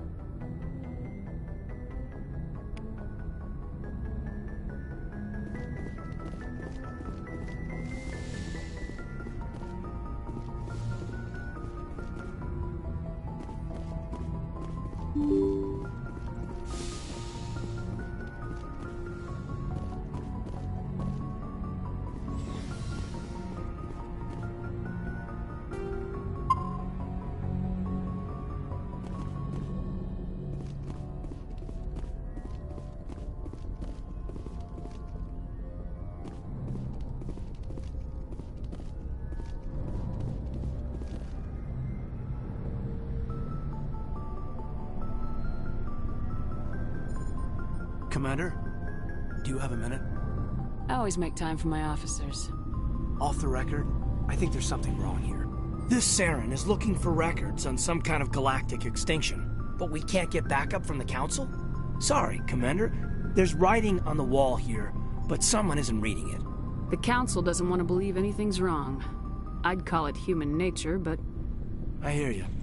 It just seems like a group that's been around as long as the Council should see this coming. I mean, it's funny, we finally get out here, and the final frontier was already settled. And the residents don't even seem impressed by the view. Or the dangers. Well, well. You're a romantic. Did you sign on for the dream, Malenko? Secure a man's future in space? Yeah, I read a lot of those books when I was a kid, where the hero goes to space to prove himself worthy of a woman he loves, or, you know, for justice. Maybe I was a romantic in the beginning, but I thought about it after brain camp. Biotic acclimation and temperance training. I'm not looking for the dream. I just want to do some good. See what's out here. Sorry if I got too informal. Protocol wasn't a big focus back in Bot. Tell me about it. Biotic acclimation and temperance didn't last past the airlock. To the kids they hauled in, it was brain camp. Sorry, hauled in is unkind. We were encouraged to commit to an evaluation of our abilities so an understanding of biotics could be compiled. There are worse results of accidental exposure to Element Zero in the womb. Beats the brain tumors some kids grew up with. Is there some question about how you were exposed? My mother was downwind of a transport crash. It was before there were human biotics. A little after the discovery of the Martian ruins. It only gets iffy around 63 when Kinetics was running out of first-gen subjects. Until then, they'd relied on accidentals. A bunch of guys in suits show up at your door after school, and next thing you know, you're out on Jump Zero. Jump Zero is Gagarin Station, right? What's it like? Yeah, that's the official name. Biggest and farthest facility we had for decades. Right on the termination shock, the outer edge of the solar system. It's where they did all the Goose Chase FTL research before we caught on to using mass effect fields. It was a sterile research platform when I was there. There were other kids in the same boat, right? At least you weren't alone out there. That's true. We did have a little circle that'd get together every night before lights out. We didn't have much to do, though. It was a research platform then, and Kinetics kept Jump Zero off the extranet to prevent leaks. Then you must have had plenty of time to get to know each other. Yeah, we'd sit around and bull every night after dinner, play cards or network games. There was this girl named Rana, who had a little circle grow up around her. She was from Turkey. Her family was very rich. But she was smart and charming as hell. Beautiful. But not stuck up about it. Like you, I guess. Ma'am. Sounds like she was special to you. She was. Maybe she felt the same. But things never felt together.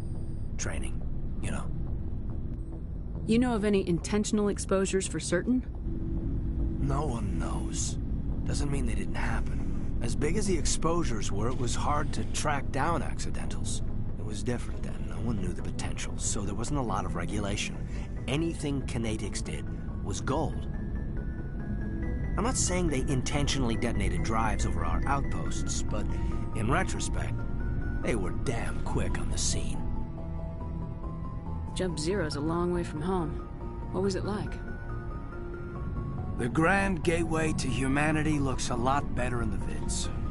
Anyway, this was supposed to be a casual debrief, not a bull session about stuff that happened years ago. I wanted to get to know you a little better, that's all. Thanks for the talk, Kaiden. Well, you're welcome, ma'am. You, make a habit of getting this personal with everyone?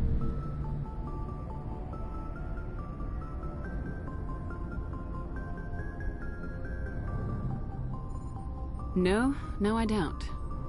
We'll talk again later. I'll need some time to process that, Commander. But, yeah, I'd like that.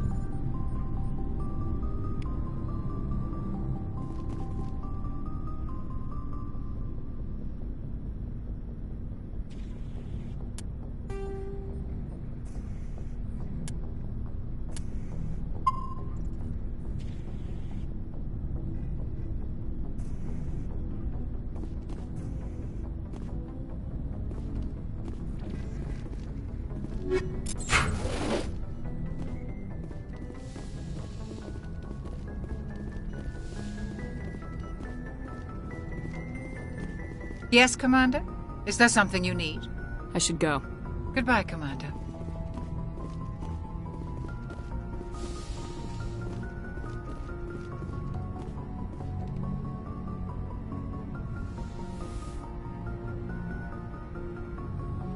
Commander, are you coming to check up on me? You look much better. How are you feeling? Dr. Chakwas assures me I am going to be fine. I was impressed with her knowledge of Asari physiology. You're in good hands. Dr. Chakwas knows what she's doing. I never properly thanked you for saving me from the Geth, Commander. If you hadn't shown up, I'm just glad we got there in time. So am I. I know you took a chance bringing me aboard this ship. I have seen the way your crew looks at me. They do not trust me. But I am not like Benezia. I will do whatever I can to help you stop Saren. I promise. Don't worry, Liara. I trust you. I know you won't let me down. It means a lot to hear you say that, Commander. Thank you. Do you know why Benezia joined up with Saren? I don't understand it. She was always outspoken about the need for the Asari to become more involved in shaping galactic events. Maybe she thought allying herself with Saren would somehow be for the greater good in the long run. At least I hope so. This hurts you, doesn't it? None of this makes any sense to me. I have not spoken to Benezia in many years, but I know her, and this was not like her. Something changed. I'd like to know more about the Asari. We were the first species to discover the Citadel. We were instrumental in forming the Council, and we always strive to be the voice of peaceful cooperation in galactic disputes. My people believe we are all part of a single galactic community. Each species contributes something to the greater whole. Although we seek to understand other species, it seems few of them seek to understand us. The galaxy is filled with rumors and misinformation about my people. Like what? Most of the inaccuracies are centered around our mating rituals. My species is monogendered. Male and female have no real meaning for us. We still require a partner to reproduce. This second parent, however, may be of any species and any gender.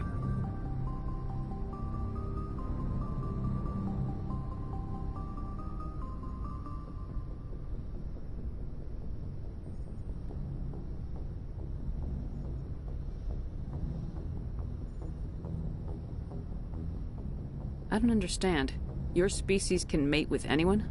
Mating is not quite the proper term, not as you understand it. Physical contact may or may not be involved, but it is not an essential element of the union. The true connection is mental. Our physiology allows us to meld with other beings. We can touch the very depths of their minds. We explore the genetic memory of their species. We share the most basic elements of their individual and racial identities. We then pass these traits on to our daughters. It is how we learn to grow as a species and how we develop a greater understanding of other races.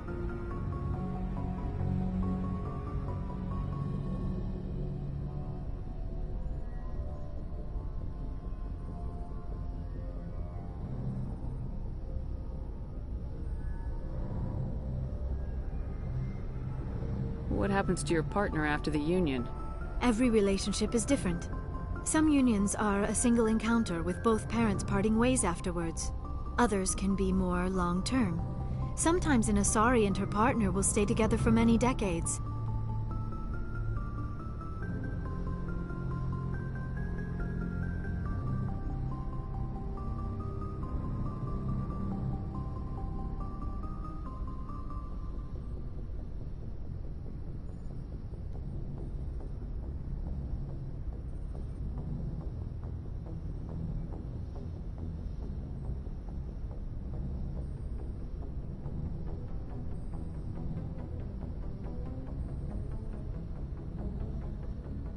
Do you know who Matriarch Benezia chose as her partner? She rarely spoke of her partner. Though I know my father, if you want to use that term, was another Asari.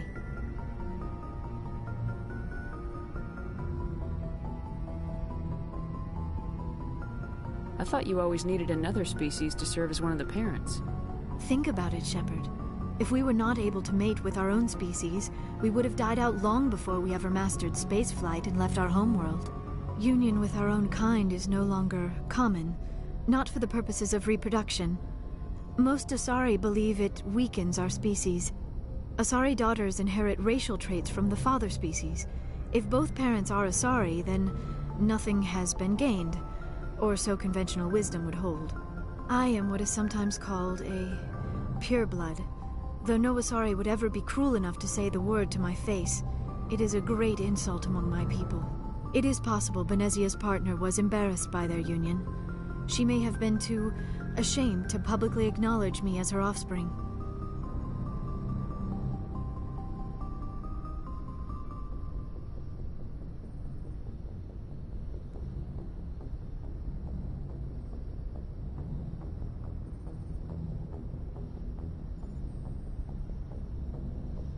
Maybe she wanted to meet you but couldn't.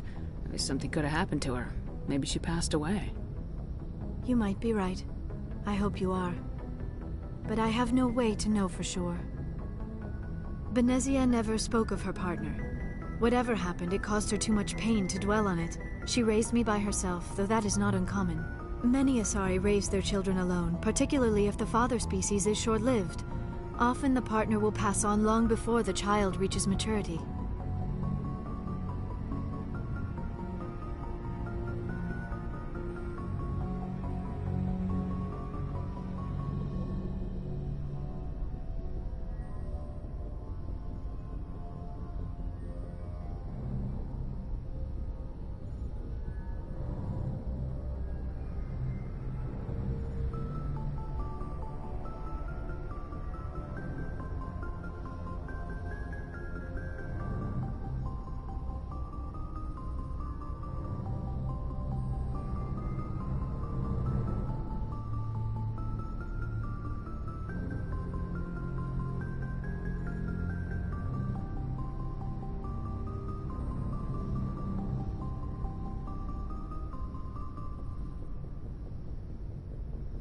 You Asari live for 1,000 years. What happens when your partner dies? Few sapient species live as long as my kind. We have learned to take a philosophical approach to our unions. We do not focus on the inevitable loss of our partners. Instead, we enjoy the time we spend with them. And even after they're gone, a part of them lives on in us. The union is a connection that transcends both time and space.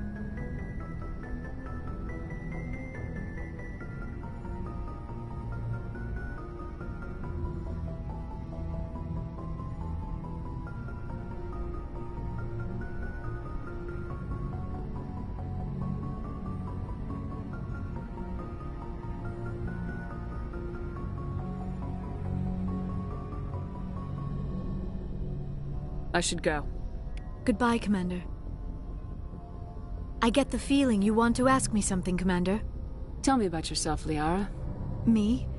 I am afraid I am not very interesting, Commander. I spend most of my time on remote digs, unearthing mundane items buried in long-forgotten Prothean ruins.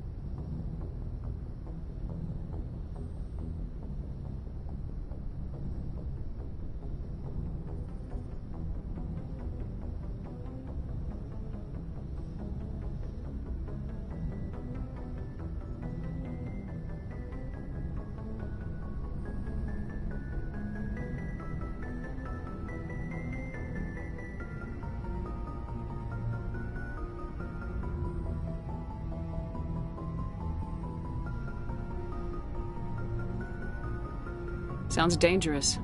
And lonely. Sometimes I would run afoul of indigenous life forms or stumble across a small band of mercenaries or privateers. But I was always careful. Until the Geth followed me to Artemis Tau. I never found myself in any situation my biotics could not handle. As for the solitude, well, that is one aspect that most appealed to me. Sometimes I just need to get away from other people.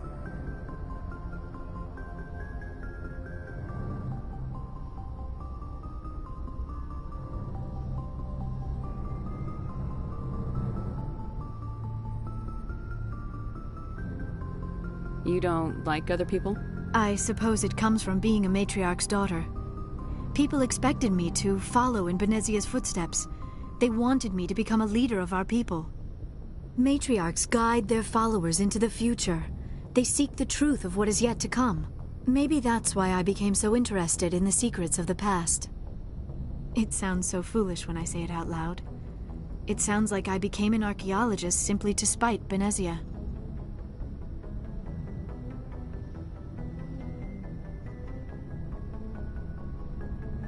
All children rebel against their parents. It's a natural part of growing up. Aha, you share the wisdom of the matriarch, Shepard. That is exactly what Benezia said when I told her of my decision. But there was more to it than that. I felt drawn to the past. The Protheans were these wondrous, mysterious figures. I wanted to know everything about them. That is why I find you so fascinating. You were marked by the beacon on Eden Prime. You were touched by working Prothean technology. Sounds like you want to dissect me in a lab somewhere. What? No! I did not mean to insinuate. I never meant to offend you, Shepard.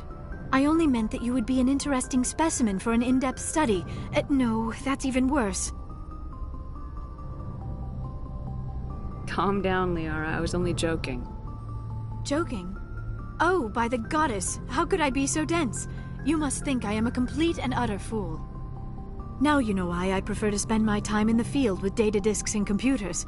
I always seem to say something embarrassing around other people. Please, just pretend this conversation never happened. I should go. Goodbye, Shepard.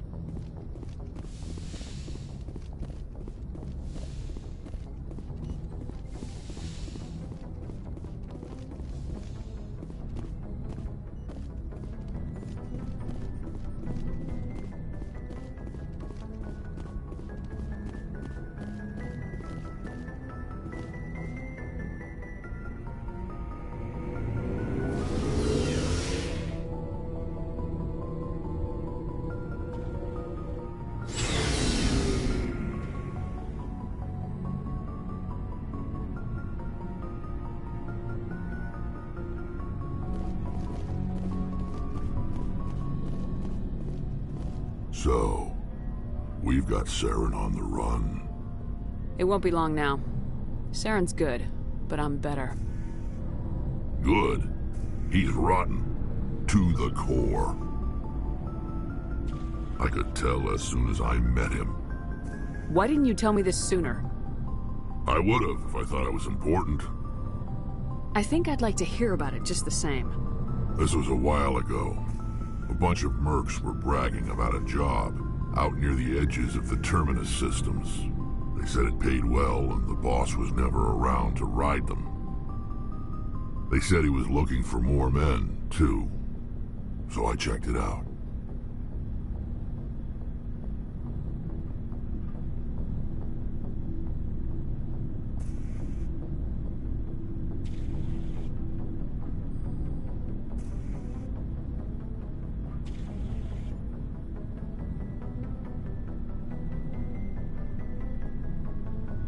I didn't know Saren was openly recruiting mercs.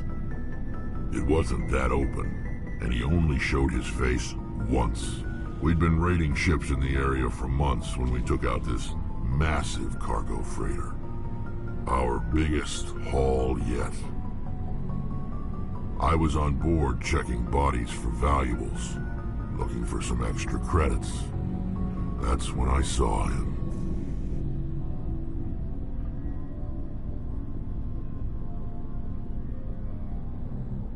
What did Saren want with the ship? I don't know what he wanted. He was just moving through the ship, watching. A couple of the mercs called him by name, but he never spoke to them. Never spoke to anyone. I had a really bad feeling about him, so I got the hell out. Didn't even wait to get paid.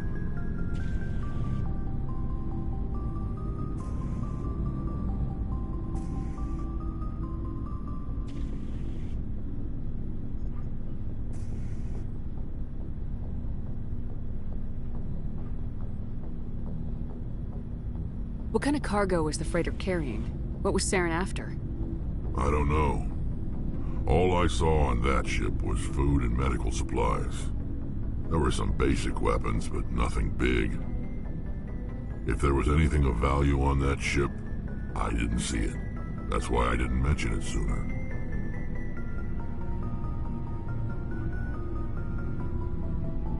Whose ship was it?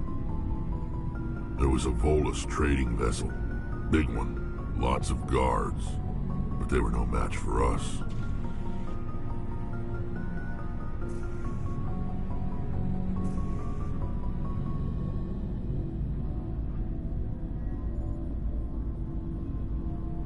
That's the only time you saw him? Yeah. Didn't even know who he was.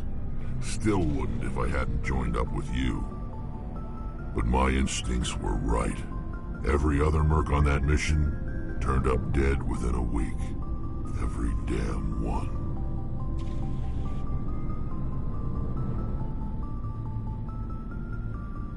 Are your people really dying? We're sure not getting any stronger. We're too spread out. None of us are interested in staying in our own system.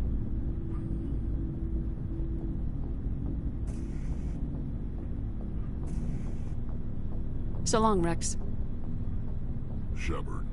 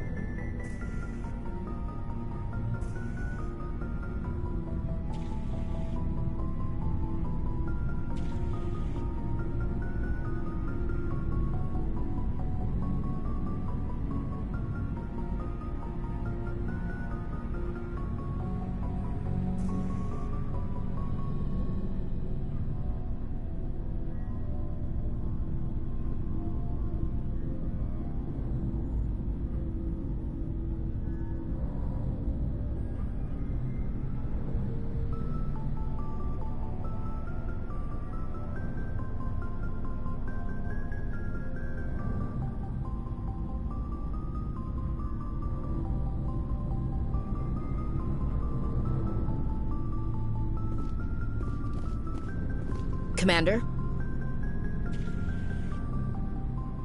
Do you have a few minutes to talk? One-on-one? Sure. I was hoping to get a minute of your time off the record. I keep an open door policy. If you have any concerns, lay them on me. All right. I know things are different aboard the Normandy, but I'm concerned about the aliens, Vicarian and Rex. With all due respect, Commander, should they have full access to the ship?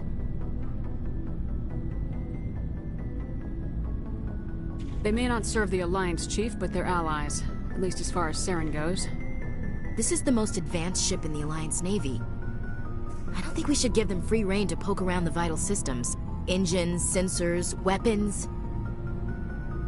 That's enough, Chief. You always second-guess your superiors?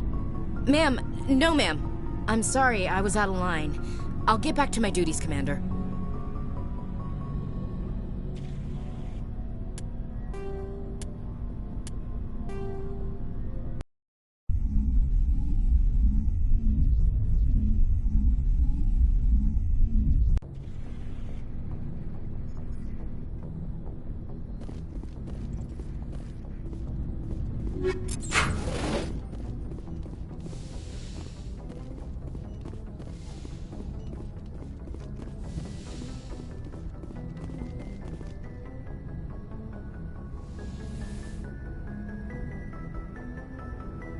Commander, are you coming to check up on me?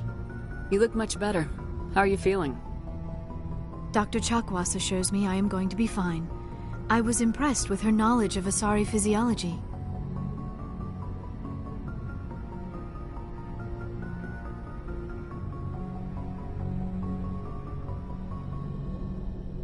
You're in good hands. Dr. Chakwas knows what she's doing. I never properly thanked you for saving me from the Geth, Commander. If you hadn't shown up,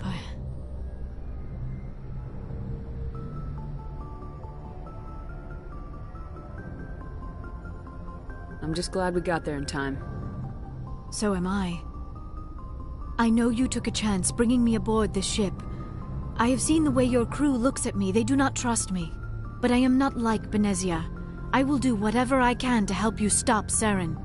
I promise.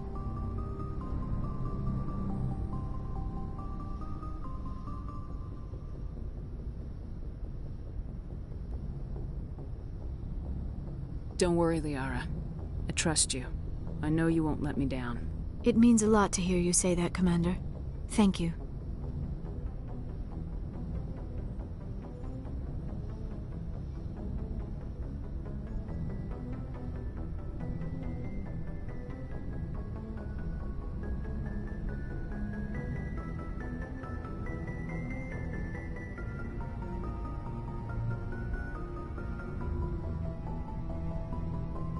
Do you know why Benezia joined up with Saren?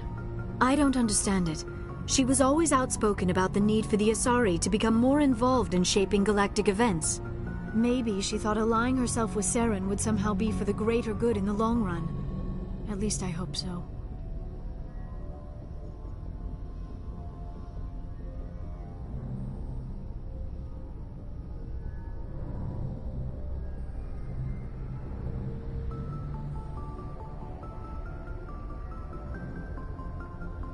This hurts you, doesn't it? None of this makes any sense to me. I have not spoken to Benezia in many years, but I know her, and this was not like her. Something changed.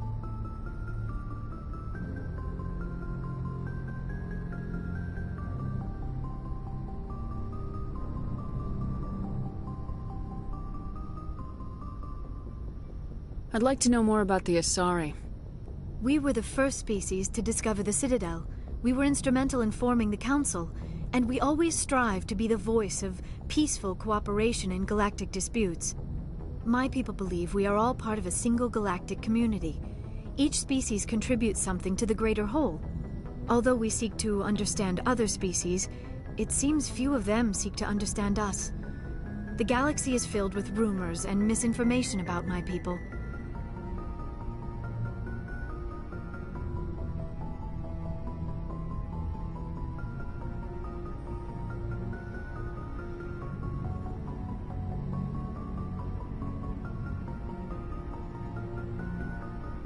Like what? Most of the inaccuracies are centered around our mating rituals. My species is monogendered. Male and female have no real meaning for us. We still require a partner to reproduce. This second parent, however, may be of any species and any gender.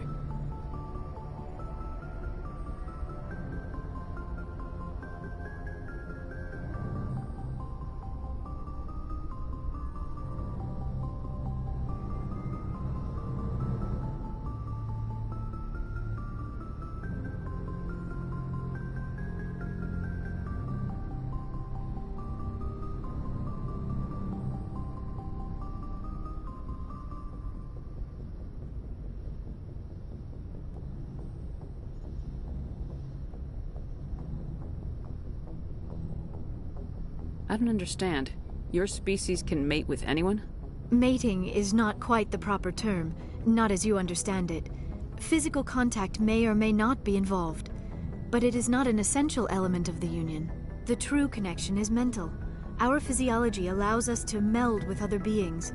We can touch the very depths of their minds. We explore the genetic memory of their species. We share the most basic elements of their individual and racial identities.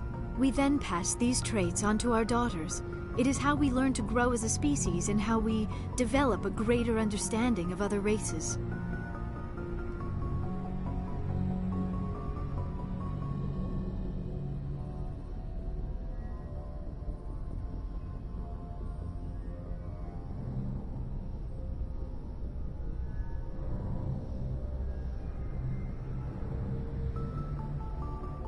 What happens to your partner after the union?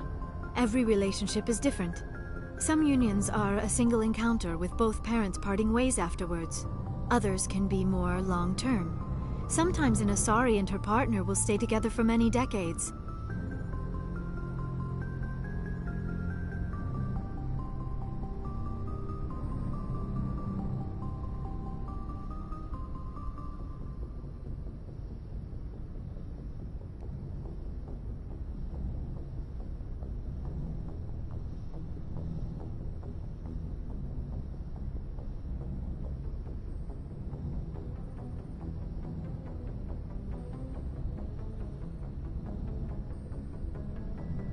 Do you know who Matriarch Benezia chose as her partner? She rarely spoke of her partner. Though I know my father, if you want to use that term, was another Asari.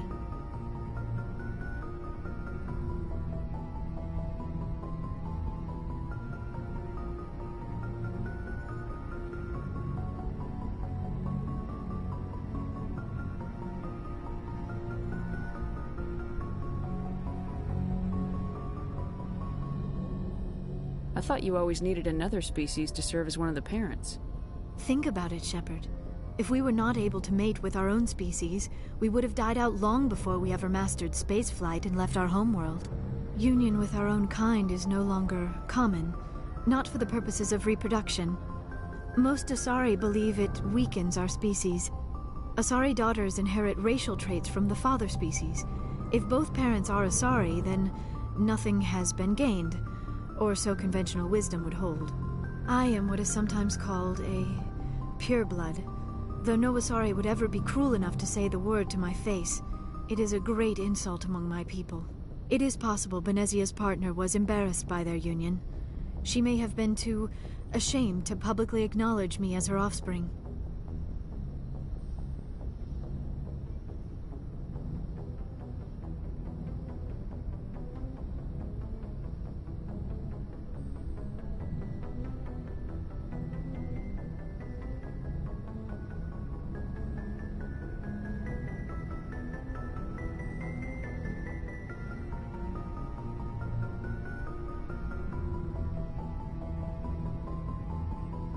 Maybe she wanted to meet you but couldn't. If something could have happened to her. Maybe she passed away. You might be right. I hope you are. But I have no way to know for sure. Benezia never spoke of her partner. Whatever happened, it caused her too much pain to dwell on it. She raised me by herself, though that is not uncommon. Many Asari raise their children alone, particularly if the father species is short-lived. Often the partner will pass on long before the child reaches maturity.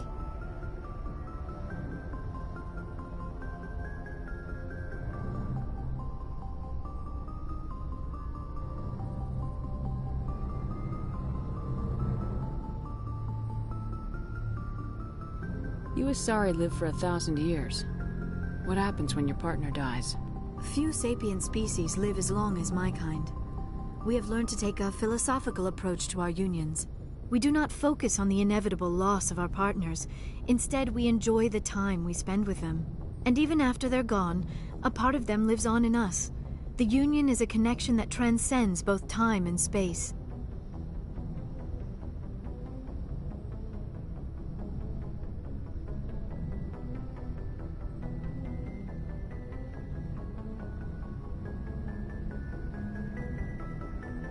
I should go. Goodbye, Commander. I get the feeling you want to ask me something, Commander. Tell me about yourself, Liara. Me? I am afraid I am not very interesting, Commander. I spend most of my time on remote digs, unearthing mundane items buried in long-forgotten Prothean ruins.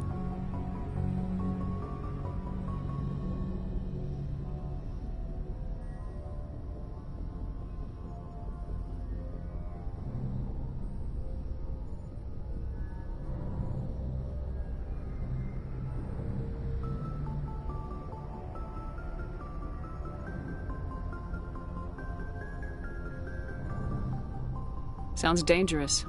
And lonely. Sometimes I would run afoul of indigenous life forms or stumble across a small band of mercenaries or privateers, but I was always careful. Until the Geth followed me to Artemis Tau. I never found myself in any situation my biotics could not handle. As for the solitude, well, that is one aspect that most appealed to me.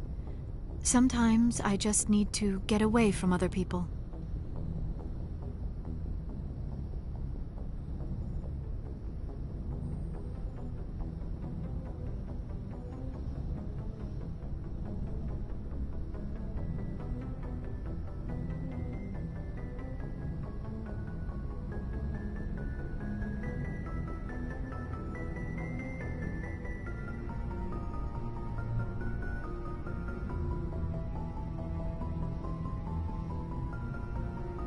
You don't like other people? I suppose it comes from being a matriarch's daughter. People expected me to follow in Benezia's footsteps. They wanted me to become a leader of our people. Matriarchs guide their followers into the future. They seek the truth of what is yet to come. Maybe that's why I became so interested in the secrets of the past. It sounds so foolish when I say it out loud. It sounds like I became an archaeologist simply to spite Benezia.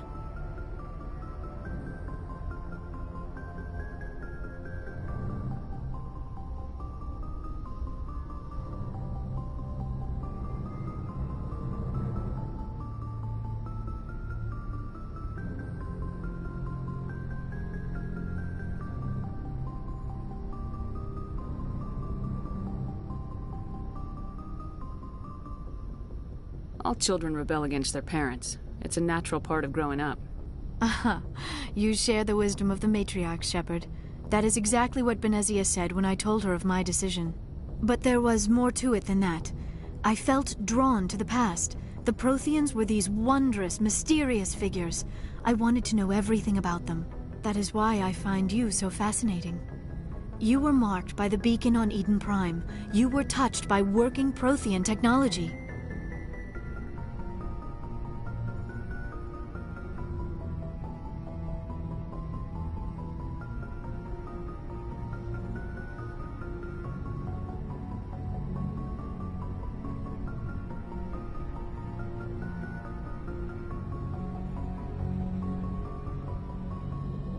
Sounds like you want to dissect me in a lab somewhere. What? No! I did not mean to insinuate. I never meant to offend you, Shepard. I only meant that you would be an interesting specimen for an in-depth study. No, that's even worse.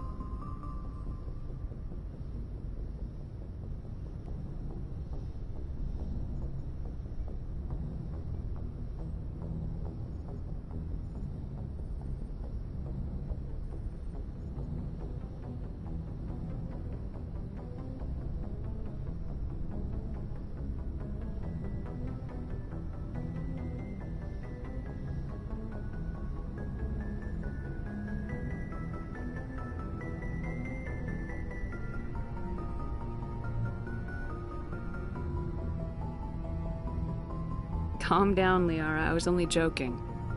Joking? Oh, by the goddess! How could I be so dense? You must think I am a complete and utter fool. Now you know why I prefer to spend my time in the field with data disks and computers. I always seem to say something embarrassing around other people. Please, just pretend this conversation never happened.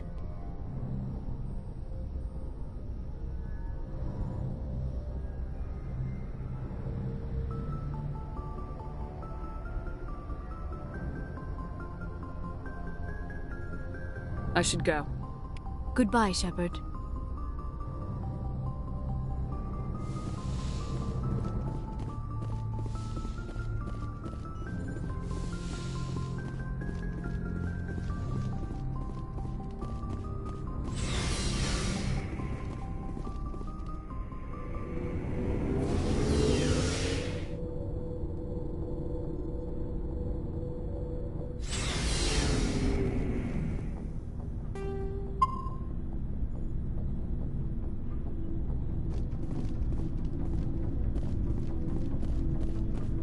Commander, how are you? Why did you want to be a C-Sec officer in the first place? That's a good question. There were several reasons, I guess. Like what?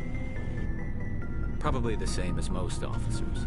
I wanted to fight injustice, wanted to help people. I guess my father had something to do with it too. He was C-Sec, one of the best. I grew up hearing about his accomplishments or seeing his picture on the vids after a big arrest. He's taking my resignation pretty hard.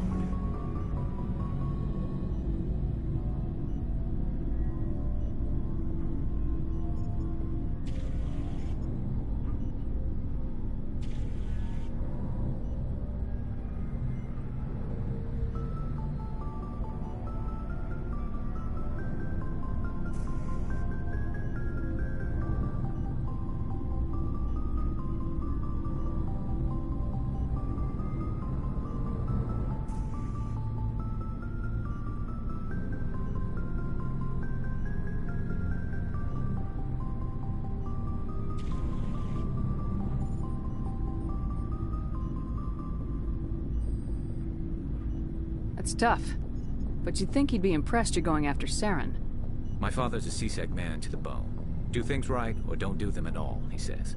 He thinks I'm being too rash, too impatient. He's worried I'll become just like Saren. He actually talked me out of becoming a Spectre when I was younger, for the same reasons.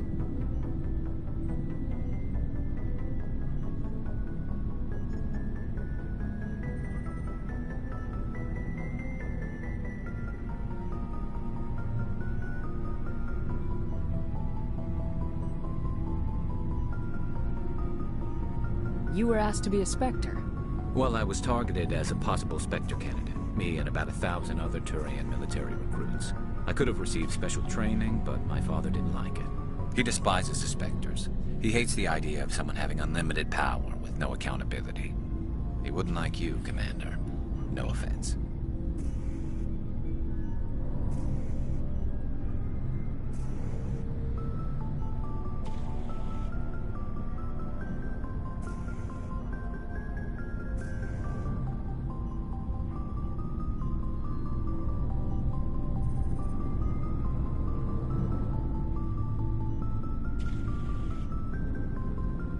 I suppose I can understand his concern. You can. But Saren's not going to play by our rules, C-Sec's rules. If you want to nail Saren, you need to send someone who isn't restricted by policies and procedures. You're a quick learner, Garrus. We'll beat him at his own game. It's the only way to stop someone like him. I'm right behind you, Commander.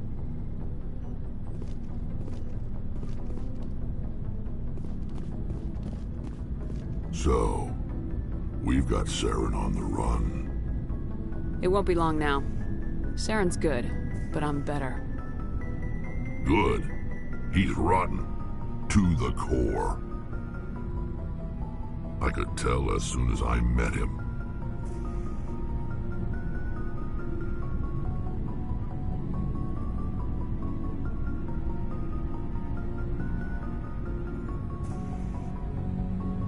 Why didn't you tell me this sooner? I would've if I thought it was important.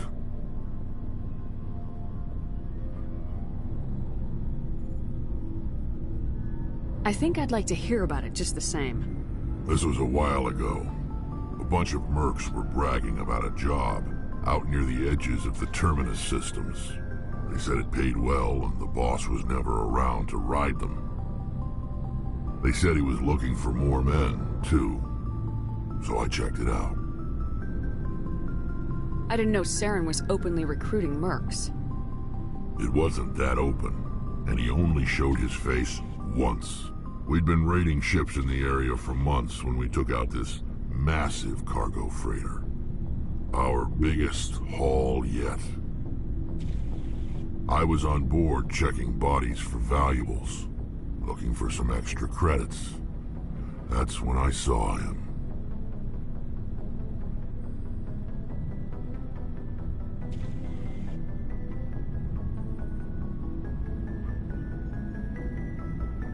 What did Saren want with the ship? I don't know what he wanted.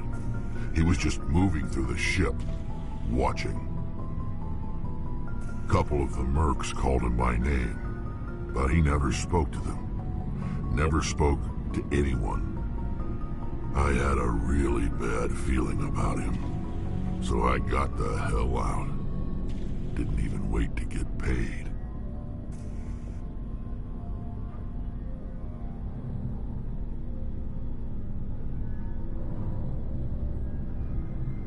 What kind of cargo was the freighter carrying? What was Saren after? I don't know. All I saw on that ship was food and medical supplies. There were some basic weapons, but nothing big. If there was anything of value on that ship, I didn't see it. That's why I didn't mention it sooner. Whose ship was it? There was a Volus trading vessel. Big one. Lots of guards. But they were no match for us.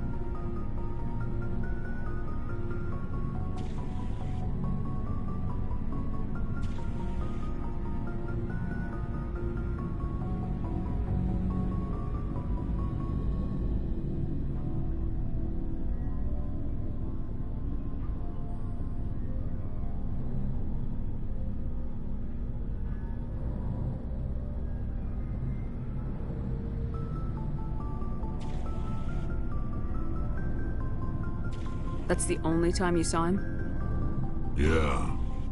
Didn't even know who he was. Still wouldn't if I hadn't joined up with you. But my instincts were right. Every other merc on that mission turned up dead within a week. Every damn one.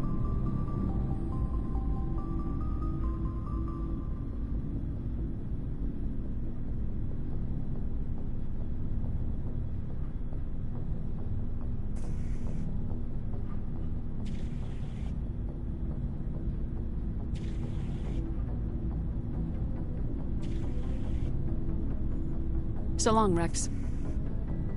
Shepard.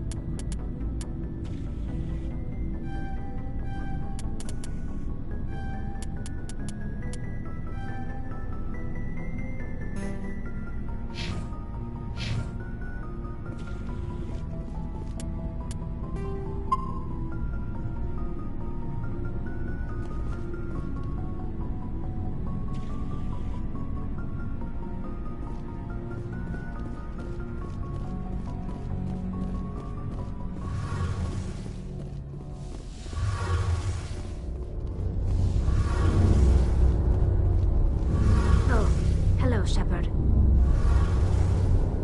Are you okay? I don't know. Your ship is amazing, and your crew's been really great to me. Especially your chief engineer. But I just sort of feel out of place. The Normandy runs so smooth it feels like we're not even moving. And the engines are so quiet. How do you sleep at night? The silence wakes you up? Back on the flotilla, the last thing you want to hear is silence. It means an engine's died or an air filter shut down. I guess you don't have to worry about that here. But old habits die hard. But it's more than just the silence. This ship feels so empty. It's like half the crew is missing. Back home, I couldn't wait to go on my pilgrimage. I couldn't wait to get away from the crowds. Now that I'm out here, I kind of miss them.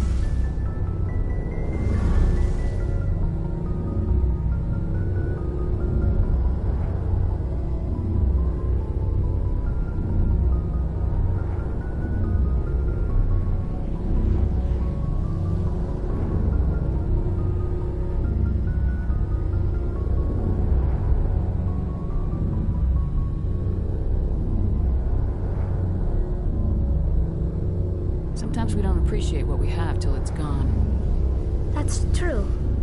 I'm starting to wonder if that's what the pilgrimage is really about. It's given me a whole new perspective on my people and our culture. You know, there's always a few who go on their pilgrimages and never return. I always assumed something bad happened to them. But maybe they just wanted a different life.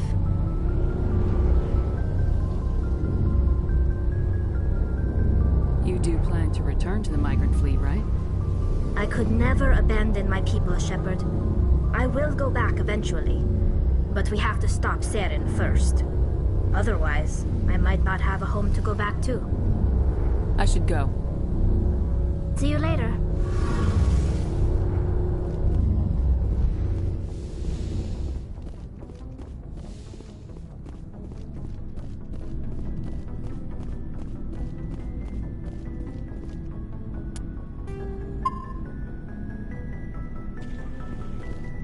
Commander? Do you have a few minutes to talk? One-on-one? Sure. I was hoping to get a minute of your time. Off the record. I keep an open door policy. If you have any concerns, lay them on me. All right. I know things are different aboard the Normandy, but I'm concerned about the aliens, Vakarian and Rex. With all due respect, Commander, should they have full access to the ship? They may not serve the Alliance, Chief, but they're allies.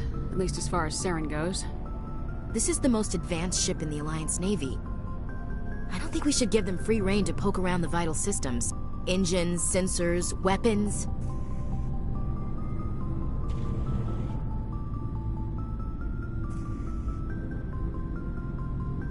You don't trust the Alliance's allies? I'm not sure I'd call the Council races allies. We, humanity, I mean, have to learn to rely on ourselves. Standing up for ourselves doesn't mean standing alone. I don't think we should turn down allies. I just think we shouldn't bet everything on them staying allies. As noble as the Council members seem now, if their backs are against the wall, they'll abandon us. You get a pessimistic view of the universe, Williams. A pessimist is what an optimist calls a realist. Look, if you're fighting a bear and the only way for you to survive is to sick your dog on it and run, you'll do it. As much as you love your dog, it isn't human. It's not racism, not really. Members of their species will always be more important to them than humans are. These seem like deeply held beliefs, Williams. What made you think this way? My family's defended the Alliance since it was founded. My father, grandfather, great-grandmother, they all picked up a rifle and swore the oath of service. I guess we just tend to think of Earth's interests as our own. It doesn't sound like you've worked with aliens before. No, ma'am. Mainly I've been groundside, part of the surface garrison forces. I did get a rotation on a space station for training. Every Marine a rifleman, every rifleman ZG certified. That's odd.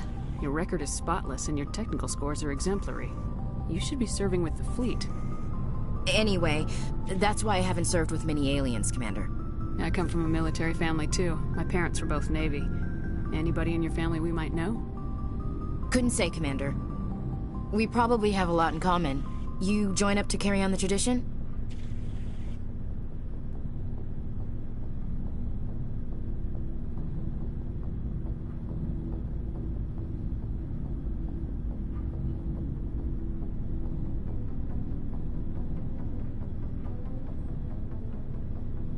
No. The future of humanity is out here. There's so much we haven't seen yet. Yeah. I still remember my first field exercise on Titan. When we hit mud, the reality hit me. I'm the first person who ever stood here. Then my drill instructor kicked me in the ass. I went face first into the muck. He spent the next 5 minutes chewing me out for gold breaking.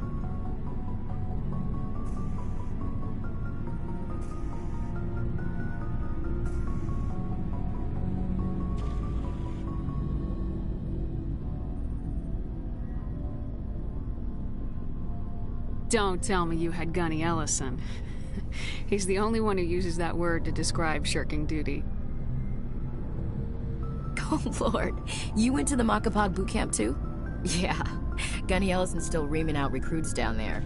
Kicking ass and using words like inveigle and pusillanimous.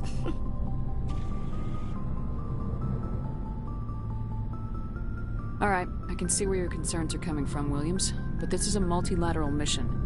You're gonna have to work with aliens, like it or not. It won't be a problem, Commander. You say jump, I say how high. You tell me to kiss a Turian, I'll ask which cheek. I don't think kissing Turians will be necessary. You never know, Commander. Dismissed, Chief. Ma'am.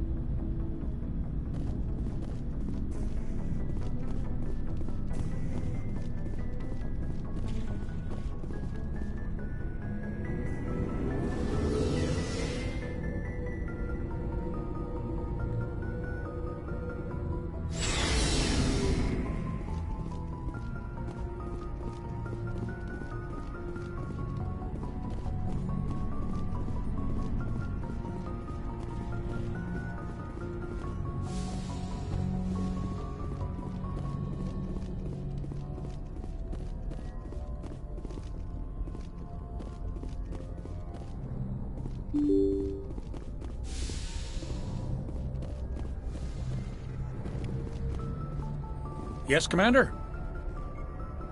Carry on, Presley. Yes, ma'am.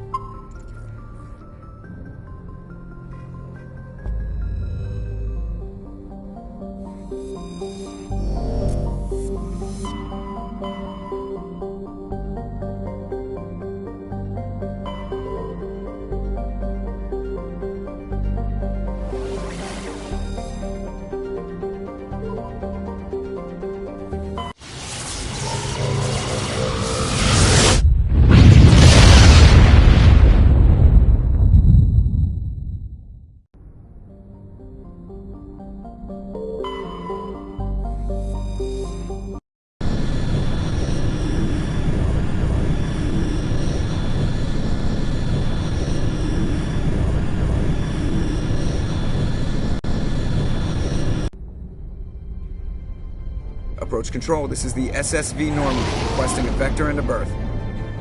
Normandy, your arrival was not scheduled. Our defense grid is armed and tracking you. State your business. Citadel business. We got a Council Spectre aboard. Landing access granted, Normandy. Be advised, we will be confirming identification on arrival. If confirmation cannot be established, your vessel will be impounded. What a fun bunch. I think I'll take my next leave here.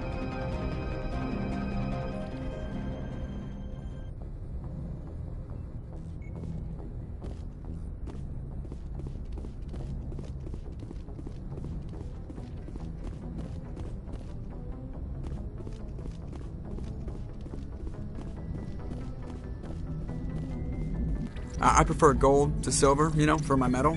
I figured you'd recommend me for one since I pulled your boots out of the fire. If we present you with a medal, you'll end up sitting on stage listening to politicians make speeches for a couple of hours.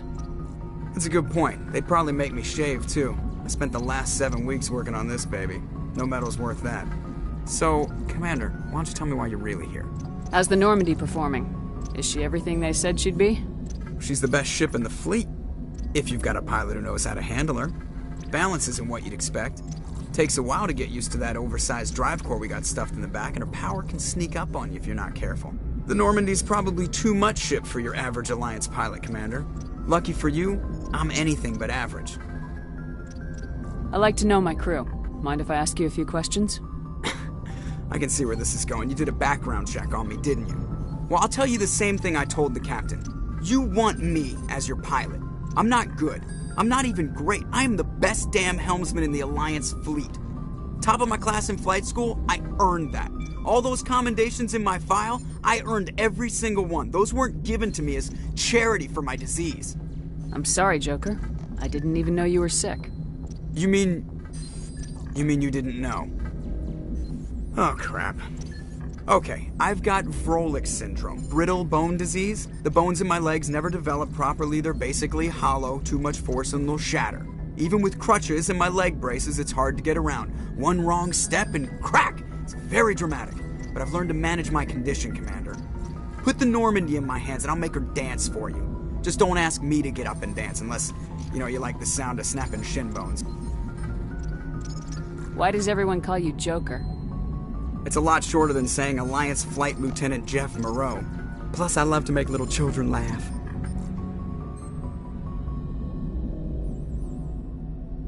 I was just thinking how much you remind me of Santa Claus. Look, I didn't pick the name. One of the instructors in flight school used to bug me about never smiling. She started calling me Joker, and it stuck.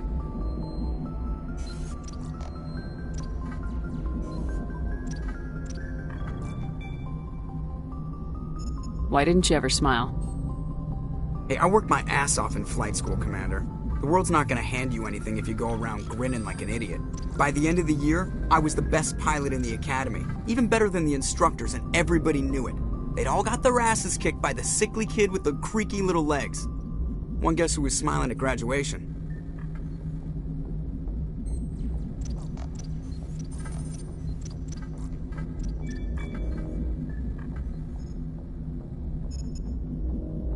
I need to know more about this Vrolik syndrome if I'm putting my ship in your hands. Yeah, of course you do. It's an extremely rare condition. Nobody knows exactly what causes it. Genetic, maybe. It's treatable, but there's no cure. They classify my case as moderate to severe. I was born with over a dozen fractures, hip, thighs, ankles. My bones were already breaking in the womb. 100 years ago, I wouldn't have survived past my first year. Lucky for me, modern medical science has turned me into a productive member of society.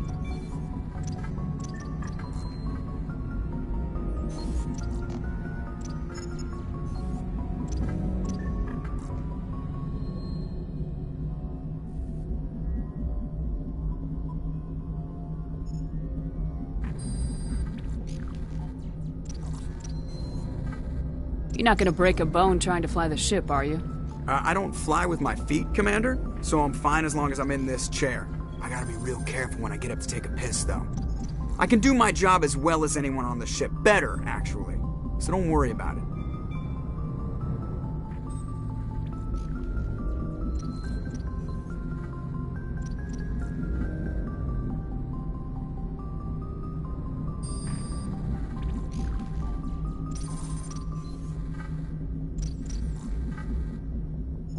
I'm not trying to make you uncomfortable. Let's talk about something else. Whatever you want, Commander.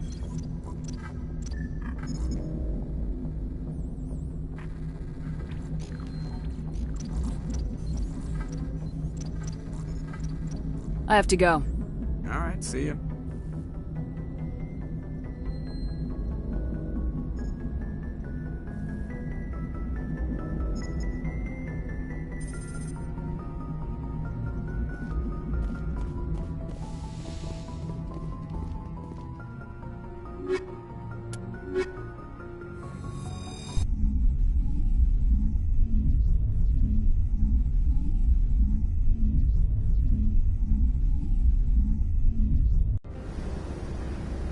equalizing interior pressure with exterior atmosphere.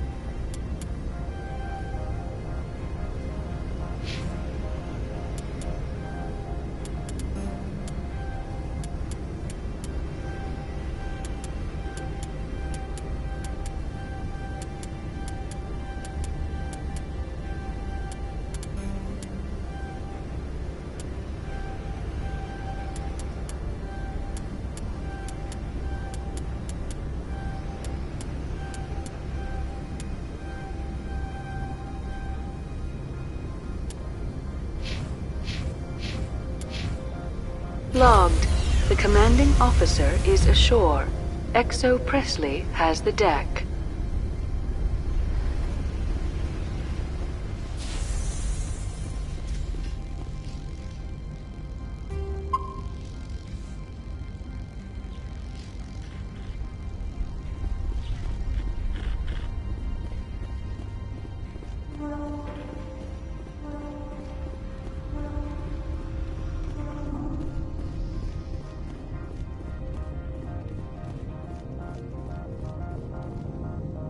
That's far enough. We're not here to cause problems. This is an unscheduled arrival. I need your credentials. You first. We're the law here. Show some respect. I'm Captain Maiko Matsuo, Ilanis Risk Control Services. I'm a Spectre. My name is Shepard. Load of horse crap, ma'am. We will need to confirm that. Also, I must advise you that firearms are not permitted on Novaria. Sergeant Sterling, secure their weapons. We can let them do this, Commander. Stand down. Their house, their rules. Aye, aye, Commander. Captain Matsuo, stand down! We confirmed their identity. Spectres are authorized to carry weapons here, Captain. You may proceed, Spectre. I hope the rest of your visit will be less confrontational. Parasini-san will meet you upstairs. Behave yourself.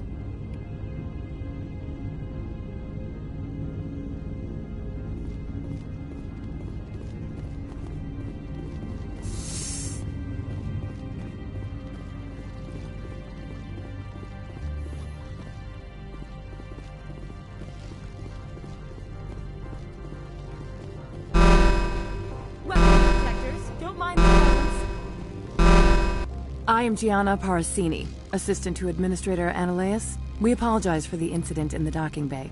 I appreciate your help. You're welcome. You understand our security chief was only doing her job. One of my duties is orientation of new arrivals. Do you have any questions?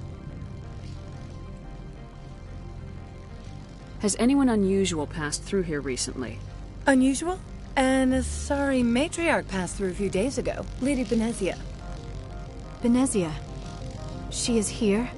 Can I speak with her? Benezia left for the Peak 15 research complex days ago. To the best of my knowledge, she's still there. Could you tell me how to get there? You'll need to ask Administrator Ananias for clearance to leave this port. Where can I find the Administrator? His office is on the main level, left at the top of the elevator. Pretty heavy security for such a small port. The Executive Board does everything in its power to protect the privacy of our client corporations.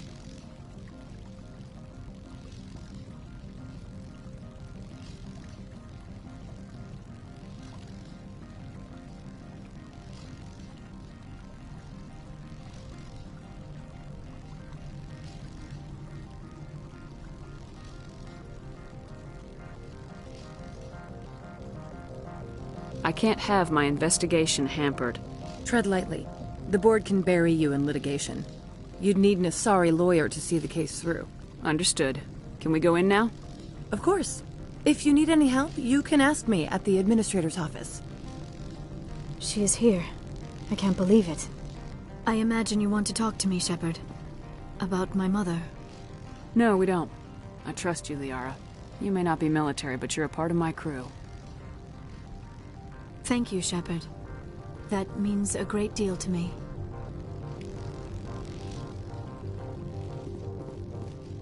A bit nippy. The sooner we're off this frozen world, the better.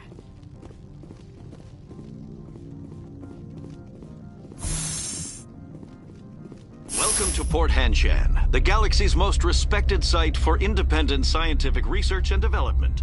For your own safety, and to protect the privacy of others, you are required to obey any directions given by our security personnel. If you have questions or concerns, our friendly administrative staff is always available. Thank you, and enjoy your stay.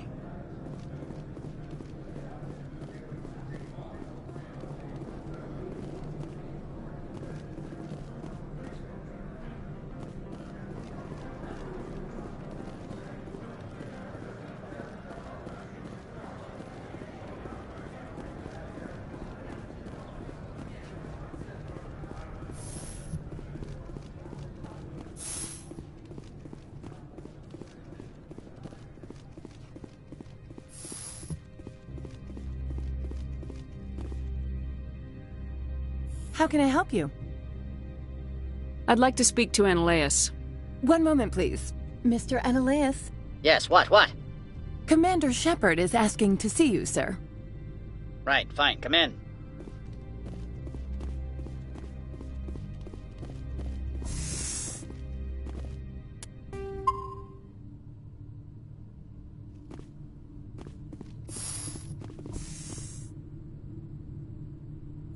You will excuse me if I don't stand up. I have no time to entertain spaceborne vagabonds. I see you looked up my service record. Only a fool enters negotiation without knowledge of the other party's tendencies. This greeting is a courtesy. I will only cooperate as required by the Executive Board. Businesses come here to avoid the second guessing of galactic law. Are you telling me you have no safety protocols? Don't be ridiculous. Do you think a for-profit company would take no precautions against loss of life and material? Project leads have the final say here, not meddlesome politicians. Do you do business with Saren? Agent Saren? One of your Spectre compatriots? He is a major investor in Binary Helix Corporation, which is one of Novaria's backers. Is Binary Helix developing weapons for him? It's possible, given his interests. What our clients do in their labs is their business. I've heard an Asari matriarch is here. Benezia? She arrived a few days ago, accompanied by a personal escort and some cargo. She's up at Peak 15. What can you tell me about her cargo? Large, heavy, and sealed. It passed weapons screening. Beyond that, it is not our concern. What do you mean, personal escort? The phrase is self-explanatory. Bodyguards attending to the safety of her person, mainly Asari commandos. And you didn't think that odd? They followed all our regulations. I had no reason to forbid Lady Benezia from taking them. I'd like to see her, immediately. I'm afraid that you cannot. Peak 15 is a private facility in the Skadi Mountains. Regardless, there is a blizzard in the area. Shuttles are grounded and surface access has been cut off. Surface access, you say? Cut off, I said. The roads are not suitable for travel. Don't make an issue of this, Shepard. Forget him, Commander. If he won't play ball, I'm sure someone else here will. What brought her out here? If I knew, I wouldn't be at liberty to say. She came here as Agent Saren's executor. She's here on business for Binary Helix. There were issues at Peak 15 that required Saren's attention. I have no more questions at this time. Good. I received a dozen urgent messages while you dithered about. I like the decor here. Expensive but tasteful.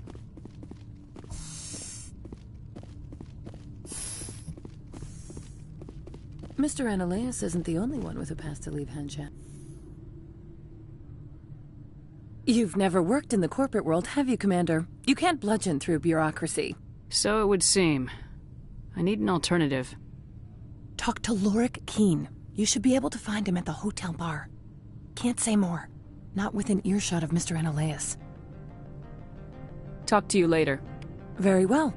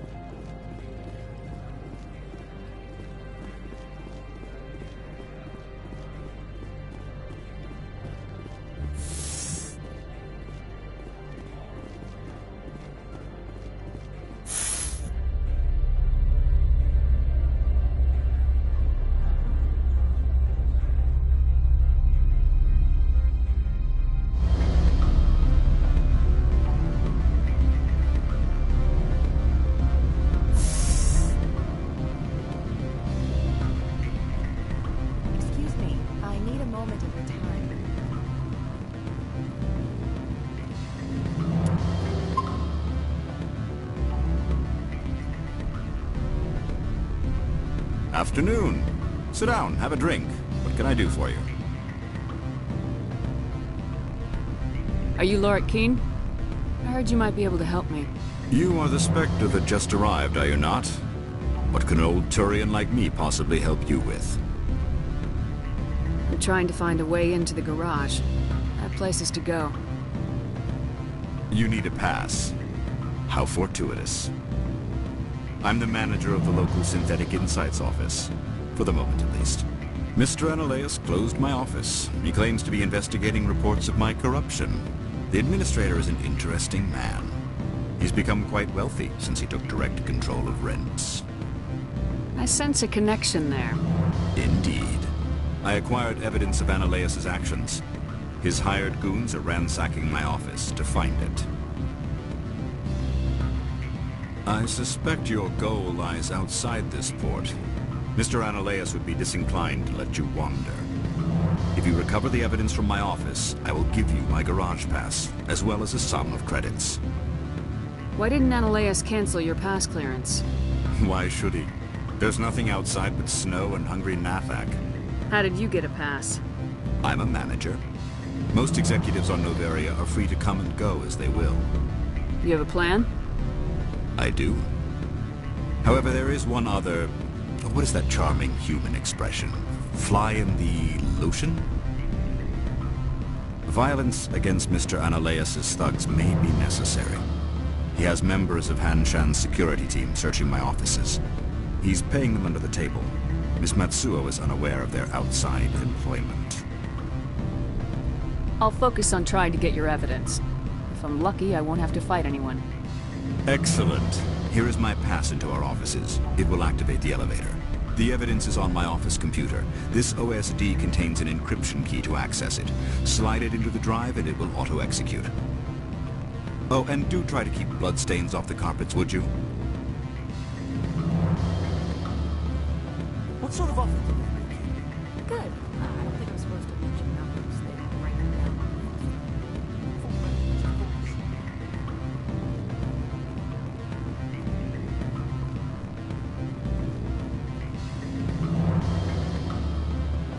I'm sorry.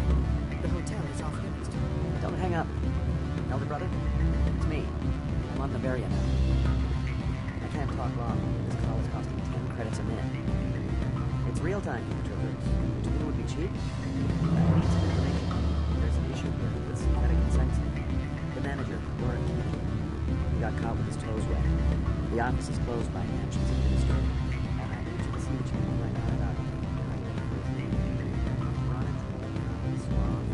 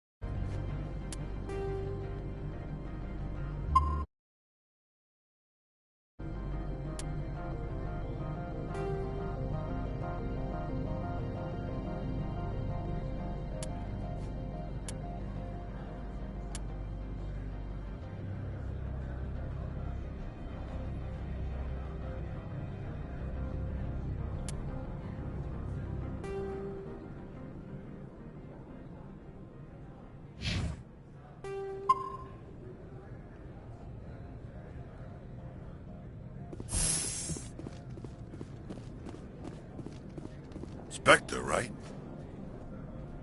Yeah, that's me. I used to be in military tech. Except for my eco's people, everyone's too corporate here. They just sit around sipping expensive water. So what can I do for you today? I have to go. You need anything? I'll be here.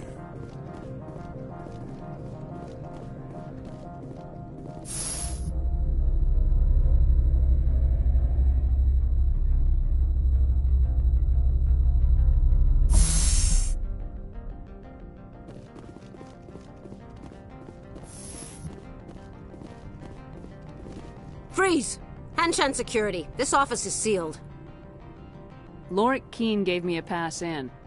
Keene? Are you working for him? He's under investigation. Ananias is paying you to shake this place down. Does Captain Matsuo know you're here? Hey, I'm not the one who wants Keene. Ananias has a Varen up his ass about this guy. How about this? You pretend you didn't see us, we'll pretend we didn't see you.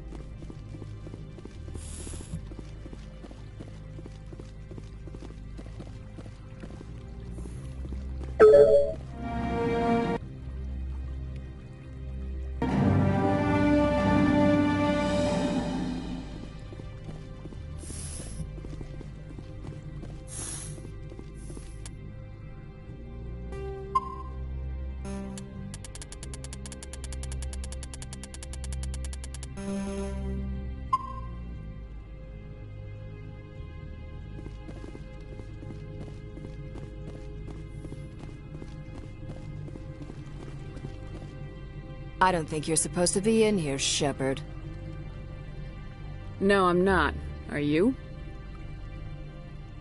I'm Sergeant Kyra Sterling, Ilanis Risk Control Services. Ananias would throw you off-world for what you did here. I won't. You know what we did to cop killers on my world? Being a cop doesn't give you the right to break the law yourself. You accepted bribe money. I didn't want to fight them. They fired first. Well, I don't need a gun to rip you to pieces.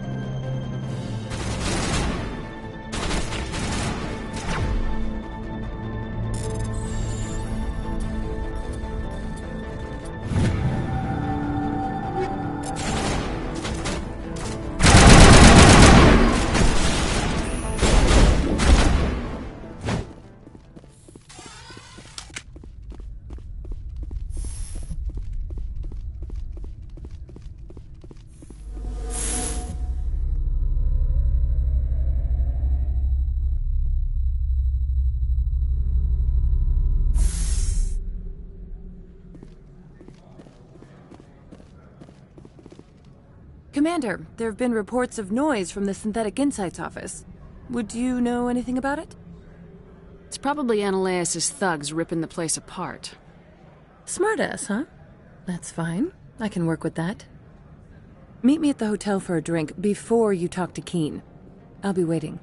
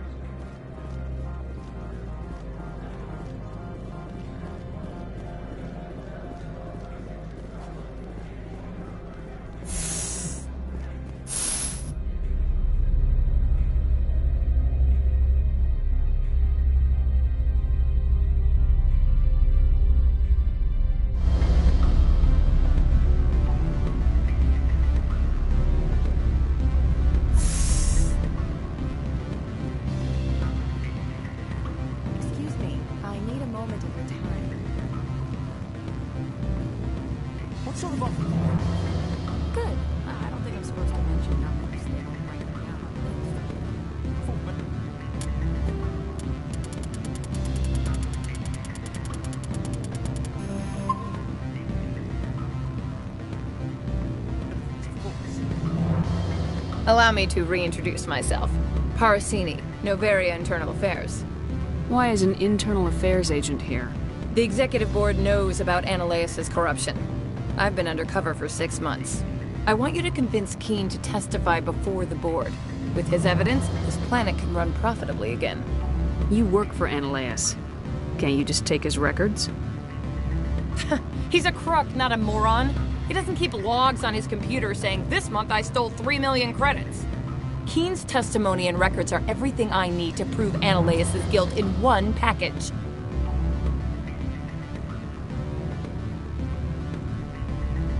Why don't you ask Keen directly?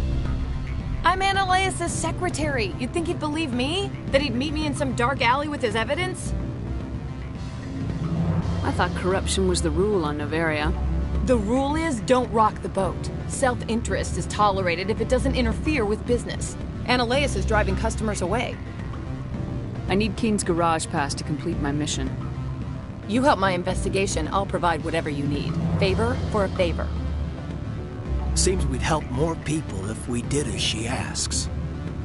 Look, Shepard, I don't like this either. You Spectres play fast and loose with the law. That's bad for business.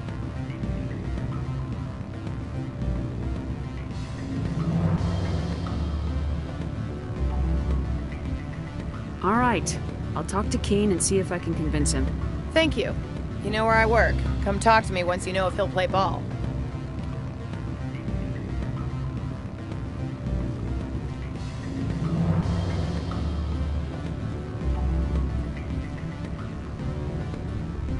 Always a pleasure, Spectre.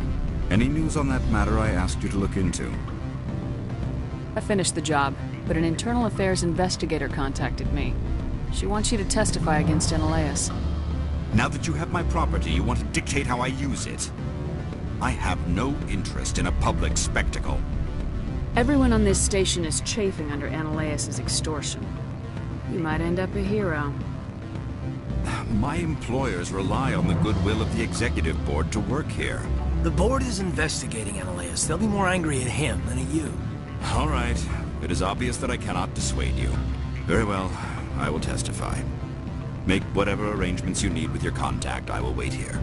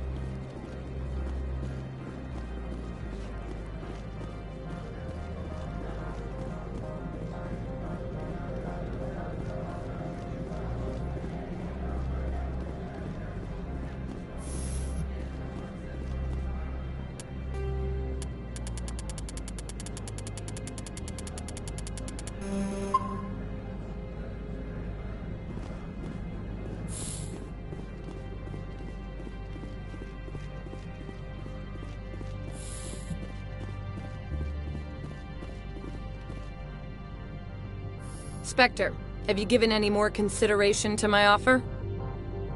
It took some persuasion, but Keen has agreed to testify. That's a world of stress off my back. I'll take the evidence for safe transport. I didn't think you'd help me, being a Spectre and all. I guess some of you can be alright. So, how about getting me into the garage? While you were working on Keen, I got you a garage pass. Be careful up there. I have an arrest to make. Wish I had time to change into something easy to move in. I hate skirts. This is an outrage. I'll see that you never work in this sector again. Yeah, get a move on. You, Shepard! I demand you place this bitch under arrest! You have the right to remain silent. I wish to God you'd exercise it. See you around the galaxy, Commander. I owe you a beer.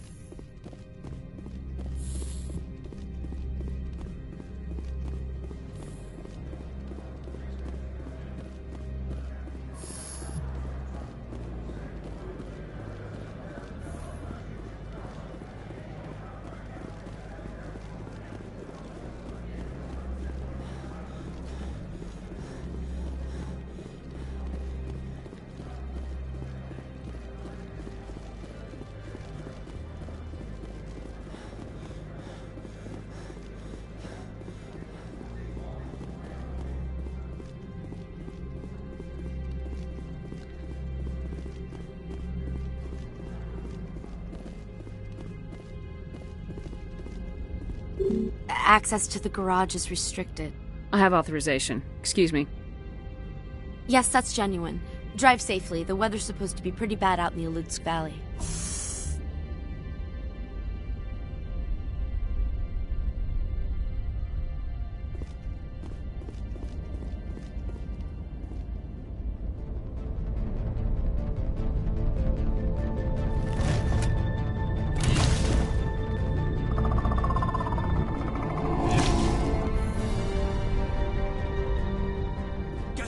Matriarch had in the crates.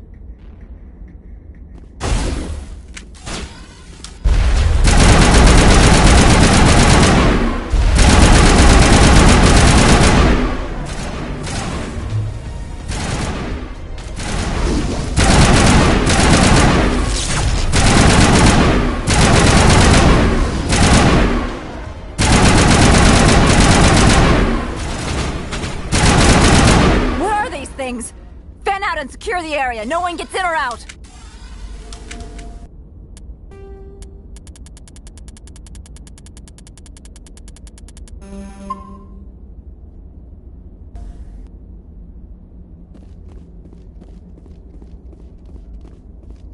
What did you do here, Commander?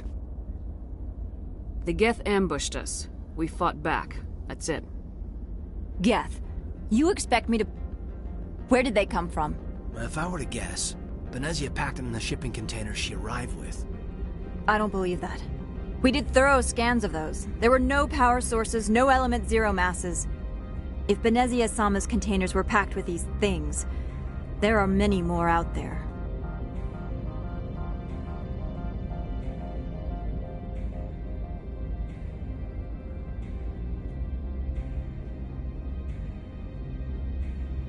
We've fought Geth before.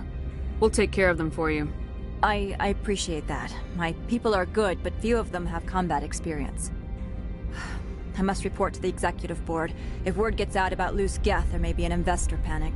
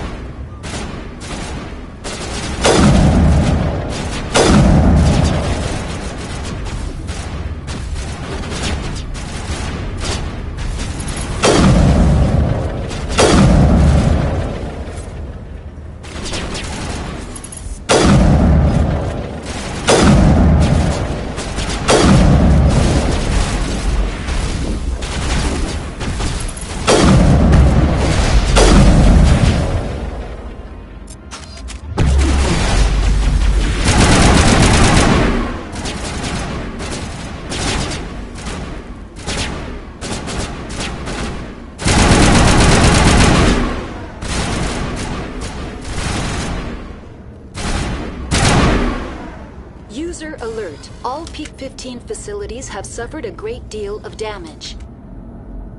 Biohazard materials present throughout facility. Virtual intelligence user interface offline.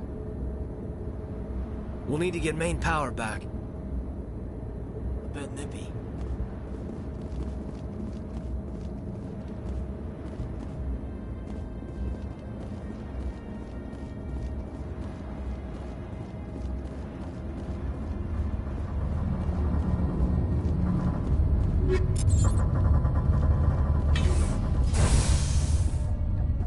Why are the turrets facing the wrong way? They want to keep their people in as much as they want to keep others out.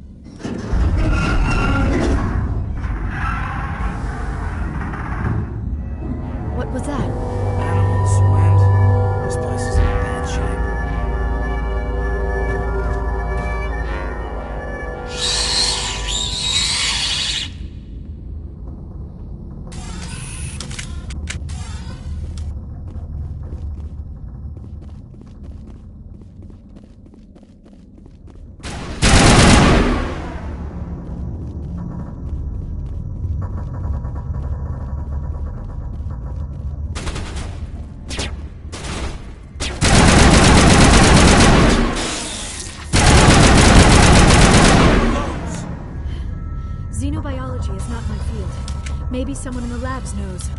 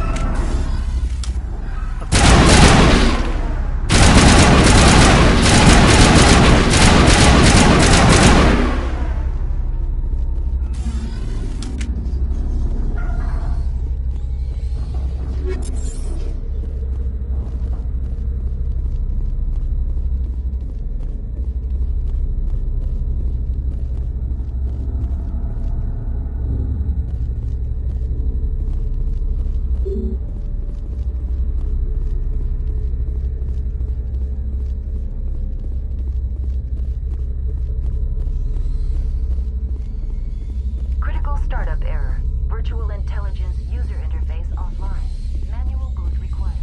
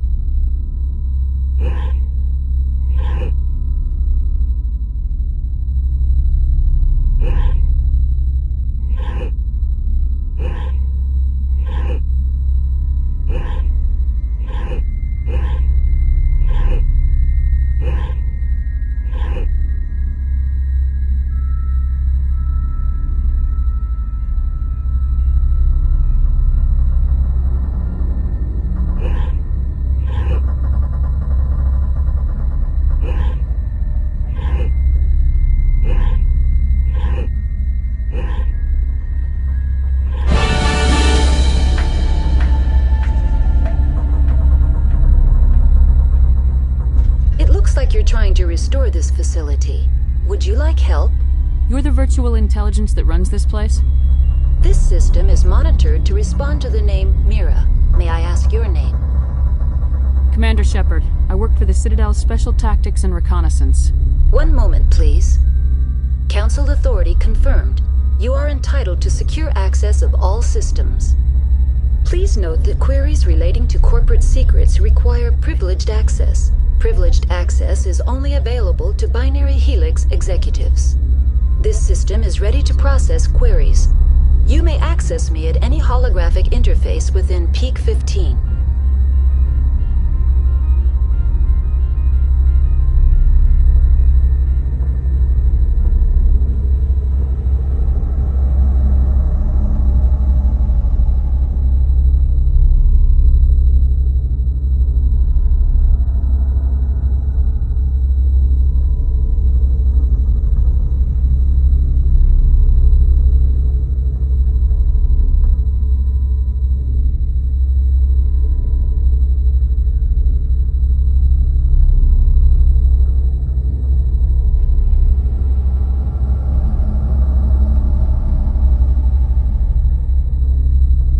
Find Matriarch Benezia.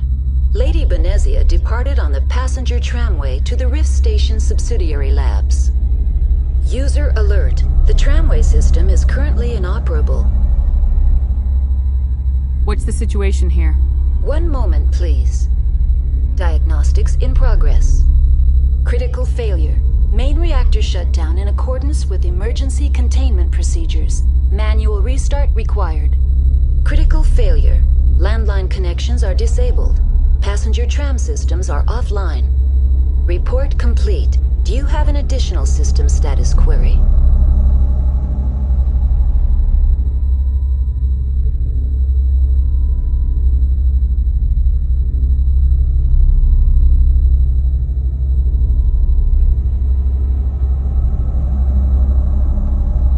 Do you know why the reactor was shut down?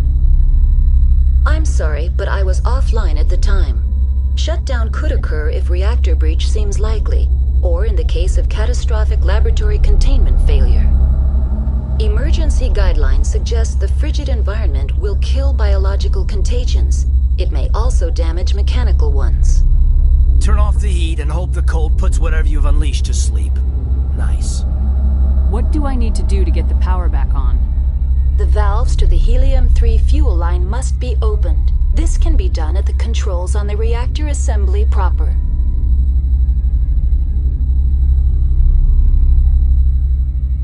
Tell me what happened here.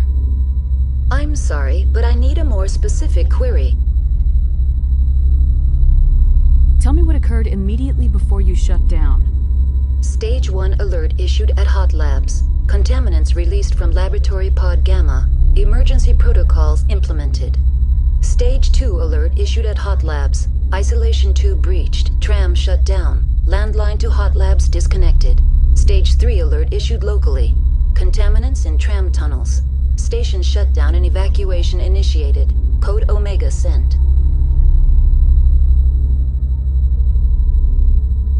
What sort of contaminants escaped? I'm sorry, Commander. Inquiries related to our research require privileged access. Only executives of Binary Helix have that level of clearance.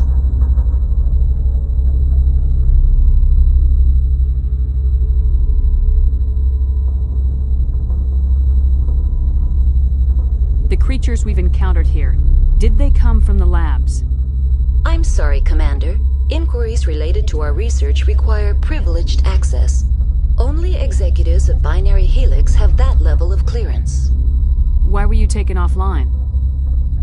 In the event, Ps4 must be sterilized for security purposes. My program and data are purged. They kill you if something goes wrong? My systems are permanently disabled. To be killed, I would need to be alive. I am merely a database program. I need instructions on how to repair the station. Critical failure. Main reactor shut down in accordance with emergency containment procedures. Manual restart required. Critical failure. Landline connections are disabled. Passenger tram systems are offline. Report complete. Do you have an additional system status query? What are the landlines and why are they disabled? The landlines connect my mainframes here at Central Station to the various sub-facilities of Ps4. This allows the crew to remotely access my databases from the comfort and security of their labs. When emergency protocols were implemented within the hot labs, the cabling was automatically ejected.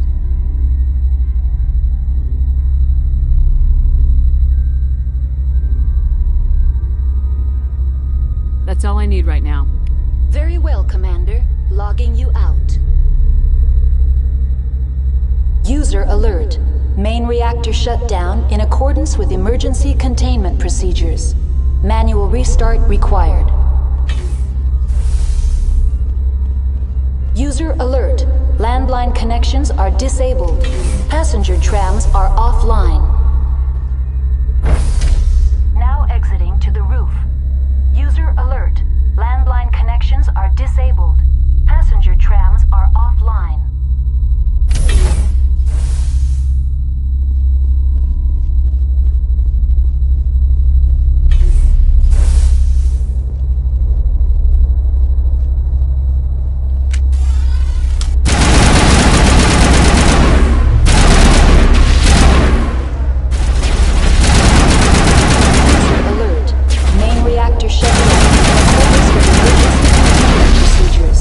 Manual restart required.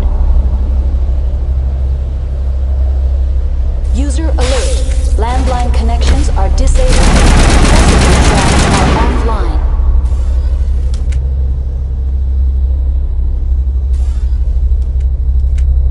Online. How may I assist you? That's all I need right now. Very well, Commander. Logging you out.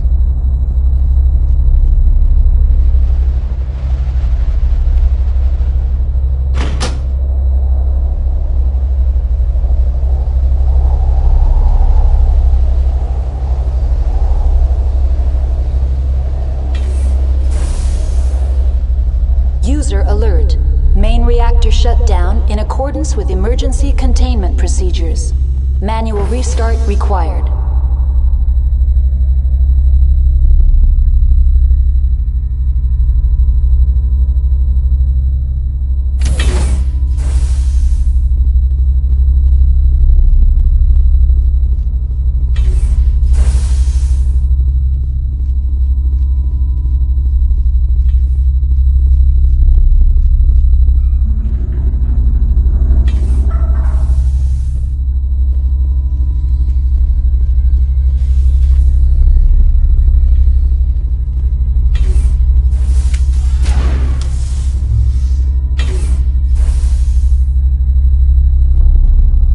Alert. Main reactor shut down in accordance with emergency containment procedures. Now entering main reactor. User alert. Main reactor shut down in accordance with emergency containment procedures. Manual restart required.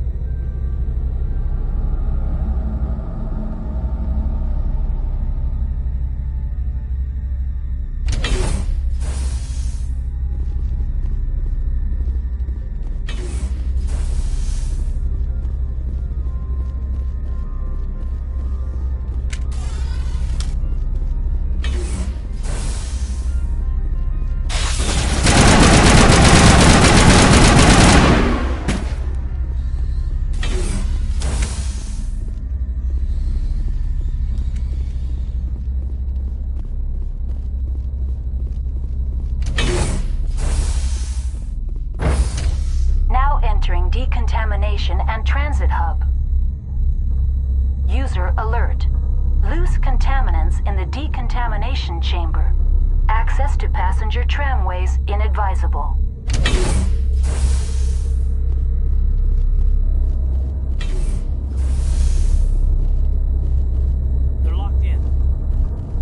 or could be, finessed. It appears that the trams to the subsidiary stations are beyond it. Connections restored. Processing new data. User alert. Unable to connect to hot lab facilities. What's this about loose contaminants? Dangerous biological agents are present in the tramway decontamination chamber. The tram station has been sealed in the interest of crew safety. Activation of the fail-safe plasma jets is recommended prior to access. How do I activate the fail-safe system? Controls for the fail-safe systems are located in the security checkpoint outside decontamination. User alert. The fail-safe system is currently inoperable. Tell me what happened here. I'm sorry, but I need a more specific query. What's the status of Rift Station? Rift Station has been locked down by the staff. There are presently no contaminants within the facility. The staff is alive then? Yes, though the number of personnel is below the official staff count. Give me a status report on the hot labs. I am sorry. The network connections to the labs have been damaged. Data is limited. Give me an overview of the facility. The hot labs isolate dangerous biological or cybernetic contaminants during development. The complex is built within a glacier. In the event of an accident, it can be irradiated and sunk into the ice. That's all I need right now. Very well, Commander. Logging you out. Control group, loosen them. They're in... Can't escape. Up the tunnels now. We're sorry. The leads couldn't get to the struck. Get out while you can. He killed himself because he was part of whatever happened here? He must have felt there was no hope of surviving, that killing himself would be easier.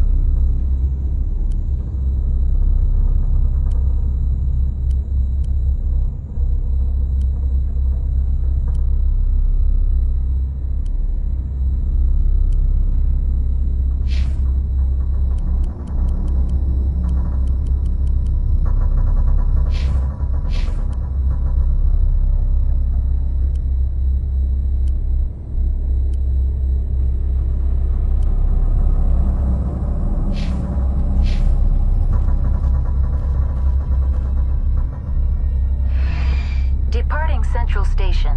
Destination, Rift Station.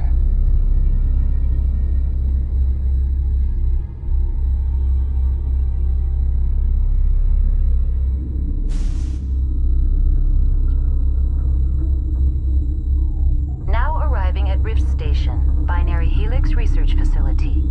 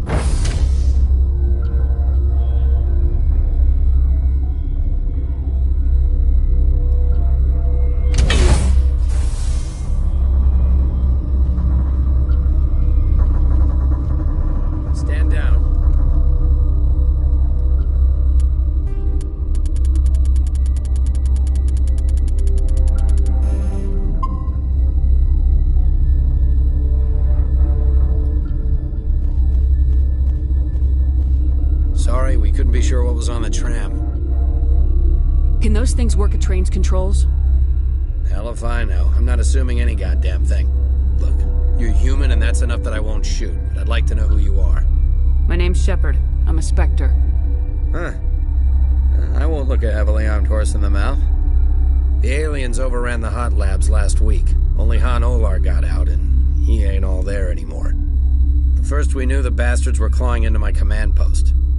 We had a lot more staff then. You were taken by surprise and had civilians to protect. You did a good job, Captain. Yeah? Sure as hell doesn't feel like it. The board sent an Asari to clean up the mess. She went to the hot labs yesterday. We haven't heard from her since. I'm not gonna let any of your people die.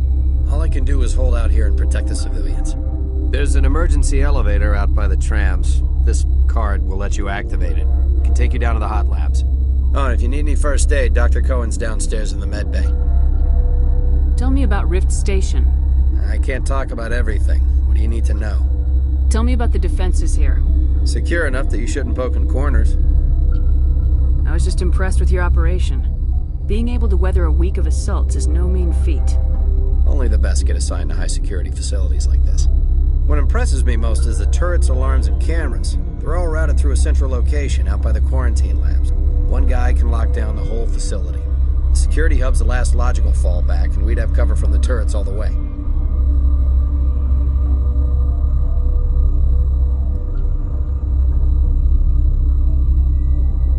What can you tell me about the aliens?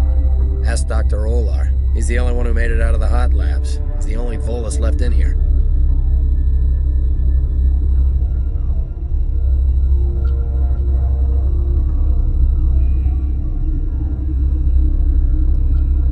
I need to know more about the situation in the hot labs. The facility's off the network. The only way to find out would be to send scouts down the elevator, and I won't send my people to their death.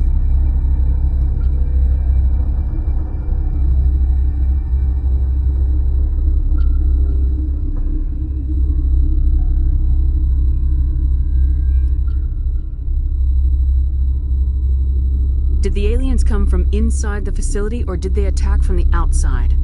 You want my personal opinion? Labs like that exist to do stupid crap that gets people killed.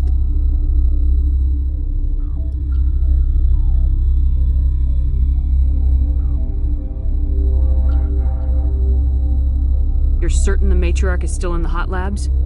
She hasn't come back here. You came through Central Station, so she ain't there.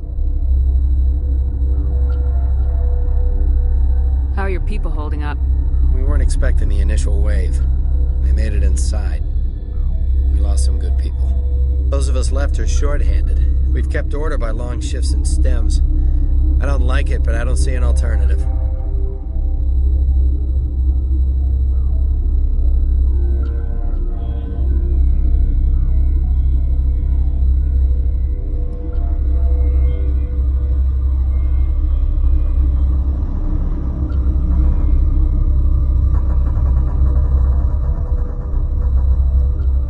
I've got work to do. Yeah, I hear that. Hell, man the perimeter!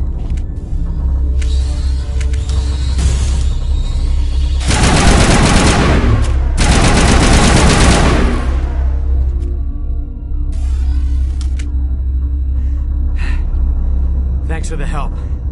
Every few hours, a group comes up the tram tunnel. It's actually better since we locked down the elevator. I'll do whatever I can. I don't know why they keep throwing themselves against our defenses. Even animals should learn not to stick their noses where it hurts.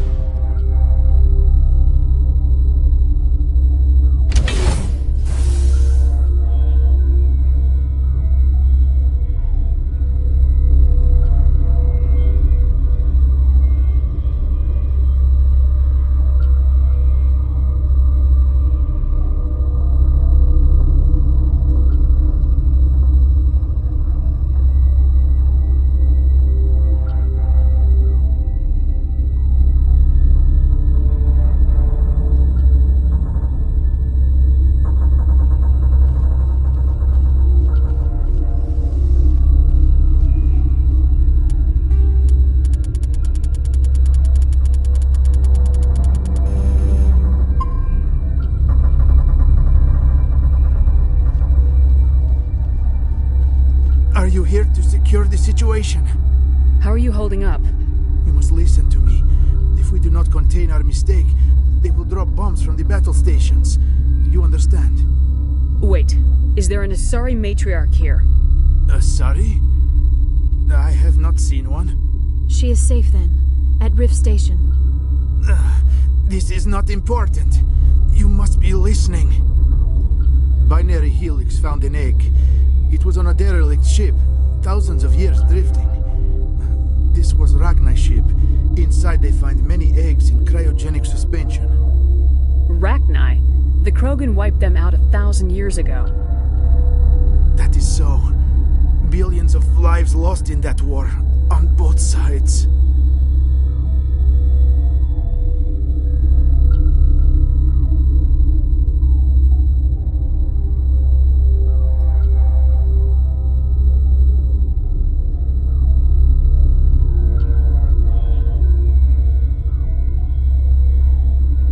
They brought it here to wake it up?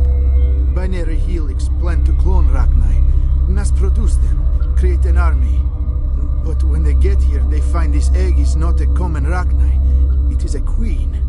After she lays eggs, they move her to Rift Station.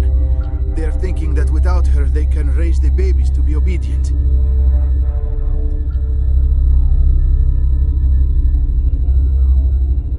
Hold on. Don't you need a male to get eggs?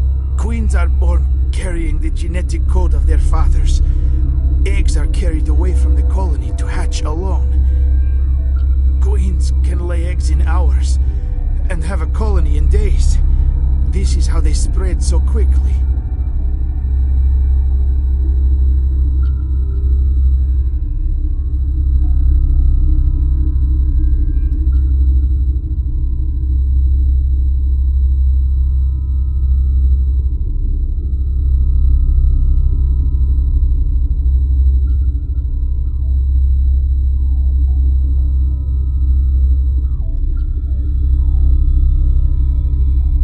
Separating them from their mother didn't work. This was exactly the wrong thing to do. I am thinking that without a queen, Ragnai do not develop properly. Her mind is shaping theirs. These Ragnai are uncontrollable.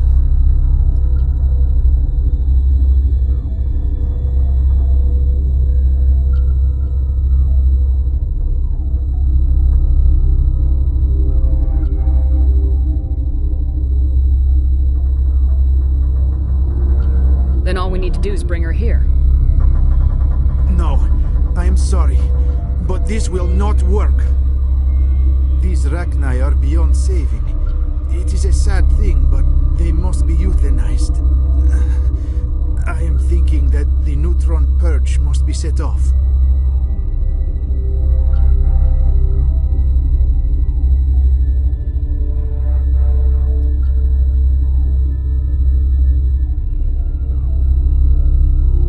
I'm not familiar with the purge system. It creates bursts of neutron radiation, kills everything within the station. Things beyond get genetic damage of varying degree. Once the purge is armed, we'll have to fight our way out. Give us a minute to patch up and rearm. Sure. I wait here. I am not so much good for searching now, yes? Mother always say I would meet a bad end.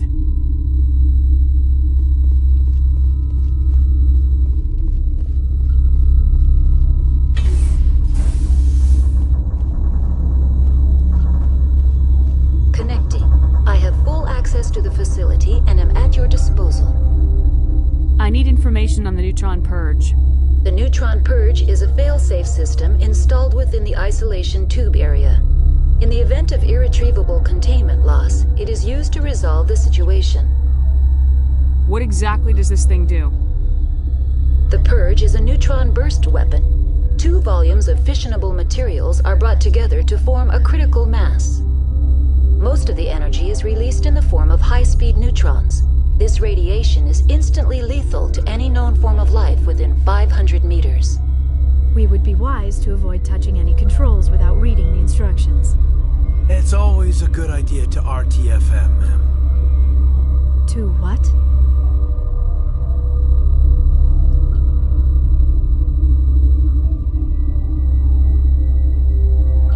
Activate the neutron purge.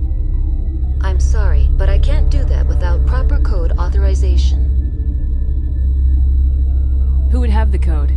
Director of Operations Yaroslav Tartakovsky, or any executive officer of Binary Helix. We're moving on. Logging you out, Commander.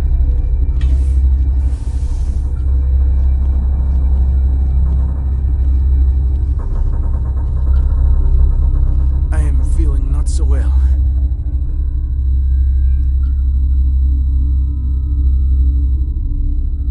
Once the purge is armed, we'll have to fight our way out. Give us a minute to patch up and rearm. Sure. I wait here. I am not so much good for searching now, yes? Mother always say I would meet a bad end.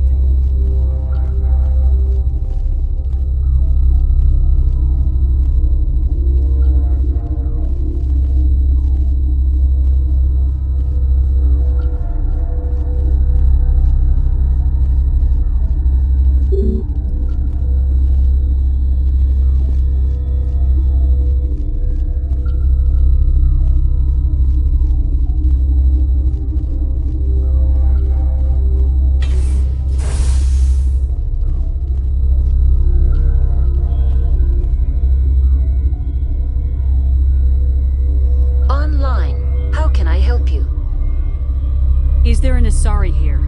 There is an Asari I cannot identify standing next to you. How you tolerate literal-minded VIs is beyond me. There are no others visible to my remaining internal sensors. How many Rachni are in here?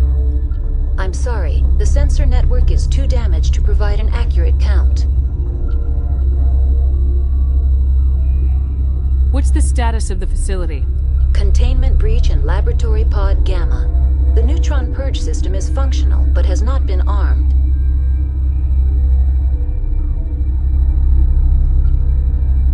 Are there any survivors in here? Yaroslav Tartakovsky, Director of Operations, is on the operations deck. There are no other living crew members within the lab structure. Activate the neutron purge. I'm sorry, but I can't do that without proper code authorization. Who would have the code? Director of Operations Yaroslav Tartakovsky, or any executive officer of Binary Helix. We're moving on. Logging you out, Commander.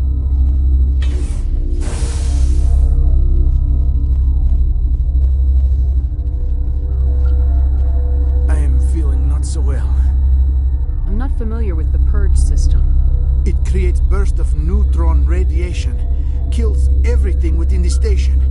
Things beyond get genetic damage of varying degree.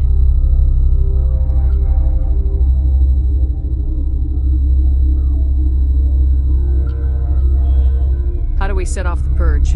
Arming controls are nearby. All you do is insert the key. Then I will give Mira destruct.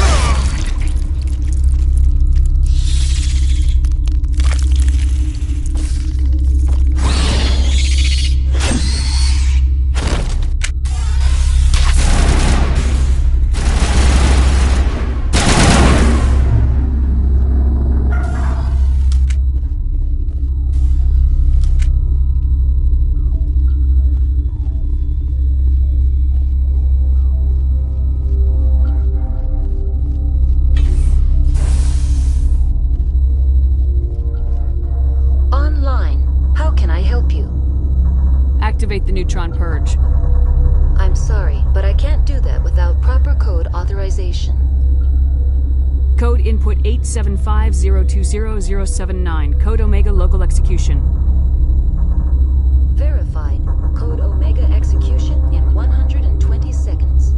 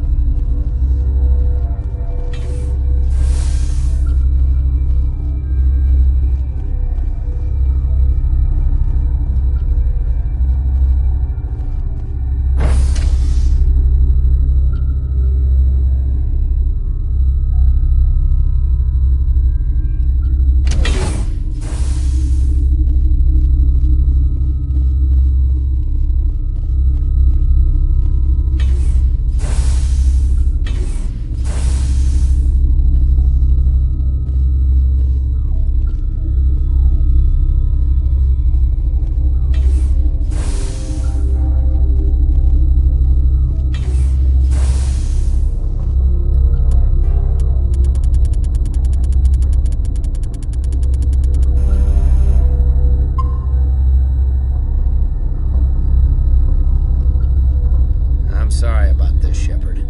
We've got orders from Venezia. Open fire!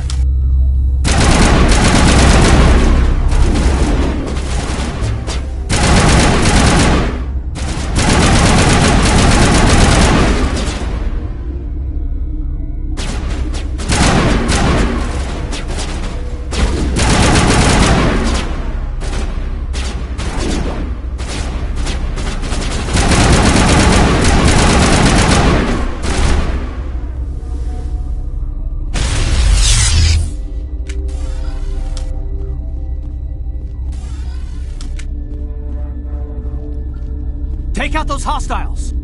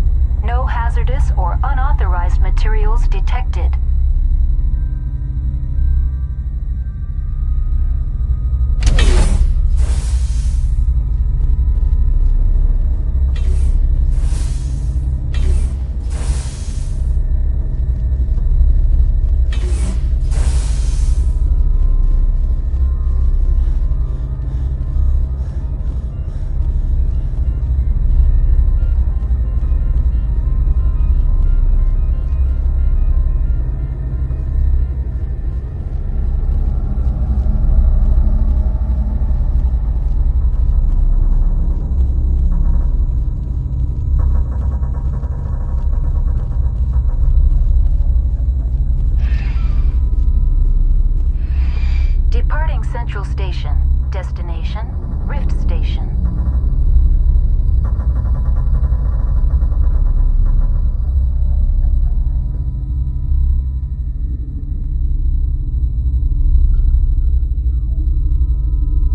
Now arriving at Rift Station, Binary Helix Research Facility.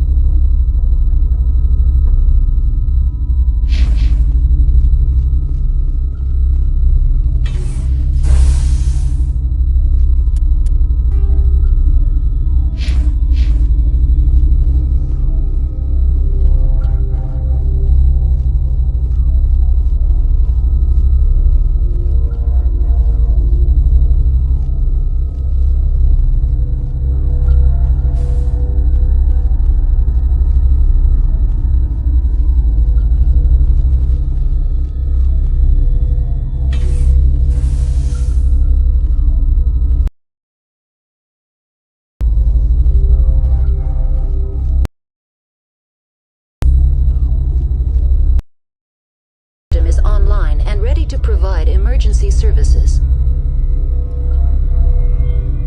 What are you doing over here? I administrate the systems of all of the various Peak 15 facilities. I form the core logic for Rift Station's automatic treatment system. We don't need anything right now. Very well, Commander. Logging you out.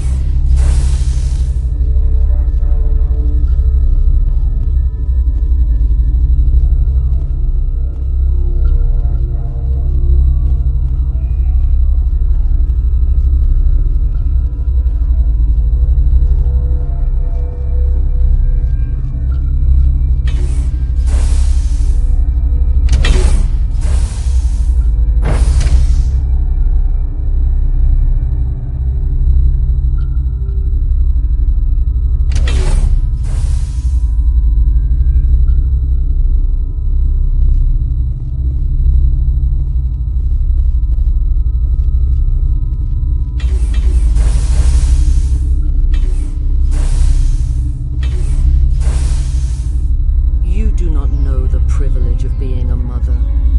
There is power in creation. shape a life, turn it toward happiness or despair. Her children were to be ours, raised to hunt and slay Saren's enemies. I won't be moved by sympathy, no matter who you bring into this confrontation. Liara's here because she wants to be, not because I asked her to. Indeed. What have you told her about me, Liara? What could I say, Mother? That you're insane? Evil? Should I explain how to kill you? What could I say? Have you faced an Asari commando unit before? Few humans have. I can't believe you'd kill your own daughter. I now realize I should have been stricter with her.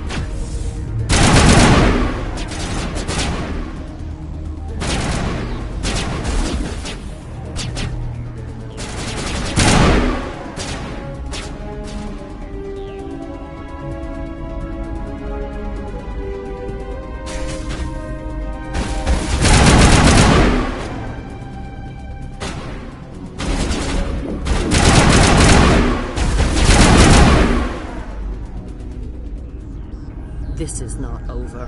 Saren is unstoppable. My mind is filled with his light. Everything is clear. The Rachni didn't cooperate with you. Why should I? I will not betray him. You will... You must listen. Saren still whispers in my mind. I can fight his compulsions, briefly, but the indoctrination is strong. Why are you able to break free of his control now? I sealed a part of my mind away from the indoctrination, saving it for a moment when I could help destroy him. It will not last long.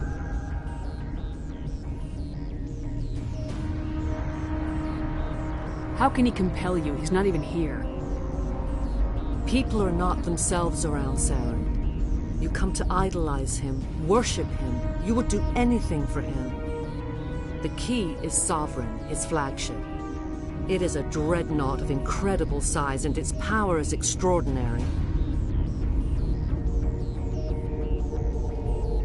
Sovereign's not like other ships. Where did it come from? I cannot say. The Geth did not build it. Its technology is far more advanced than that of any known species.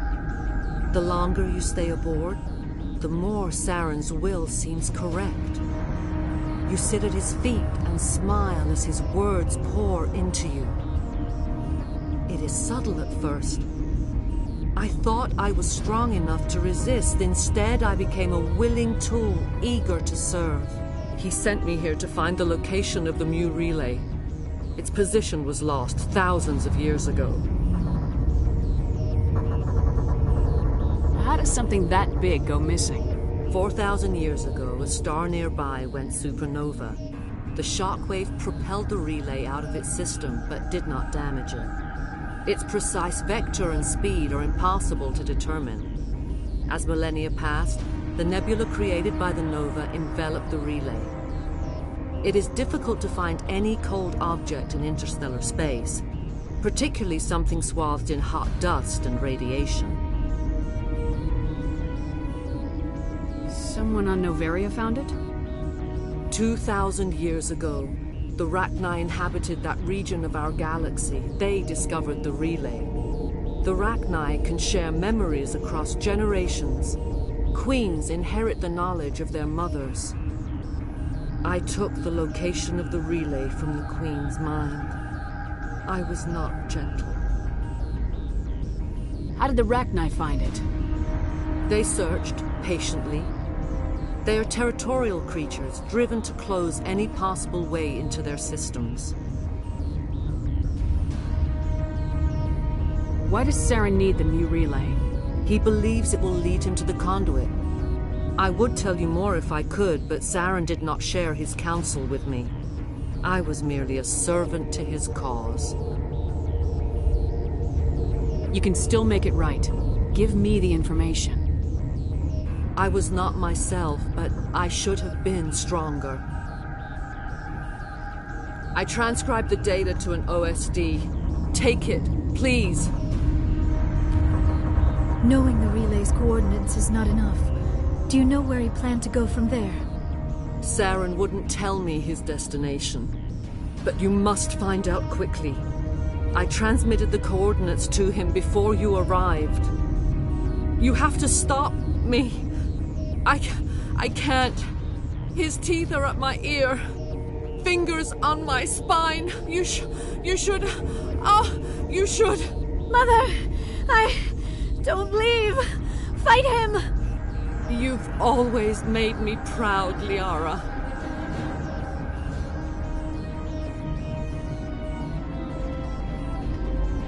Die!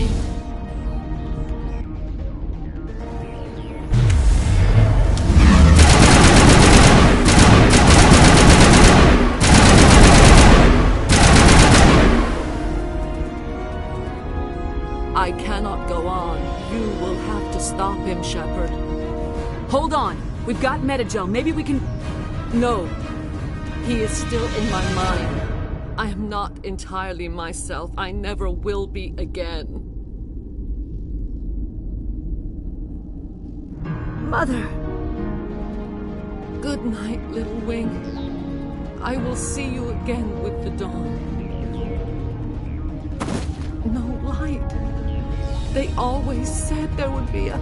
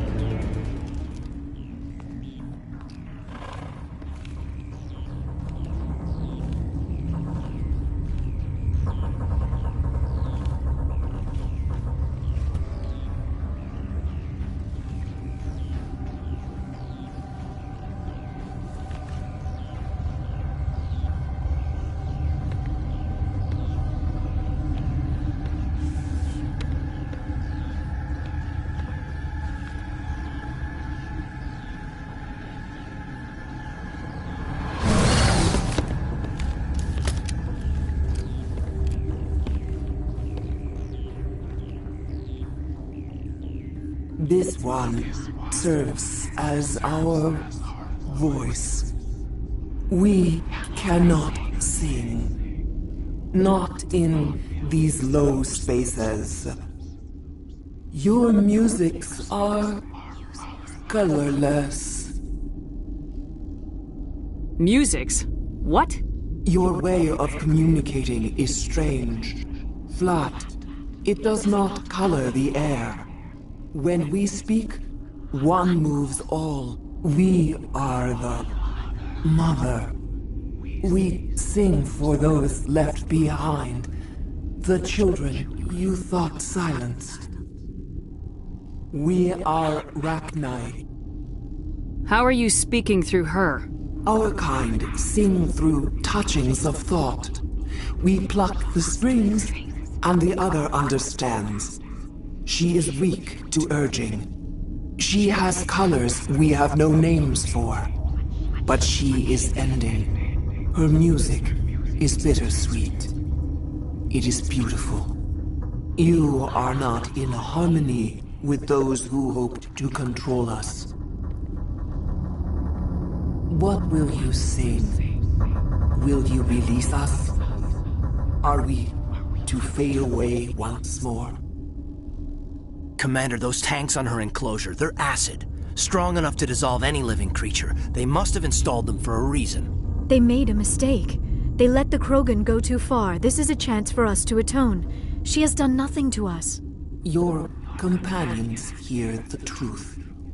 You have the power to free us, or return our people to the silence of memory. If I let you live, would you attack other races again? No. I do not know what happened in the war. We only heard discordance, songs the color of oily shadows. We would seek a hidden place to teach our children harmony. If they understand, perhaps we would return. You could have calmed them if I hadn't set off the purge? No. Our minds are not as yours. We can only learn to sing in harmony. Without a mother, children are lost to silence. You should not sing of them in gray and violet. We would have stilled them ourselves. Are you a survivor from the war? A clone? We do not know. We were only an egg, hearing Mother cry in our dreams. A tone from space hushed one voice after another. It forced the singers to resonate with its own sour yellow note. Then we awoke in this place, the last echo of those who came out from the singing planet. The sky is silent.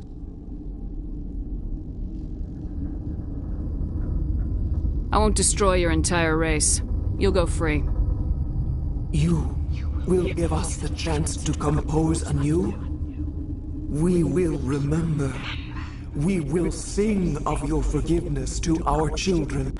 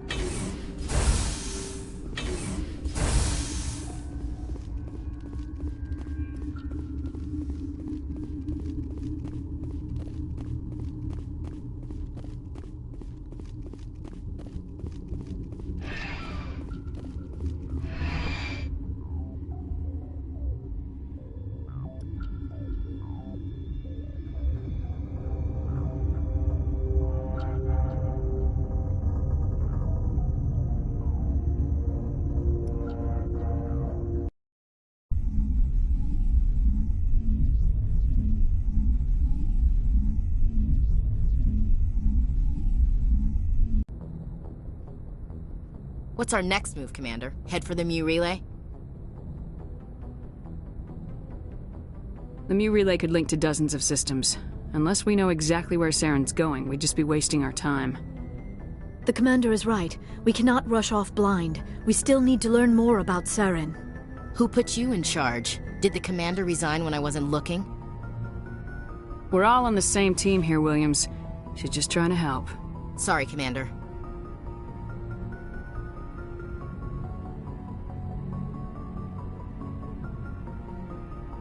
Look, this is a tough mission. We're all on edge. Everyone go get some rest. Crew dismissed.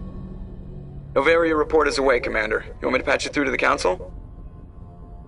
Patch him through, Joker. Setting up the link now, Commander. Is this report accurate, Commander? You found Rachni on Novaria? And then released the Queen. Do you have any idea what you've done? How many generations until they overrun the galaxy? This Queen is different. She understands why her kind had to be wiped out last time around. I hope you're right, Shepard. Our children's children will pay the price if you're not. We'll be waiting for your next report, Commander.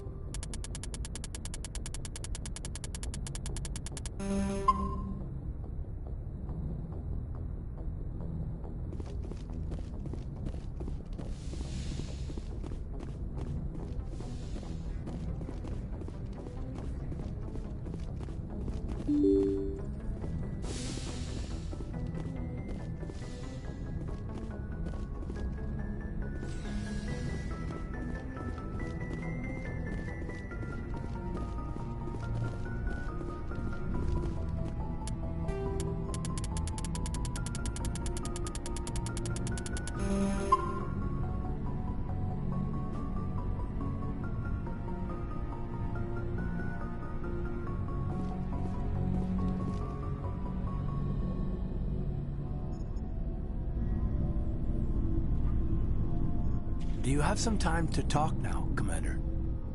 Of course. Have a seat. We've played it pretty close to the book so far, but we're a long way from backup. We've got some tough calls to make. I'm just saying, try to leave yourself a way out. I've seen what cutting corners can do, and I'd hate to have that happen to you, Shepard. Commander.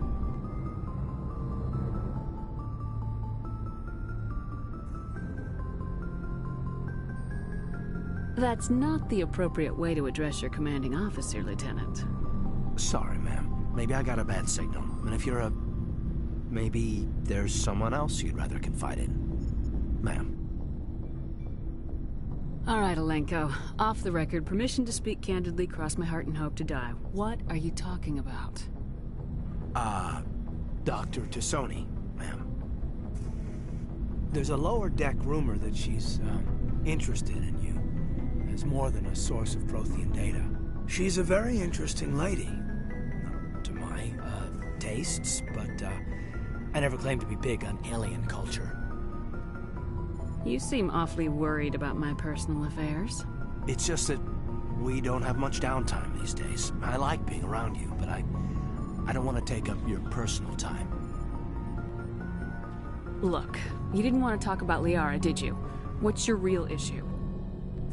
You're right. Sorry. It wasn't, Liara's not my main concern. I'm not questioning any decision you've made, Shepard. Let me be clear about that. It's just my experience that once someone lets something slide, it tends to pick up speed. You get my meaning? Talk to me, Kaiden. You got a little black rain cloud sitting over your head. I'll try to keep the deck dry. You know the records about the biotic training out on Jump Zero? They're all classified, because the Alliance made mistakes. After first contact, Kinetics was set up to track Element Zero exposures and develop implants for humans. Once we had an embassy on the Citadel, Kinetics could bring in experts instead of taking it slow. Is there some reason we couldn't learn it on our own? They didn't know where to start. Hell, it took a couple of years to even link biotics and Ezo. Forget trying to get the kids to move stuff. They had trouble just helping them not break their own limbs. And their choice of teachers didn't help much.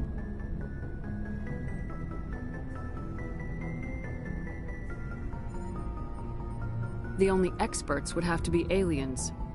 Dead on. Turians, actually. That's why Canadics kept it a secret. They were afraid of what people back home would think, asking the Turians for help when we just fought a war with them.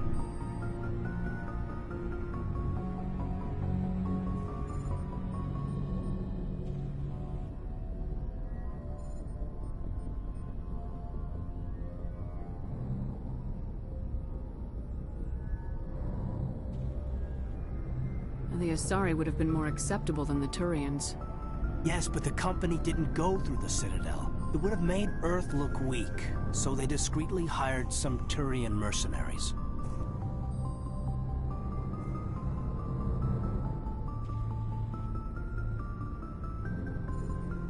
Get your knuckles rapped a few times, Lieutenant? Yeah, you could say that. Our instructor was a Turian by the name of Commander Vernus. To introduce himself, he liked to say, "I was at the helm of the dreadnought that killed your father." When I told him my dad wasn't in the war, he'd retired to Vancouver. My family had an inland home that matured to new beachfront. Vernus had it in for me after that. He cut corners, pushed hard. I mean, you either came out a Superman or a wreck. A lot of kids snapped. A few died.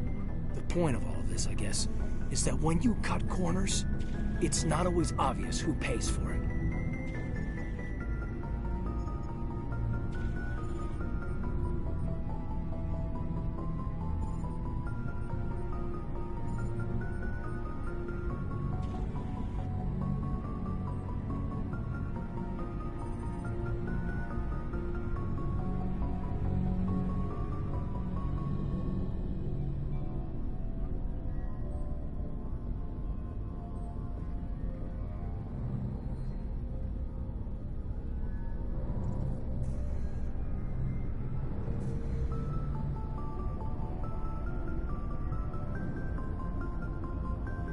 So why are you telling me this? Is there something I can do to help you get over it? I'm 32, Shepard. You don't serve as long as I have without coming to terms with yourself. You also learn that if someone is special to you, you help them. Try to keep them from making mistakes. Special, huh? If I'm out of line, just say the word. You're not out of line, Kaiden. But there are regs. I get you, Shepard. I don't make a habit of complicating the chain of command. Just think about what I said. Just trying to get a sense of where the crew's at. Thoughts? I've wasted enough of your time for now, Commander. We'll have time for personal debriefings later. We'll talk later, Kaiden. I'd like that.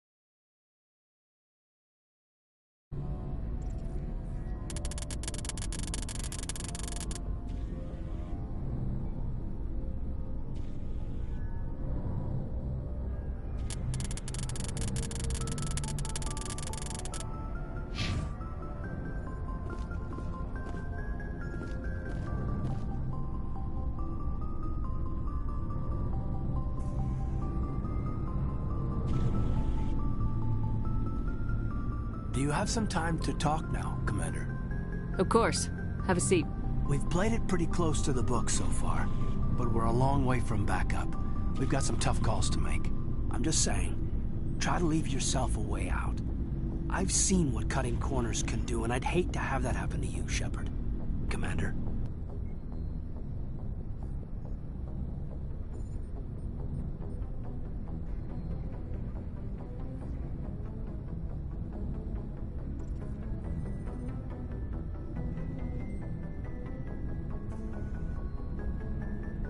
That's not the appropriate way to address your commanding officer, Lieutenant. Sorry, ma'am. Maybe I got a bad signal. I mean, if you're a... Maybe there's someone else you'd rather confide in. Ma'am.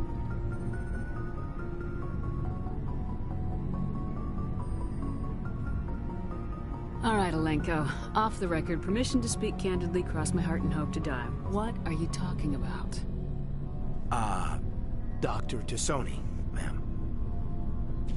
There's a lower deck rumor that she's, interested in you as more than a source of Prothean data. She's a very interesting lady. To my, tastes, but, I never claimed to be big on alien culture.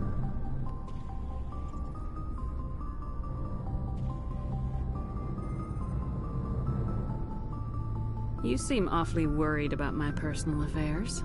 It's just that we don't have much downtime these days. I like being around you, but I don't want to take up your personal time. Look, you didn't want to talk about Liara, did you? What's your real issue? You're right. Sorry. It wasn't, Liara's not my main concern. I'm not questioning any decision you've made, Shepard. Let me be clear about that. It's just my experience that once someone lets something slide, it tends to pick up speed. Do you get my meaning?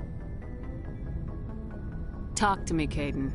You got a little black rain cloud sitting over your head. I'll try to keep the deck dry. You know the records about the biotic training out on Jump Zero? They're all classified, because the Alliance made mistakes. After first contact, Kinetics was set up to track Element Zero exposures and develop implants for humans. Once we had an embassy on the Citadel, Kinetics could bring in experts instead of taking it slow. Is there some reason we couldn't learn it on our own? They didn't know where to start. I mean, hell, it took a couple of years to even link biotics and Ezo. Forget trying to get the kids to move stuff. They had trouble just helping them not break their own limbs. And their choice of teachers didn't help much. The only experts would have to be aliens. Dead on. Turians, actually. That's why Kinetics kept it a secret. They were afraid of what people back home would think, asking the Turians for help when we just fought a war with them. The Asari would have been more acceptable than the Turians. Yes, but the company didn't go through the Citadel. It would have made Earth look weak, so they discreetly hired some Turian mercenaries.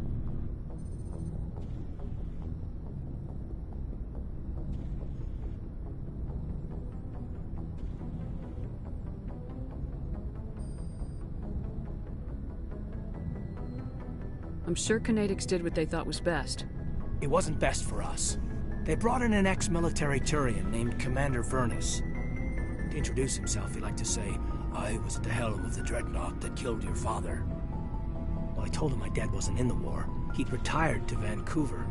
My family had an inland home that matured to new beachfront. Vernus had it in for me after that. He cut corners, pushed hard. I mean, you either came out a Superman or a wreck. A lot of kids snapped. A few died.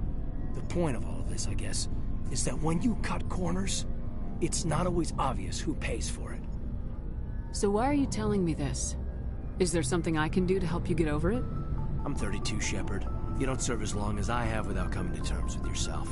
You also learn that if someone is special to you, you help them. Try to keep them from making mistakes. Special, huh? If I'm out of line, just say the word.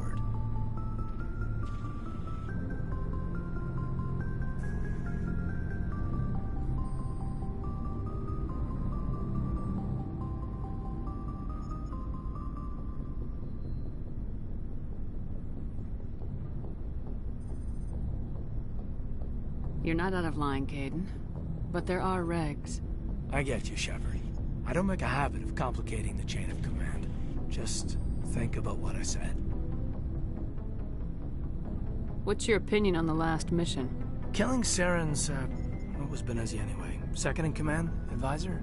Anyway, it should set him back a bit. I'm sure Dr. Tassoni's hurting, though. Poor kid. Having to kill her own mom. Any opinion on the Rachni? Off the record? If we had the option, I'd as soon have left it to the Council. We weren't out here during the Rachni War. I'm not sure we have any business getting involved. We'll talk later, Kaiden. I'd like that.